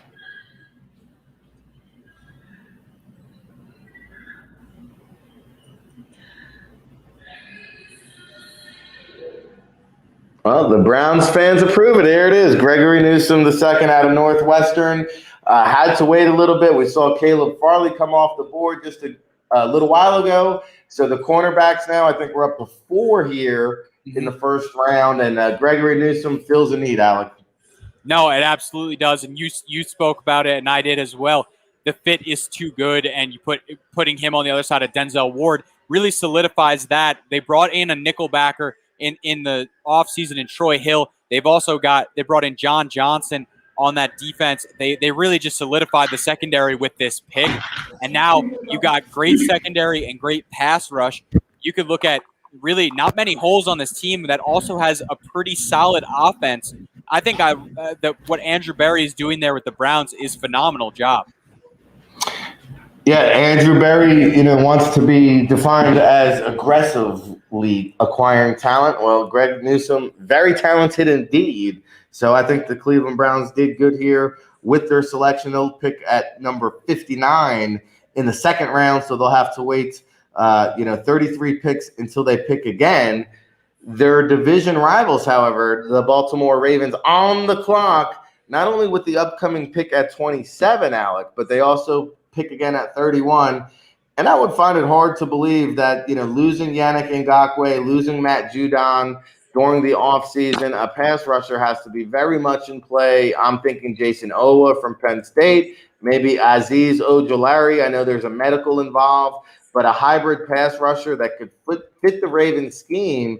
And when you got 2 picks at the back end of the first round, you can, afford the luxury to get a little creative here. Yeah, I think you said it. The edge rusher or pass rush is something that they have to look at. Just a dark horse here that could be with one of these picks. Don't be shocked if you see a guy like Creed Humphrey come off the board in one of these picks, because they do have a desperate need at center, and he is someone who I think fits their system perfectly. I think more so they will look for him at 31, because I don't see any teams from 28 to 30 that have a desperate need at center, or a desperate enough need at center to take one in the first. So I think 31, you're looking at Creed Humphrey, but I think you said it here. Looking at it, I think Jason Owa makes some sense. I think that maybe a Ronnie Perkins, this might be a little early, but the system fit is excellent. And he's a guy who I really like with some bend off the edge, very vicious, very, very aggressive guy who has that ability to corner. I think that you look at potentially one of those two could make some sense for them here. Another thing that to consider with the Ravens, they probably could use another receiver. Sammy Watkins only on a one-year deal. Rashad Bateman's still here. It's something to consider. Bateman, Terrace Marshall could be a boundary wideout. Right. I mean, they've got Hollywood Brown there in the slot. They got the tight ends in the flat, security blanket for Lamar Jackson. But you're right. I mean, Sammy Watkins, is he really a number one guy? No. Hollywood Brown, is that really your wide receiver one? Right. I think in an ideal world, he's a complementary part. But, a guy like Terrace Marshall from LSU, Rashard Bateman, they could step in and alleviate a lot of pressure from Lamar Jackson. I agree with you. I think that both of those players are worthy and capable of becoming number ones in the league, and both of them would give Lamar a little bit something else. Now, I do think Rashad Bateman fits their system a little bit better, but I do think that Terrace Marshall is not a bad pick for them as well. You want to give Lamar someone who's going to win quick for him. He's got the tight ends in the seams. He's got Hollywood Brown who can win deep and a vertical threat, right? And that's going to stretch the defense. But who are you going to win with in the middle and the intermediate routes? I think that both Rashad Bateman and Terrace Marshall can do that at a high level in the league. Rashad Bateman just fits a little bit better because he's got that scheme versatility, I think, for this system. Yeah, and I think a dark horse candidate might be Trevin Moehrig from TCU. Could kind of fill that safety nickelback role. The over-under in Vegas, Alec, I think was half. It's like 0.5 safeties being drafted in the first round. We've got New Orleans coming up at 28, back to the Packers at 29, it looks like. And so do you think we will see a safety here in the first round? You spoke on it. Trevon Moehrig is someone who absolutely makes sense for this pick potentially, or at least to get into the first round, because he gives you he's not a single high safety. He's going to play a zone in that split zone in the back end, but he gives you a lot of man coverage abilities, and then he's an excellent in the run game. He has the versatility to play either strong or free for you. I think that he is someone who can almost fit anywhere, and that gives him a lot of teams that he could end up with. But I do think that the Ravens have been trying to fix this safety role for some time. They brought in Earl Thomas. That doesn't work out. Since Ed Reed, they have not been able to really fix this safety role. This could be where they take that shot and really do it with Trevon Moehrig, who I think, no, he's not Ed Reed. Don't get me wrong. I'm not going to say that for the kid, but he is definitely a player who can start for them at a high level down the line. Yeah, and I think Eric DeCosta, the GM there in Baltimore, has just picked up where Ozzie Newsome has handed off. In fact, he's actually interjected a lot of analytics and technology into the evaluation process, just kind of elevating what the Ravens have done there in the front office. And, if they stick to their board and go best available player, well, then, we'll see how it all turns out. But Jeremiah Owusu-Koramoah, a guy that we thought could go maybe in the top half of the first round, is now lasting here to the back end of the first round. Wouldn't that be a fascinating pick and a chess piece for the Baltimore Ravens? So we'll see what comes up here in just a little bit with the Ravens on the clock. 2 picks coming up in a 4-pick span. And you see Elijah Moore there at his home in Fort Lauderdale, Florida. Could he be getting the call? Rashard Bateman, who Alec just mentioned there, also a Georgia native, watching intently. And it looks like he was getting a little bit excited, maybe some foreshadowing as Roger Goodell walks up to the podium to announce the Baltimore Ravens 27th pick in the 2021 NFL Draft, being hosted in Cleveland, Ohio. Of course, we are live, brought to you by Hound Talint, here on location in Atlantic City and streaming across the universe on FanNation.com, part of the Sports Illustrated Network. Rashard Bateman is the pick, and the crowds are very excited there. The Ravens crowds, that are in attendance there in Cleveland. And you mentioned it, Bateman would be a good fit for the system. You pair him up with Sammy Watkins, Hollywood Brown, the tight ends they got going on. Suddenly, Lamar Jackson should be feeling a little bit rejuvenated here. Right, and if they could just fix up this offensive line for him, and it's not far off, especially when you talk about being able to sign Villanueva most likely after the draft is what all the reports have said. But you fix up this offensive line, and again, we look at pick 31. Creed Humphrey could make sense.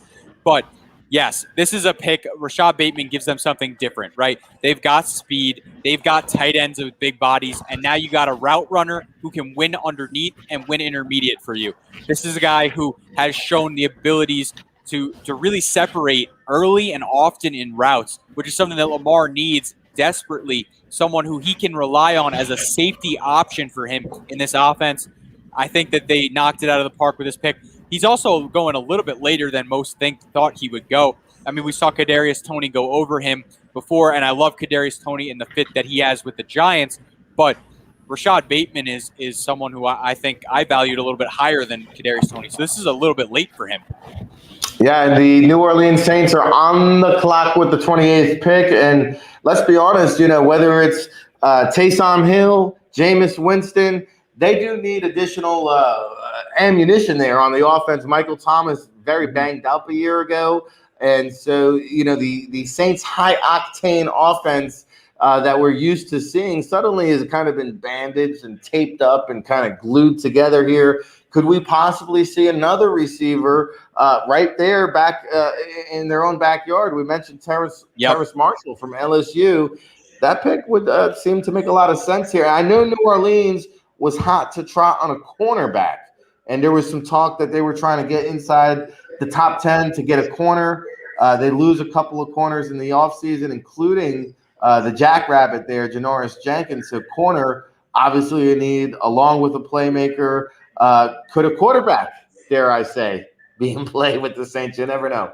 Well, let's play it as if either one of them or any of them makes sense. If you're talking about quarterback, there's only 2 names that come to mind that might make sense for them. Now, I'm not high on one of these players, but he would probably fit what they are looking for. And to me, that's Davis Mills and Kyle Trask. Davis Mills, the quarterback out of Stanford, with a great rocket of an arm, but really developmental. And then you got Kyle Trask, the quarterback out of Florida, who almost won the Heisman last year, who's got a lot of touch on his deep ball and a lot of touch on his passes, but doesn't really have the velocity that you look for at the NFL level.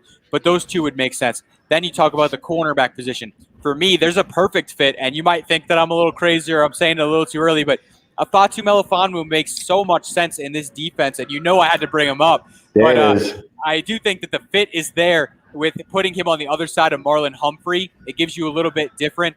Another guy at corner that makes some sense is Eric Stokes, who's going to give you a complement on that defense. He's not the big physical player fit that Fatu Melifonwu is. He's the complement. He's the guy who you could bring in at pick 28, has a lot of speed, can keep up with the speed receivers, whereas Marlon Humphrey can really handle your physical receivers.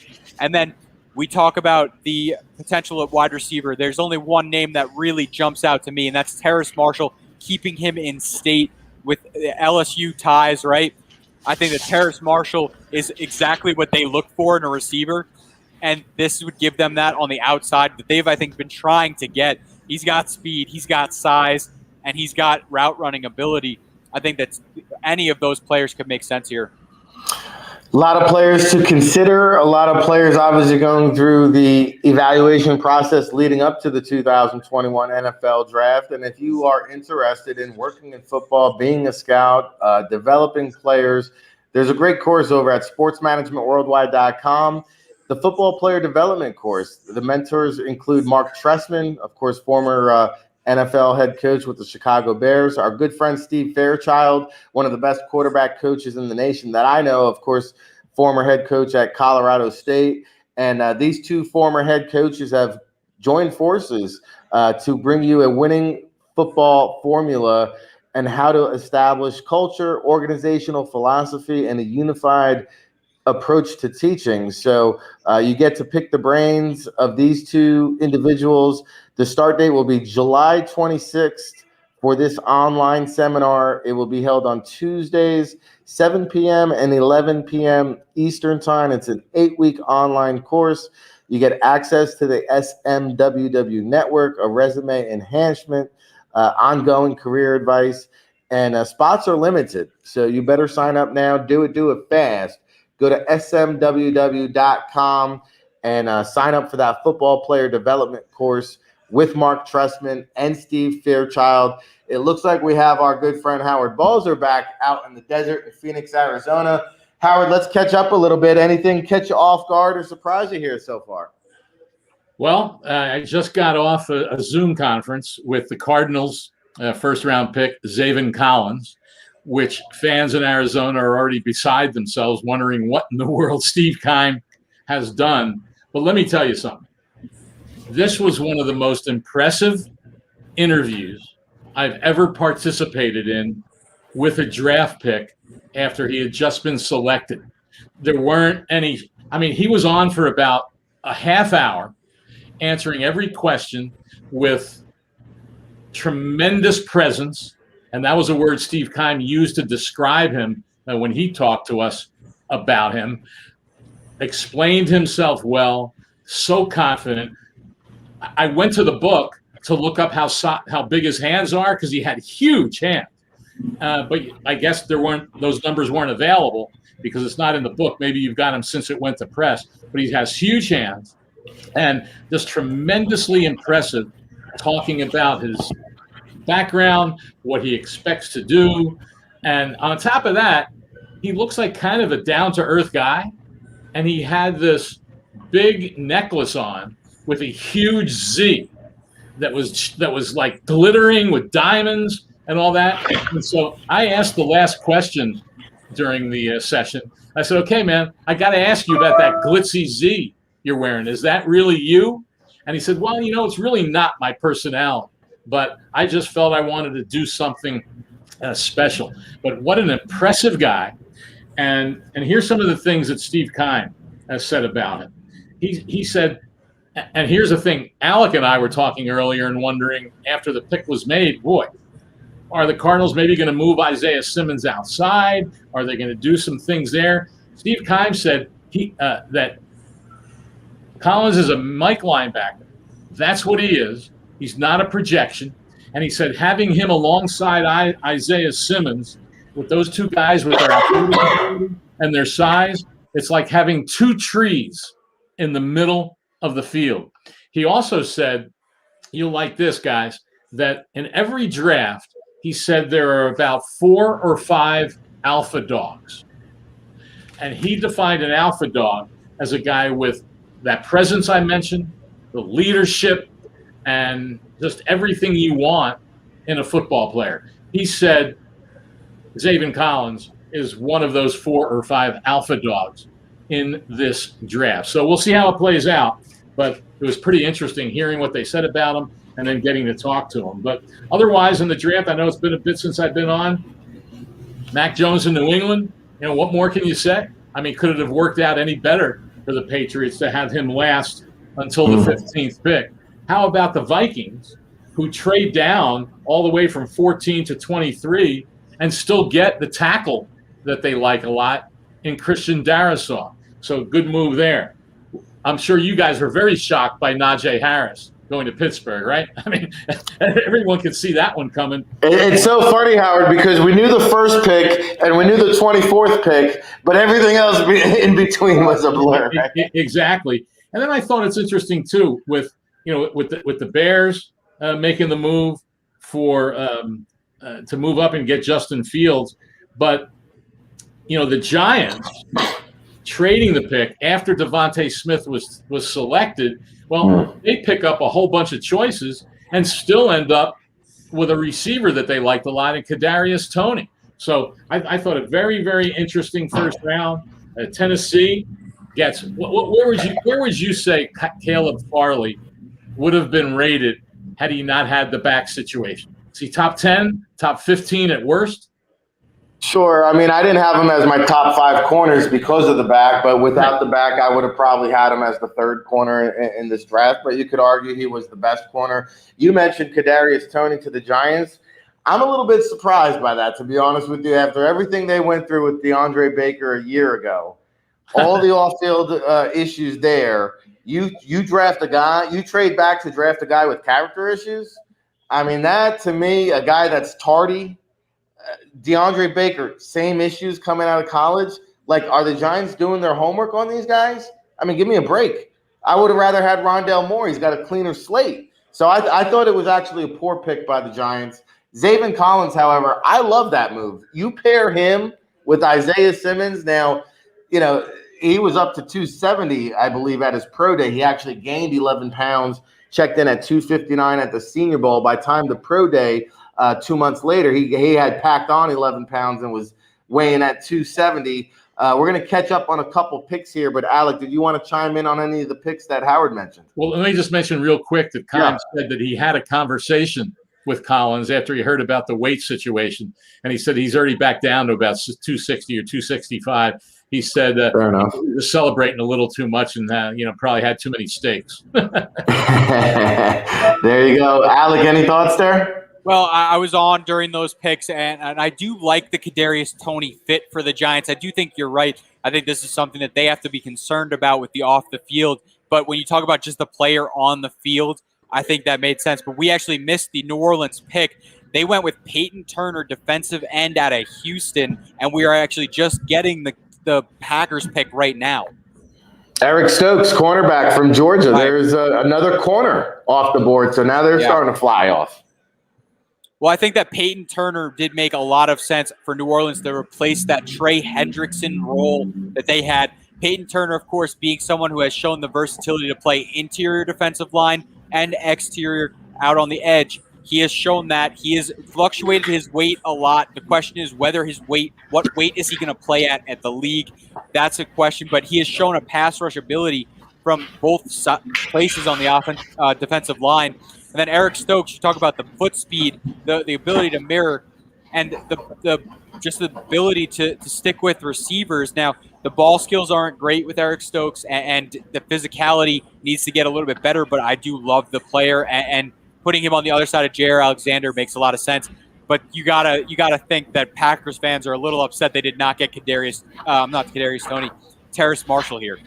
Yeah, and again, no ammunition for Aaron Rodgers, no wide receiver for you, young man. But, Eric Stokes is a guy that I think is extremely fast, blazing, 4.2, 4.3 range in the 40-yard dash, just very tight in the hips, very stiff hips, which concerns me. I think Kevin King is still in the mix there in Green Bay as well. So they boost the secondary, the Green Bay Packers do. And how is Aaron Rodgers feeling today, Howard? Yeah, that's a really good question. We'll see where that story goes tomorrow and throughout the rest of the weekend and moving forward. But obviously he wasn't happy last year But that was more, just as much they didn't take a receiver, that they drafted a quarterback. At least they didn't take another quarterback. That would have been a huge message. Well, actually, he might have been happy if they did. He might have got his wish, right? Well, true. Exactly. But real quick, when I was mentioning Caleb Farley, and I was asking you about that, so the Titans, to be able to get him at 22 is obviously that they believe he's going to be healthy. The big question when you have a guy with those questions is, will he stay healthy? That's obviously the challenge, but certainly getting his ability at 22 was a big plus. Yeah, another thing to talk about here too, as we're getting towards the end of the first round, there's a lot of tackles still on the board. Tackles that I've got with close to first round grades here. We've got guys like Samuel Cosme, Spencer Brown, Jalen Mayfield still on the board. There's a lot of tackles left, and you're talking about one of the most valuable positions in the game. I'm wondering if we might see some fall off the board, because I don't think that we're going to see one for Baltimore, and I think we could see one potentially for Tampa Bay, but I don't know if we'll see one for Buffalo either. Any thoughts on that, Howard? Yeah, it's a good point. Not really sure. And when you brought up tackles, I know you guys probably talked about this, but did it take you aback when the Raiders took Alex Leatherwood? Yeah. No, that pick was shocking to me, because personally, I don't see Alex Leatherwood as a tackle in the league. I think that he's best fit to transition into guard. He has some length concerns, and he doesn't do well with speed. Where he does excel is he's able to handle power rushes, and he does excel when his feet don't have to move as much, and he's able to just kind of stay in spot. That's where the guard position would be perfect for him. He goes as a tackle to the Raiders. They listed him as tackle, and they take him at 17 overall. Mike Mayock stays taking players that played in that national championship game. He's trying to build that winning culture. I get it, but that was definitely a stretch for me.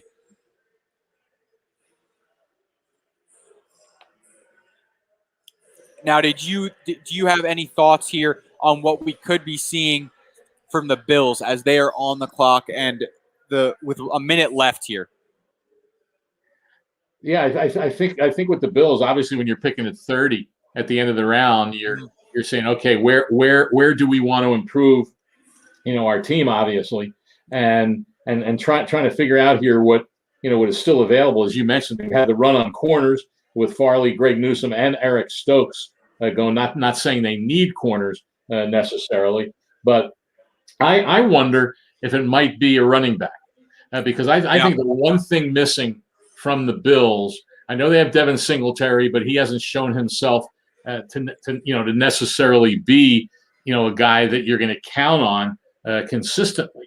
And so I wonder with Etienne still there, I would think that would be pretty good value at the end of the first round. So that's one position that comes to mind. I know they did sign Matt Breida, and they do have Zach Moss still coming back, but some might say, well, they have some depth there at running back. That might not be the direction they go in, but who knows? They might think that getting a guy like that would be a big plus for their offense. Howard, you might have been on the call when this happened, but Travis Etienne went to the Jacksonville Jaguars and picked 25. No, you're good, but I do think you're 100% right. Javonte Williams is sitting here on the board, a running back who I do love at this spot. I think he's a perfect fit with the Bills, going to give them a really hard-nosed runner that they have not been able to find. Plus, what Javonte Williams also gives you is the ability to not have wasted those picks on running backs, because though Javonte Williams is fine in the pass game, you can still use Zach Moss and Devin Singletary in the pass game and use Javonte Williams as your pure runner. And I think that is something that would fit really well. Another position, you mentioned corner, and though I don't think it's their biggest need, a guy like a Fatu Melifonwu who fits that press man technique that they love. And I know I keep saying him, but we got the pick in right here.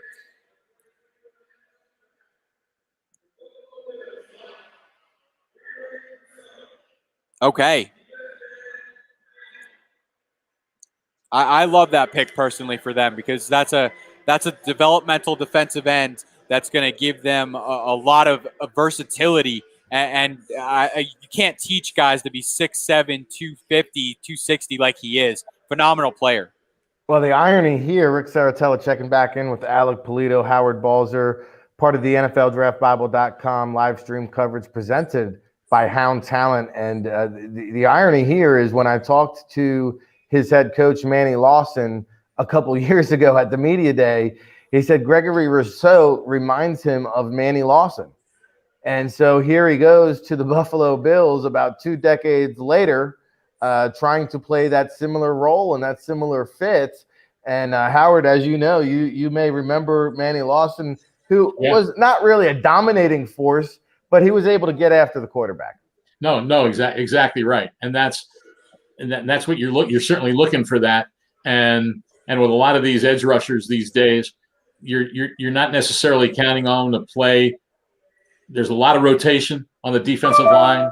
If you can get a guy in there for 30, especially coming out as a rookie, play 35, 40 snaps and really be able to get some pressure, that can be a real plus, obviously, for a defense. Yeah. So, go ahead, Alec.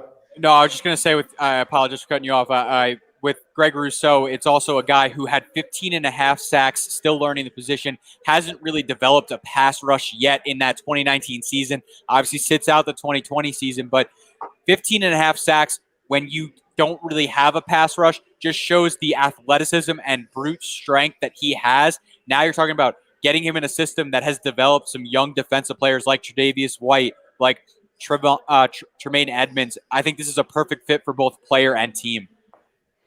Yeah, and the Baltimore Ravens now are on the clock with the 31st pick. They go wide receiver with their earlier selection, and now they are going to take probably another edge rusher. Azeez Ojulari, Jason Owa, 2 talented edge rushers with some question marks here, Alec, that the Ravens could be contemplating. Yeah, there's definitely a need there at edge rusher, and you're right. There's definitely some players like Jason Owa and Azeez Ojulari who would fit this system. I think Azeez Ojulari fits the system a little bit better, but I think Owa still fits in what they want to do. And you're talking about a guy who runs 4.36 at that size. It's just not something you find. Now you got to ask with Jason Owa, where is the production? Because he had really no production at Penn State. Did get a lot of pressures, but no sack production really. With that size and speed, where is the production? And I think it's something that he is going to be able to develop in the league a little bit as he's learning the position. Oh, it's a valid question, but you got to think back to just the raw athleticism of guys like JPP and Ezekiel Ansah that, granted they did have, quite a bit more production coming out of college. But when you just take a look at the player in terms of raw athleticism and upside and the way the Ravens have been able to develop some of these edge rushers, I mean, Matt Judon was, I believe, a mid to late round pick, right? And so they're going to try to, I think, find a guy that fits the scheme, fits the system. And, maybe Rousseau was a guy that they thought they could have here with 31, and he's no longer on the board. So, the Bills snatch him up, and we've got 2 more picks to go here as we wind you down with the 2021 NFL draft coverage presented by Hound Talint here in Atlantic City. Of course, Alec there at the William Hill Sportsbook at the Tropicana Casino. Big shout out to our friends at the Embassy Suites. And of course, Sports Management Worldwide, who has all kinds of great seminars. The digital video editing with Exo's digital course. Learn the digital video editing software with over 400 sports teams using this technology. Mike Stober, a good friend of mine, who also works for the Jacksonville Jaguars, in addition to Exo's digital, oversees this course. It will begin in September. And I can tell you, if you want to break into football, if you just want to get your foot in the door, video editing is a great way, because I can tell you from firsthand experience here at the NFL Draft Bible, we are constantly in need and in search and in looking for video editors. So it's a great way to get your foot in the door. You can go to sportsmanagementworldwide.com for that and take advantage. And, I got to say one more thing here before we get to the next selection. Hey, you. Yeah, you got Bush. You definitely do. If you haven't tried the best products from our sponsor today, Manscaped, after using these life-changing products, you're going to want to join a ball sack beauty contest. I'm looking out for you too, because I also have an exclusive 20% off discount. Use code MANUP21. MANUP21 at manscaped.com.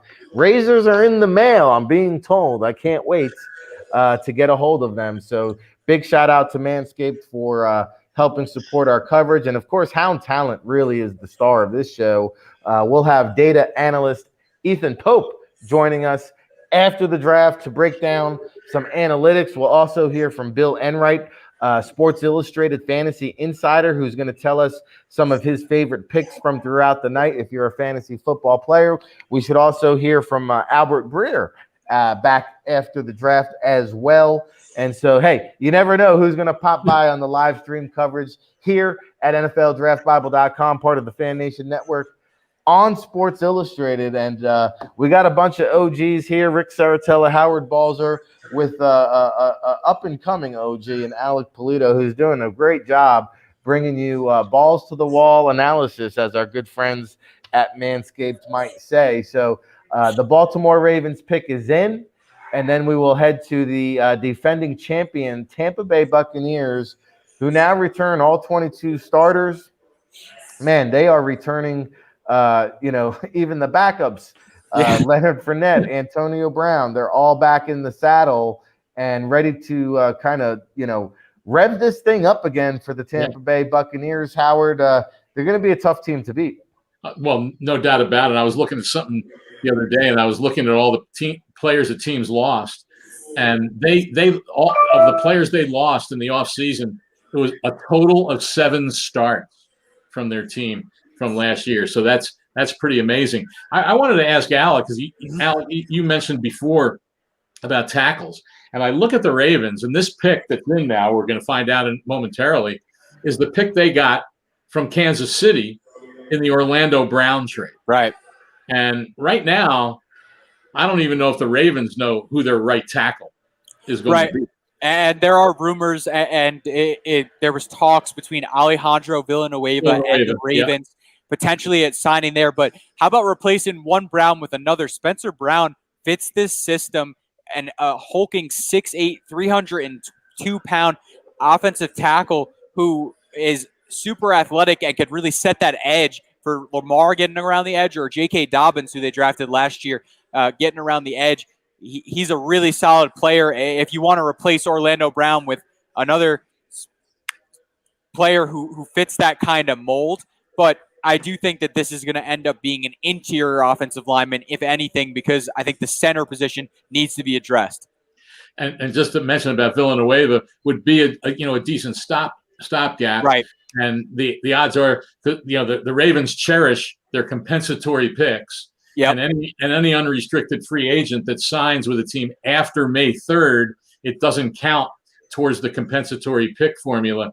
But Villanueva would be a good guy for a short term, but he'll be 37 years old during the season. So obviously you're not getting him for the long haul. So getting a young lineman, like you said, whether it's interior or a tackle, is something that you have to believe they're going to be looking at. Well, the pick is in. It's actually the man we mentioned earlier, Jason Owa, the pass rusher out of Penn State. The fewest amount of sacks selected in the first round in the past 25 years. They are giddy in Yorba Linda, California. Your reaction here, Alec Polito? Yeah, well, and I could be wrong on this, but I'm pretty sure this is the first time Penn State's had 2 players drafted in the first round in about 15 years. And it's surprising to hear that because they've had such great talent. But let's talk about what Jason Oweh can do for this defense. First of all, they lost all of their pass rush from last season, and now they're not bringing in a ton of production, but what they are bringing in is a ton of projection. And that's what Jason Oweh gives you. He's a 4.36 athlete off the edge at 6'5". Probably fits best in a 4-3 system, but when you have that ability, maybe that's why he didn't succeed at Penn State. I think he absolutely can kick out to a 9 tech. The question is, he's a little bit stiff. I don't know if he's got the bend off the edge. I don't know if he's got the cornering ability. He's really more so a straight line athlete, and that's what is going to be concerning for them. But hey, the Ravens and Wink Martindale have done excellent jobs at getting great defensive players in there and working with them. So I think that this is an excellent projection pick for the Ravens.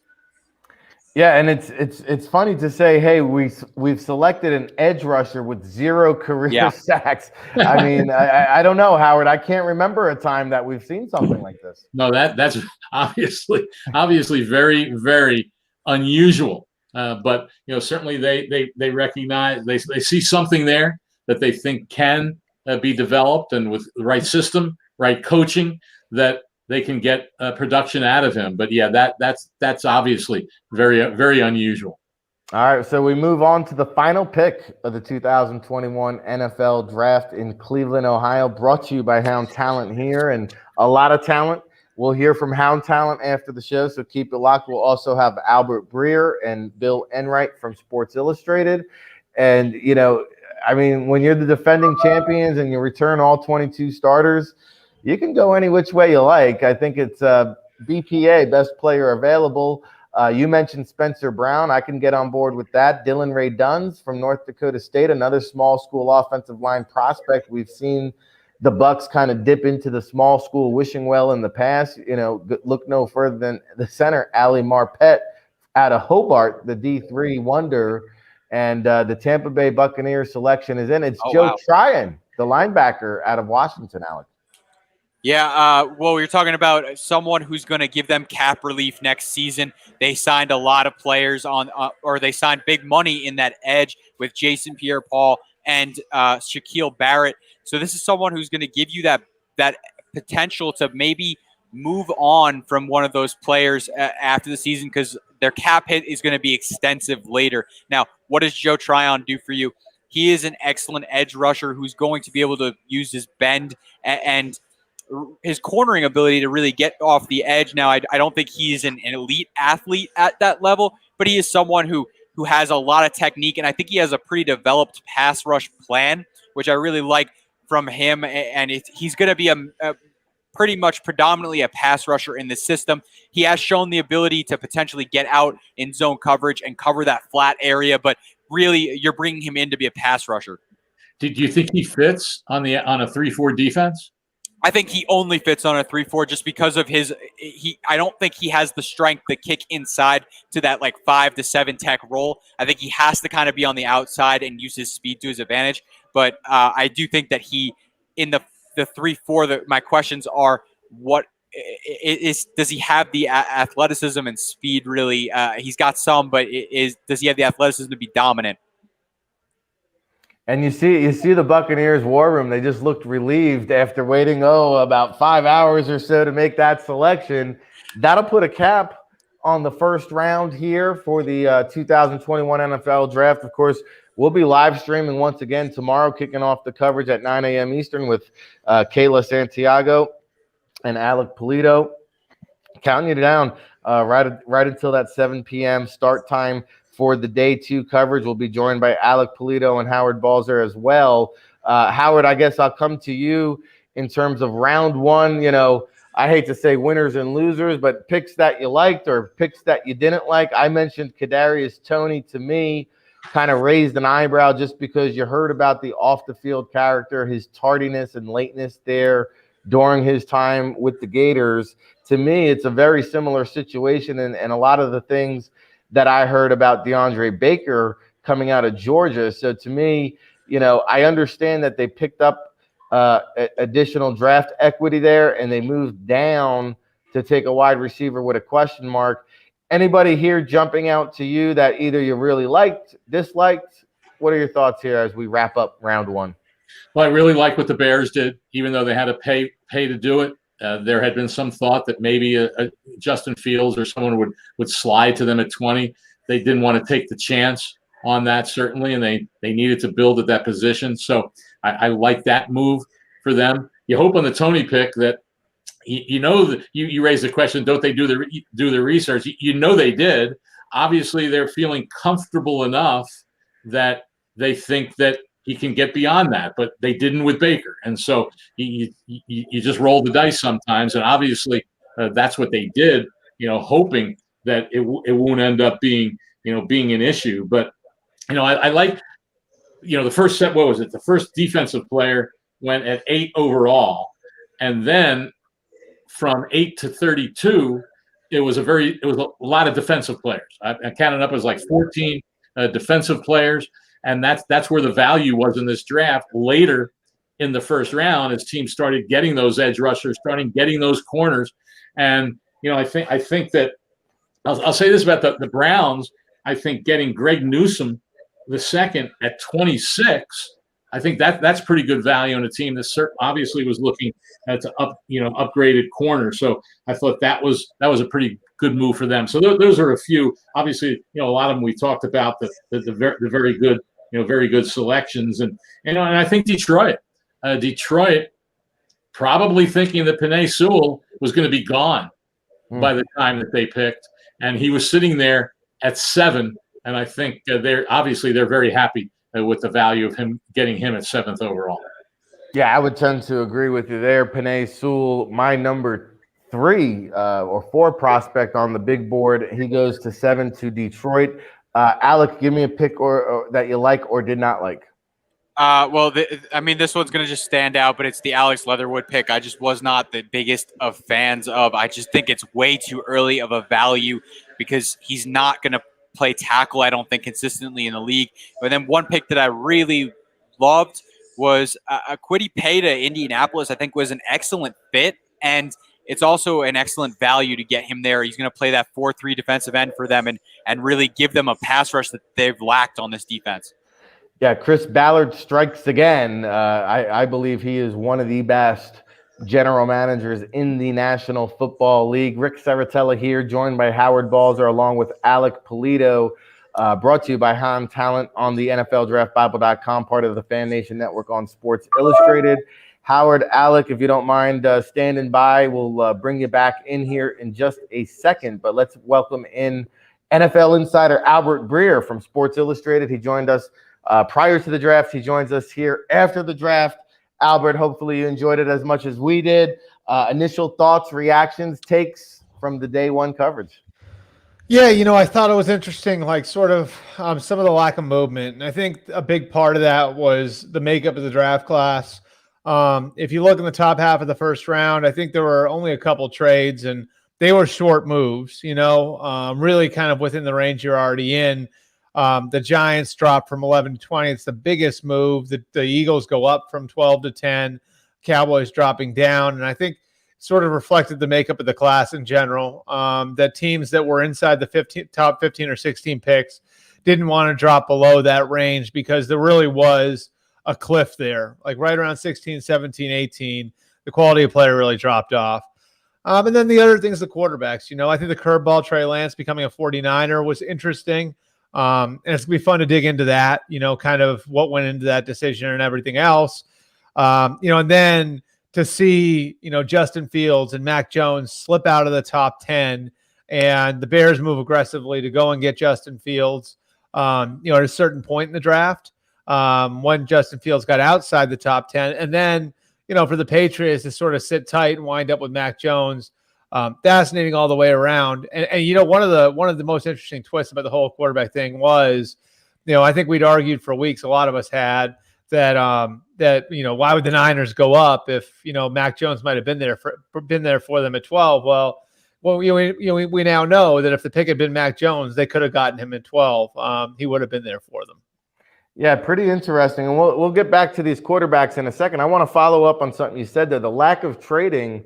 Not only is it because of a smaller draft class and maybe not as much high-end talent, but I think just from the draft cycle, not being able to gain all the measurables and, have all the access that we normally do, the intel is so valuable. The one-on-one meetings is so important and vital, right? And it's hard to kind of justify the cause with some of the missing gaps in that information and the personality DNA. I mean, I talk to scouts all the time, and while Zoom has probably been the greatest invention or technology that we've kind of had during the COVID pandemic, it still loses that personal touch. And I think teams are just not as willing to invest in a guy, and scouts aren't as willing to pound for the table. You mentioned Justin Fields and Mac Jones. In my opinion, these are two quarterbacks that they're not, waiting for their opportunity. I see both Chicago and New England entering August with an open quarterback competition.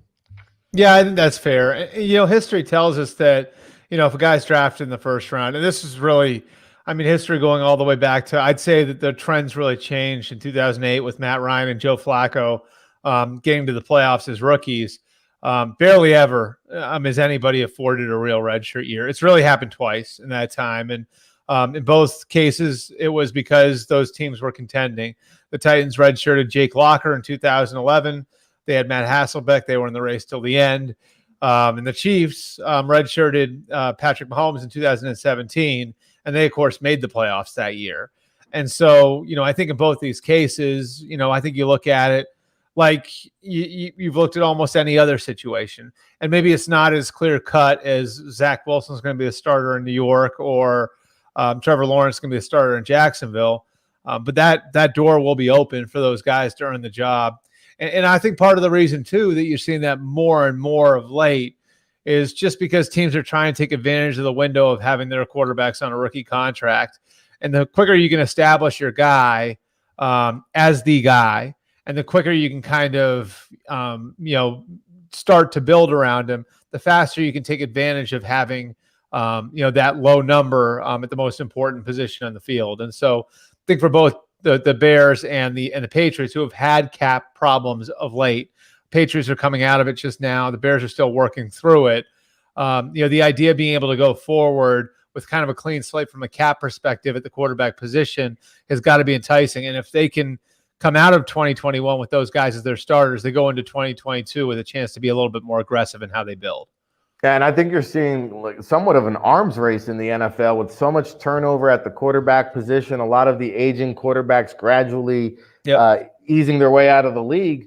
There's a lot of teams scrambling now to find their guy. And I think, out of the 5 quarterbacks that went here in round 1, we're going to see a potential superstar or two.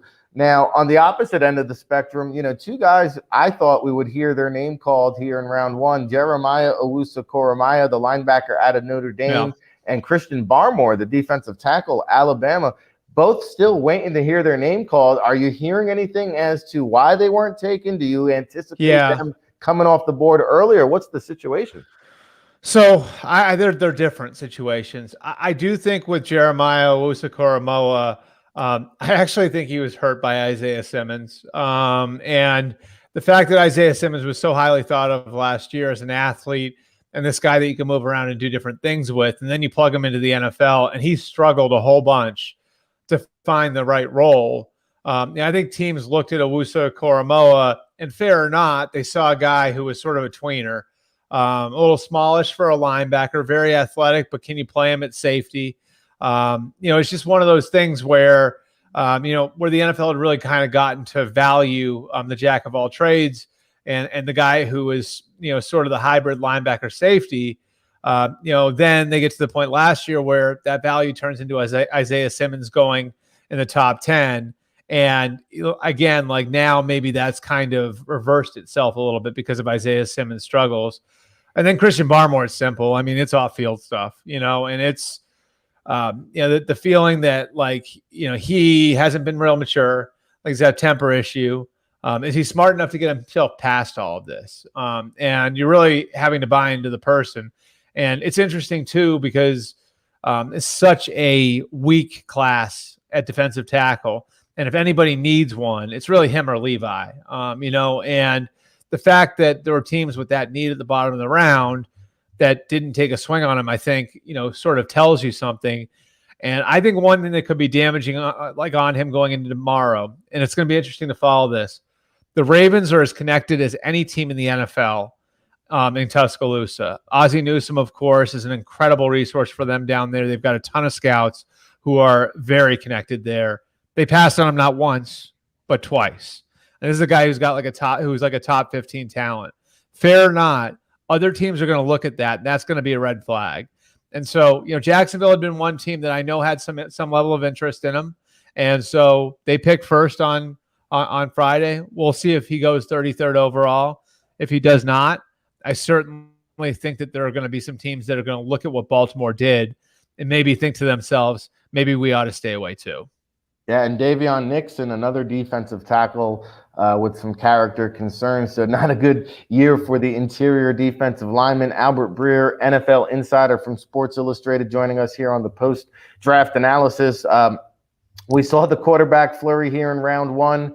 The tier 2 quarterbacks that everybody talks about, Kellen Mond from Texas A&M, Davis Mills out of Stanford, and then Kyle Trask from Florida. Do you anticipate these guys having to wait a long time now on day 2? Because I'm looking around the quarterback market now. It's kind of hard to find a team looking for a quarterback still.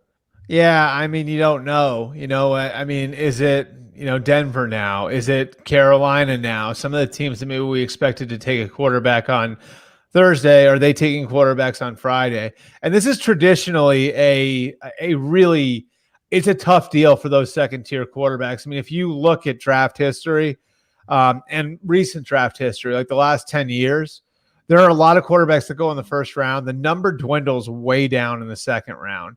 And I think the reason why is pretty simple. It's if you think the guy is a long-term answer for you as a starter in the NFL, you're taking him in the first round.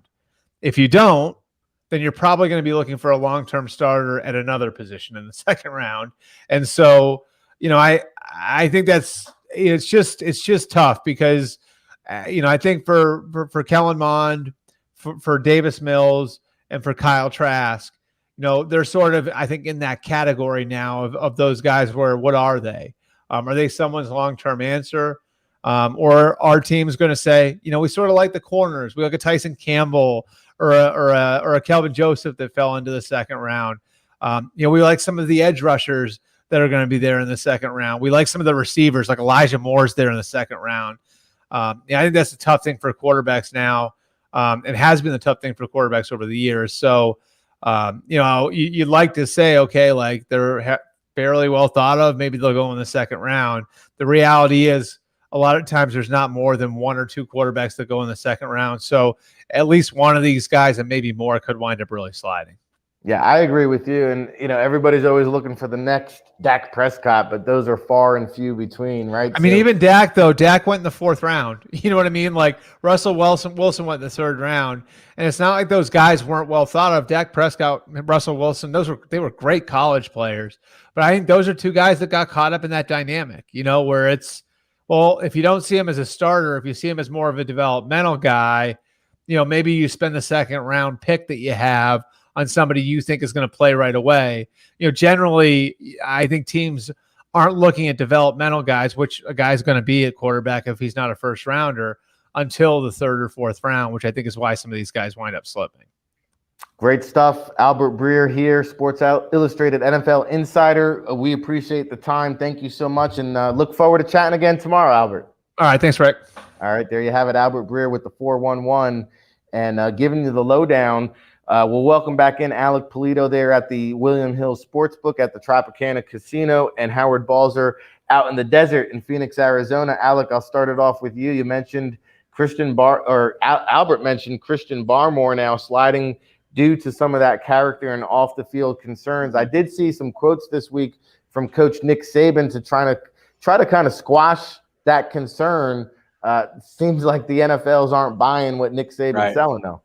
No, and I do think that a team is going to get a tremendous value of a player on day 2 when he eventually gets selected, because I do think he was a first-round player. Now, you talk about the off-the-field stuff, and yeah, Nick Saban's his last second help opportunity didn't really work. Obviously, he doesn't end up going in the first round.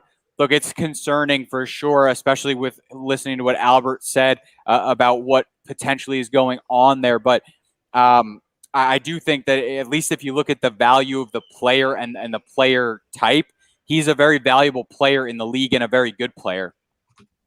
And Jeremiah Owusu-Koramoah, Howard, you heard him say that Isaiah Simmons may have actually hurt his draft stock, where there was so much hype a year ago as a similar player with a smaller stature. We've seen him now fall out of the first round completely. I think one of the biggest surprises here on day 1 of the draft. Did you agree with what Albert Breer had to say? Do you echo those sentiments? Yeah, it's interesting comparing it to Simmons because, I mean, that was a guy that was drafted 8th overall. Right. And so to fall totally out of the first round, to me, it's hard to associate that. And if you're a team that's going to look at one other player that had some difficulty in a pandemic year with no off-season program and a shortened training camp and coming into a defense that Vance Joseph runs that took a lot of their veterans a year to learn and really be comfortable in. And so if other teams are going to look at what happened with one guy in that situation and all of a sudden associate that with someone else, we're not going to take him high because of what happened with Isaiah Simmons. I don't know. That if that's true, then I wonder about those guys making those evaluations, because it's kind of guys like what you hear all the time. Oh, well, Justin Fields, what Ohio State quarterback has ever come into the NFL and played well? I can remember back in the day when they used to say that about Penn State running backs. And so what does that have to do with individual players? I just have never been comfortable with that. And so, like I said, I'm not saying Albert's wrong, because obviously he had heard that. But if that's what people truly think, then I think they're overthinking it. But I think we get that in the draft sometimes. A lot of people have labeled it paralysis by overanalysis. And sometimes that happens. And if that costs a guy going in the first round, then I think that's a little unfortunate. But there is a human nature element to these draft picks, and we'll have to see tomorrow how long Christian Barmore, Jeremiah Owusu-Koramoah are waiting to hear their names come off the board. But we'll come back. We're joined by Alec Polito, Howard Balzer, Rick Saratella here. Day one of the NFL draft coverage coming to an end here. We'll check back with Alec and Howard one more time before we close up shop. But we also have a Sports Illustrated fantasy insider that is very well respected in the fantasy community. Of course, NFL Draft Bible, now your new home for the Devy and Dynasty draft rankings and fantasy insider analysis. And Bill Enright, kind enough to join us right now after watching a marathon of the round one draft. Bill, welcome into our draft coverage here. And let's talk a little bit of a fantasy spin, a fantasy angle, because a lot of our viewing audience, let's be honest, all of our viewing audience plays fantasy football. Can we just sign up the Clemson backfield? Do we get a 2-for-1 combo deal here? Well, for starters, what is Urban Meyer doing saying that he's going to have Travis Etienne be their third down back, and that Carlos Hyde and James Robinson is going to be their 1-2 punch, and Etienne's going to be their pass catching back? You don't draft a running back 25th overall or whatever the pick was and use him only as a third down back. Urban Meyer, welcome to the NFL. That's not a good use of your draft equity, pal. I don't care that you have Trevor Lawrence and Etienne. They were playing in college together at Clemson, and now they're playing in Jacksonville. That's not how this works. And you can argue that James Robinson was the best undrafted free agent signing a year ago. I mean, the man had an incredible rookie season. Here's an organization that's rebuilding. They got all these team needs. They've already got Carlos Hyde. They've already got James Robinson. Hey, let's draft another running back. I don't know. I'm with you, Bill. I understand why he did it. I just don't agree for doing it, correct? Robinson had 49 catches last year. He was one of a handful of backs in the NFL with over 1,000 yards. He is a capable running back. And you mentioned the biggest important factor, undrafted free agent. He is playing on a cheap contract for the Jacksonville Jaguars, and then they go out and spend first round equity on another running back. It doesn't make a lot of sense, especially, as you said, given the other needs this team has. And now you have to imagine, if you're in a dynasty league and you own a James Robinson, I mean, his trade value is almost zilch, right? You can't even move on from the guy, but you probably just have to get rid of him at this point. Or is he worth a flyer holding on to, do you think? Oh, no, he'll definitely be back with the team. I think he proved that he could be a starter in the NFL, and the Jags would be short-sighted to just dump him after just one season. And now that they drafted Etienne, I don't think that would make sense to just let him go. All right, let's talk about some of these quarterbacks. Justin Fields, Mac Jones landed in some favorable spots. I think these two guys can come in and compete right away. We'll get to the big three. But just from the guys that fell outside the top 10, I really like these fits here. And I think, I've been talking it up with some of our guests. I think both Fields and Mac Jones are going to have an opportunity to win that starting job. Which one do you favor there out of the two? I think both of them are going to compete with two very good veterans. I have a lot of faith in Cam Newton, and for whatever reason, Andy Dalton has become like the punching bag of NFL Twitter, and I don't understand why. I mean, he came into Dallas prepared to be the backup to Dak Prescott, and Dak gets hurt. Andy Dalton, he suffers from he has a concussion and COVID on top of the concussion. He never really had a full season to kind of get his feet wet in that Dallas offense, and he was a capable quarterback with Cincinnati. If you look at what he did his last couple of years with the Bengals, they hired a new head coach. He was already on his way out, but the first 5 years of his career, he took them to the playoffs. So it'll be hard, I think, for Justin Fields to win that starting job over Andy Dalton. And then you look at Chicago, you look at New England with Cam Newton, another quarterback that was in a new offense and had COVID in the middle of the season. And I think that really took a toll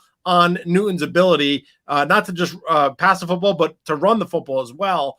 I don't know if Mac Jones is going to be ready to start in any time in the first month, maybe even going into Thanksgiving. If the Patriots are in playoff contention after Thanksgiving, I think they stick with Cam Newton. If not, we might see Mac Jones. Good points. Okay, let's talk about the big three quarterbacks here. Which one has the highest fantasy ceiling? Because a lot of new signal callers around the league, right? And it sounds like Jacksonville is going to run the ball a lot. Zach Wilson obviously has an arm on him. Trey Lance might be another one of these guys who has to wait until he gets to play. But in the long run, I think Lance might have the highest fantasy ceiling here. 100%. Anytime you can get a dual threat quarterback, we love those quarterbacks that can run in fantasy football. You look at what guys like Lamar Jackson have done the past couple of years, even Patrick Mahomes. People kind of neglect his rushing ability, but he gets plenty of fantasy stats with his rushing yards and his rushing scores. And I think we'll see some really fun plays, a creative offense with Trey Lance in San Francisco. To me, Zach Wilson, he just doesn't have the weapons in New York, right? It's Corey Davis. It's Jamison Crowder. I can't get excited for him with those two receivers. And then Trevor Lawrence in Jacksonville, they have some good playmakers down there. We'll see what Urban Meyer can bring to the NFL. But you mentioned it, and we said it a little bit before when we were talking about Travis Etienne, that they're going to run the football. So we'll see how much Trevor Lawrence is really unleashed as a rookie. If I had to pick one rookie quarterback to have the most fantasy points at the end of the year, it will be Trey Lance. Okay, Sports Illustrated Fantasy Insider Bill Enright here on the NFLDraftBible.com, part of the Fan Nation Network on SI.com. Who are your favorite players, Bill, from the first round? Who are some players that fantasy football owners should be targeting and getting excited about here after round one? Najee Harris is the clear-cut, no-brainer answer, right? He's going to have close to 250 carries in that Pittsburgh backfield. We saw the Steelers go, I think it was 11-0 before their first loss, and then they lost 4 of the last 5 games to close out the year. And it was really because James Conner got banged up. Their offensive line had some injuries. Benny Snell and Anthony McFarland really couldn't do a whole lot there. Najee Harris is going to come in. He will be their bell cow running back because that's what Mike Tomlin loves to do. He loves one guy that he knows he can count on for all 3 downs and really take on a multifaceted role, running the football and catching the football. And Harris can do that in spades. So Harris, to me, he's going to be a top 12 fantasy football running back, the number 1 rookie running back in all of fantasy. And comparing to all the veterans too, I can't see why people wouldn't be taking him at the end of the middle of the second round. Well, I agree. Like you said, Tomlin always establishes a bell cow. And let's be honest, even though James Conner got his fair work and share workload, that power running game just kind of fell off after Le'Veon Bell left the team. And I think, Najee Harris now is not only going to get the bulk of the work, but he's also going to be relied upon to kind of alleviate some of the pressure off of Big Ben, who's getting up there in age. I don't think they no longer want Big Ben to carry that offense. I think they want him to turn around and, like you said, hand the ball off to Najee Harris 250, who knows, maybe 300 times. So I think his ceiling could even be a top 5 running back, despite being a rookie heading into 2021. How about the wide receiver position? We saw a lot of wide receivers come off the board, a lot of different flavors. Which flavor do you like? I think the Ravens taking Bateman was an excellent pick because they needed a receiver like him. He's 6'2". He's going to help out Lamar Jackson in a lot of different ways, especially in the red zone. Marquise Hollywood Brown, he's not a red zone threat. So they have really just a tight end, Mark Andrews. So Bateman's another big body in that red zone, and he can make a lot of plays all up and down the field. We could talk about Waddle and Devontae Smith and Jamar Chase, but they joined crowded receiving cores, whereas Bateman, he'll be the number one receiver down there in Baltimore. Yeah, that's a good point. And, you got Hollywood in the slot. You got the tight ends in the flat. Now they've got the perimeter game in a Rashad Bateman. Kyle Pitts, obviously the first non-quarterback off the board. We talked to some insiders here prior to the draft. A lot of hype, a lot of expectations. Is that somebody that you want to jump on as a rookie? Tight end has one of the biggest kind of learning curves coming out of college, but I feel like Kyle Pitts might be the exception to that rule. I'm just looking to the side of my screen over here because Albert Breer had a really good nugget in one of his Monday Morning Quarterback articles a couple weeks ago that the Falcons were really hot on Kyle Pitts. So what did I do? I went right over to the sports book. I took the position that the Falcons would take with their first pick, tight end, and that was at plus 150. I also grabbed Pitts to be the fourth pick overall. That was at 3-1 a couple weeks ago as well. So two really good bets there, and it all becomes all from inside sources, right? So this is not like the stock market. We love insider trading, insider information when it comes to our sports gambling picks. And for fantasy, listen, he joins a great offense down there in Atlanta. You got Calvin Ridley, you got Julio Jones. Matt Ryan still has 2 more years on his contract, and it tells me that they're gonna go for it, right? They're not looking to rebuild, they're looking to reload, and I can't blame them given that they have a franchise quarterback still in Matt Ryan. So why not go out and get him another weapon? And if the Pitts hype train is even like a fraction of what he can live up to, because I don't know if I've ever seen kind of like the standing room only hype train for a player in my life. I mean, you couldn't turn on a mock draft or draft analysis show or anything, or Twitter or anything, without reading about Kyle Pitts. So even if he's just a fraction of his hype, he'll be a very good player. Such a rare thing to see from the tight end position. And hey, now next time you see Albert after we get through the COVID, first round on you, Bill. So there you go.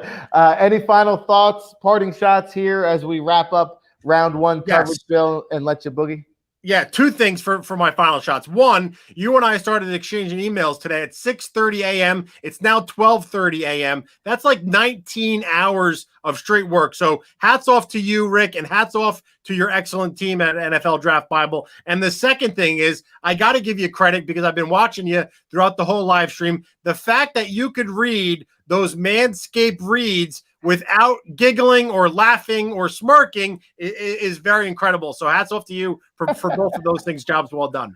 Hey, it's all about the details, and somebody's paying attention. So we appreciate that. And kudos to you, Bill, and your team, and everything that the great staff at Sports Illustrated does, providing us with this great platform here and covering the NFL draft. So thanks so much. We'll hop on board, and who knows, maybe we'll have some early morning conversation, but I know for our viewing audience purposes, we'll be back here tomorrow night recapping the fantasy analysis with yourself. So thanks for hopping on board. We got 2 more days of this. What could be better? Oh, man, this is it. This is what we live for here on the NFLDraftBible.com. Bill Enright there, Sports Illustrated Fantasy Insider, and he'll be back with us tomorrow, breaking it all down. Balls to the wall coverage. You heard him with the Manscaped reads. They are pretty fun.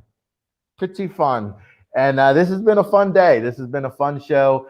And 19 hours straight, we're still going. Hey, some people might just say another day at the rodeo here at the NFL Draft Bible. My staff's looking at me like, hey, when are we wrapping up this show? But wait, there's more. We've got Hound Talint, I believe.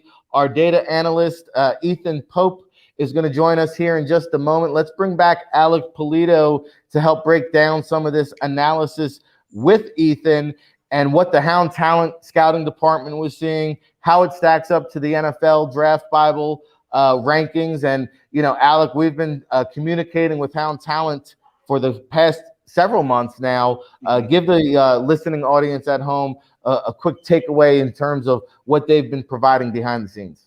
Well, it's actually excellent to hear what they're able to do for us, and it was really, truly great to get to know, get to talk with them and learn their story. First of all, as a company, their story is tremendous. But then you talk about what they're doing. They're basically giving us a qualitative look at some of the unqualitative things in football. They're giving you numbers that can really make your mind wrap around it so that you can understand the side of scouting that's a little bit more of a question mark. All right, so we're going to welcome in Ethan Pope. He joins us now, I believe, on the live stream, and boop, there it is. Hound Talint in the house here on the NFLDraftBible.com, part of the Fan Nation Network on Sports Illustrated. Welcome on in, Ethan. Thank you for joining us. And, you know, for our audience at home, they might be hearing about Hound Talint. Today might be the first time they've heard about them. For somebody who works for the company, I mean, give them some insight and perspective as a data analyst there at Hound Talint. You guys do an incredible job. You and I have had quite a few one-on-one sessions where you've really opened up my eyes with some of these data and analytics. Well, thanks, Rick. Yeah, we're a sports data analytics startup. And what we do, we have this software that helps teams in their talent assessment and acquisition process. So what we have is it allows the teams to determine the criteria that matters to their organization. And then you can apply that criteria amongst the entire player base that you're comparing. So we've been working with our tool, it's called Consensus, because it allows scouts to reach consensus. And I got to say, I've been listening for since you guys started at 8 p.m. today. I've really enjoyed the coverage. And the fact you've been up for 19 hours doing this, very impressive, Rick. You know, I hate to say, I'm not trying to brag, but we do this every day. It's just how we just happen to be on live stream doing it today. So, you know, let's get into some of these diagrams though and the charts, and you know, talk about some of these players. Alec, anybody that you saw in the first round here, based on what the Hound Talint analytics was telling us coming into round one, where you know maybe it might have caught some people off guard, but not the NFL Draft Bible, not Hound Talint. Yeah, I mean, the first guy that I wanted to talk about with you, Ethan, is potentially Mac Jones. Goes 15 to the Patriots. What did Hound have on Mac Jones?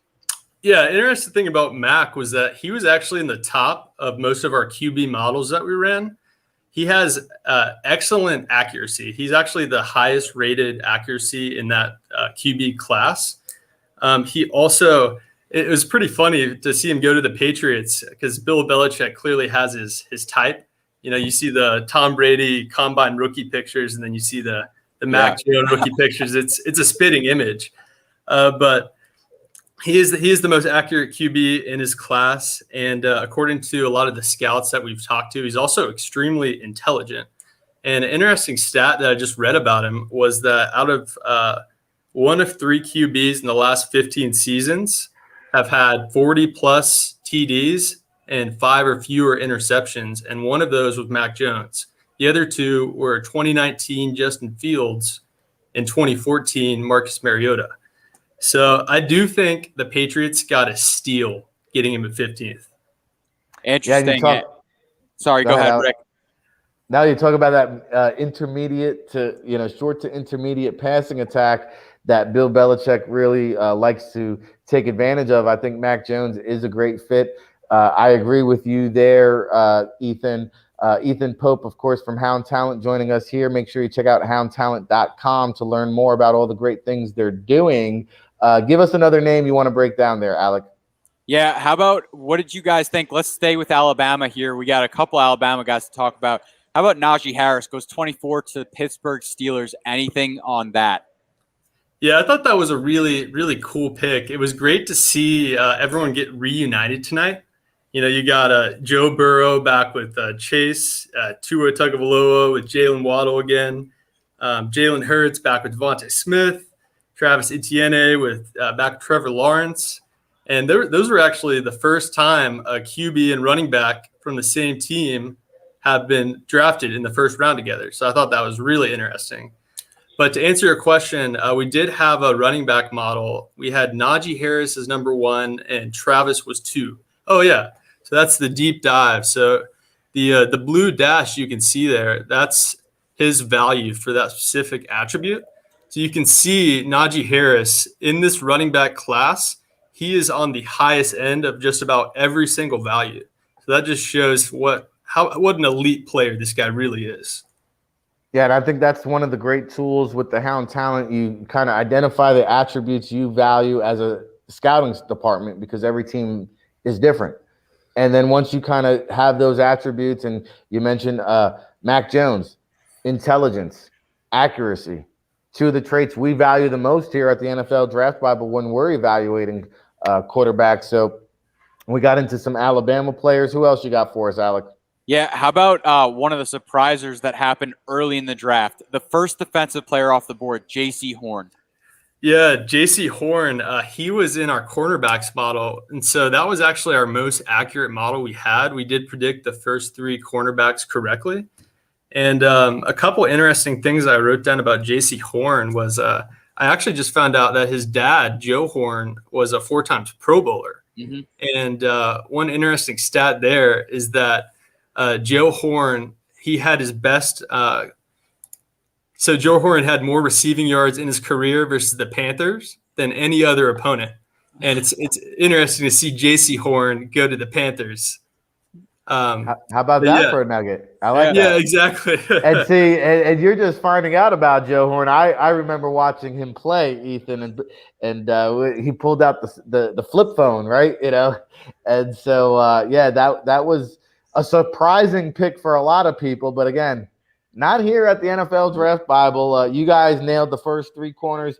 I know we definitely had J.C. Horn as our number 1 cornerback, so that was a good one there. And you know, we're going to be checking in with you, of course, throughout the next several days. Of course, Tim Nady and Bradley Moon, your coworkers, are doing great things with the Hound Talent. And, you know, for all the teams that do tune in and watch our show, and all the collegiate teams and recruiters that tune in to see and find out where their players are going and what we're saying about their players, how can they find out more about Hound Talent and all the great things that you're doing? Sure. You could go to houndtalent.com. You could also go to Hound Talent Twitter. You could also access that from Rick's Twitter, or NFL Draft Bible would be a good way to find it. No doubt. And we've been tagging them throughout the draft all night long, all day long for the past 19 hours. So just go to NFL Draft Bible on the Twitter, at Hound Talent on the Twitter. You can find out all the great information. We'll be checking in with you, I believe, before and after the draft tomorrow. So we appreciate all the great things that you're doing, not only for the football community, but also for us here at the NFL Draft Bible, Ethan. Hey, thank you guys. I really appreciate it. And looking forward to seeing you bright and early tomorrow. Oh, yeah. You know it. Hey, Kayla and Alec will be here to set things off 9 a.m. Eastern. So lock it in. And we'll be seeing you and Bradley tomorrow as well. So get some rest there, young pup, and do some homework on Joe Horn. He was a dang good player, would you? I'll go watch some highlight reels. There you go. Thank God for YouTube. That's Ethan Pope, data analyst for Hound Talent, joining us here on the NFLDraftBible.com, part of the Fan Nation Network on Sports Illustrated. Okay, let's bring in, I think we have all of our guests covered, guys, post-draft. Let's bring in Howard Balzer for some final recap and analysis. Before we do, I'll throw it over to you, Alec Polito, to give us a parting shot here in terms of the round 1 coverage. We talked about risers. We talked about surprises. We talked about everything else in between. But what are your final thoughts here as we put a ribbon on day 1 coverage of the 2021 NFL Draft? First of all, thank you to the NFL Draft Bible for giving me this opportunity. This has been a dream come true. Thank you to everyone behind the scenes who has helped us do this as well. But final shot here is I think that there is so much talent left on day 2 of this draft that we're going to see a lot of movement up into the early rounds tomorrow, because I think that there's just too many good players. We talked about Jeremiah Owusu-Koramoah. We talked about Christian Barmore. How about Spencer Brown, Samuel Cosmi? There's a ton of really good talent that's going to be at the top of the round. I think we're going to see a lot of movement early. All right, it'll be interesting to see. Not as much movement as I thought we were going to get here in round 1, Howard, but what are your impressions and takeaways here after the first day of the 2021 NFL Draft? Well, once again, the SEC dominated.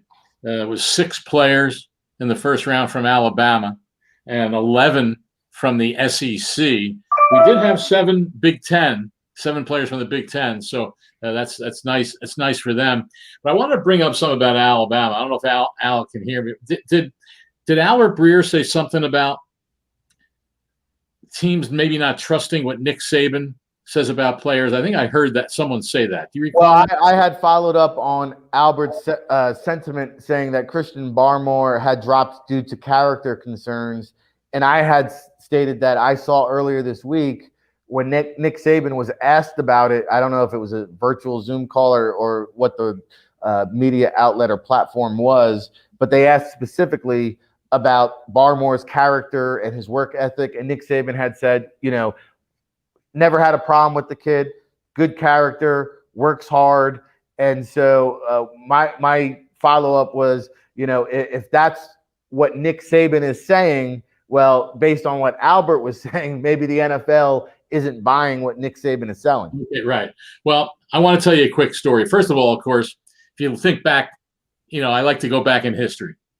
When Ryan Leaf was taken 2nd overall, Bobby Beathard wasn't told the truth about Ryan Leaf by his head coach. I'm trying to remember who it was at the time, but he wasn't told the truth. And you wonder why. I can understand a coach not wanting to throw his own player under the bus, but you also don't want to me, you wouldn't think you'd want to send coaches going in another direction. So here's my story. And it's ironic. I was thinking about this today because I was on the radio back in my hometown of St. Louis. And we were talking about a draft 15 years ago. And this is an SEC player in 2006 when the Rams drafted Claude Roten in the 3rd round of the draft. This was a Claude Roten who, after declaring for the draft as an underclassman, was caught with a huge amount of marijuana in the trunk of his car and got arrested and the whole bit. Well, now all of a sudden it's having a big effect on him and everybody's talking about it. He goes to the combine with individual letters written to all the teams saying how, hey, I learned my lesson. I did this, going through the whole thing, trying to do the mea culpa. Okay, that's pretty good. That's pretty good. It's then found out that he tests positive at the combine for drugs. So anyway, the Cardinals draft Claude Roten on the 3rd round, early in the 3rd round. And so I go nuts on the radio. I just go absolutely ballistic. How could they draft this guy early in the 3rd round? Obviously immature, obviously all these things. I spell it all out. Well, the next day at a press conference, the head coach at the time was Scott Linehan, who I think it might have been his first year as the Rams head coach. And he's asked about it. And he said, well, we did the research on the kid. Linehan was an assistant under Nick Saban when he was at LSU. And so he says, and I spoke to Nick Saban, and he said the guy's a great kid. No problems. No problems with Claude Roten. So they went ahead and drafted him. Claude Roten, Rick, played 26 games in the NFL, 15 his rookie season, then was suspended for the first 4 games of his second season, played 11, then got suspended in the offseason the next year, and never was with another team in the NFL. So maybe that says something about Nick Saban. And it just hit me, and I remembered it because I happened to be talking about the situation, and then to hear you talk about Nick Saban. So buyer beware for teams that talk to certain coaches, because you never know when you're getting the whole story and whether you're really getting the truth. Great points. And, somebody's got to keep Coach Saban in check here. So leave it up to the one Howard Balzer to keep Coach Saban in line. But a great history lesson. And, oftentimes in American history and NFL draft history, teams tend to repeat history. and continue to make the same mistakes despite what history has told us. Any other history lessons here, Howard, that you want to? Were you doing the draft Bible in 2006? Absolutely, we were. Well, go back and look up where. Well, you might have had Claude Roten down because of the off the field stuff, but most people thought of him as he had first round ability. Sure. I mean, he definitely did. And so, but one other quick story on it. The following year, he gets suspended in the offseason. I'll never forget this. I can picture it because I'm talking with Jim Haslett, the Rams defensive coordinator, and the first day of training camp. And Roten's not there. He was suspended and all this. And Haslett says, "Hey, man, you're not going to believe what happened." So I'm thinking he tested positive. He said, "No, Claude Roten was suspended for missing a drug test. He was randomly tested. And so, and in the off season, they send you a note or call you, whatever, and say, here's the day, you better be available for this drug test." So Roten didn't show up for it. So he gets suspended indefinitely. Haslett comes to tell me that he gets a meeting with the commissioner to plead his case. And the league felt, if the guy at least does a mea culpa and this and that, we don't want to necessarily suspend him for a whole year indefinitely, right? So they set up an appeal discussion in New York with the commissioner. And Haslett looks at me, he's telling me the story, and he says, "You wouldn't believe what happened." I go, "What?" He didn't show up for the meeting with the commissioner. It was a no-show. I mean, what more can you say? Well, with that being said, I think we're going to, get the show go on out of here. It's been a fun ride. We're going to buckle up and do it again and hunker down and bring you round 2 and 3 coverage tomorrow. And, Howard, I believe you will be back with us to make it all happen, correct? Yep, when you need me. And all I'll say is this. I'm glad I am in Arizona because I still have some stories to write for our website, but it's only about 10 o'clock here instead of 1 in.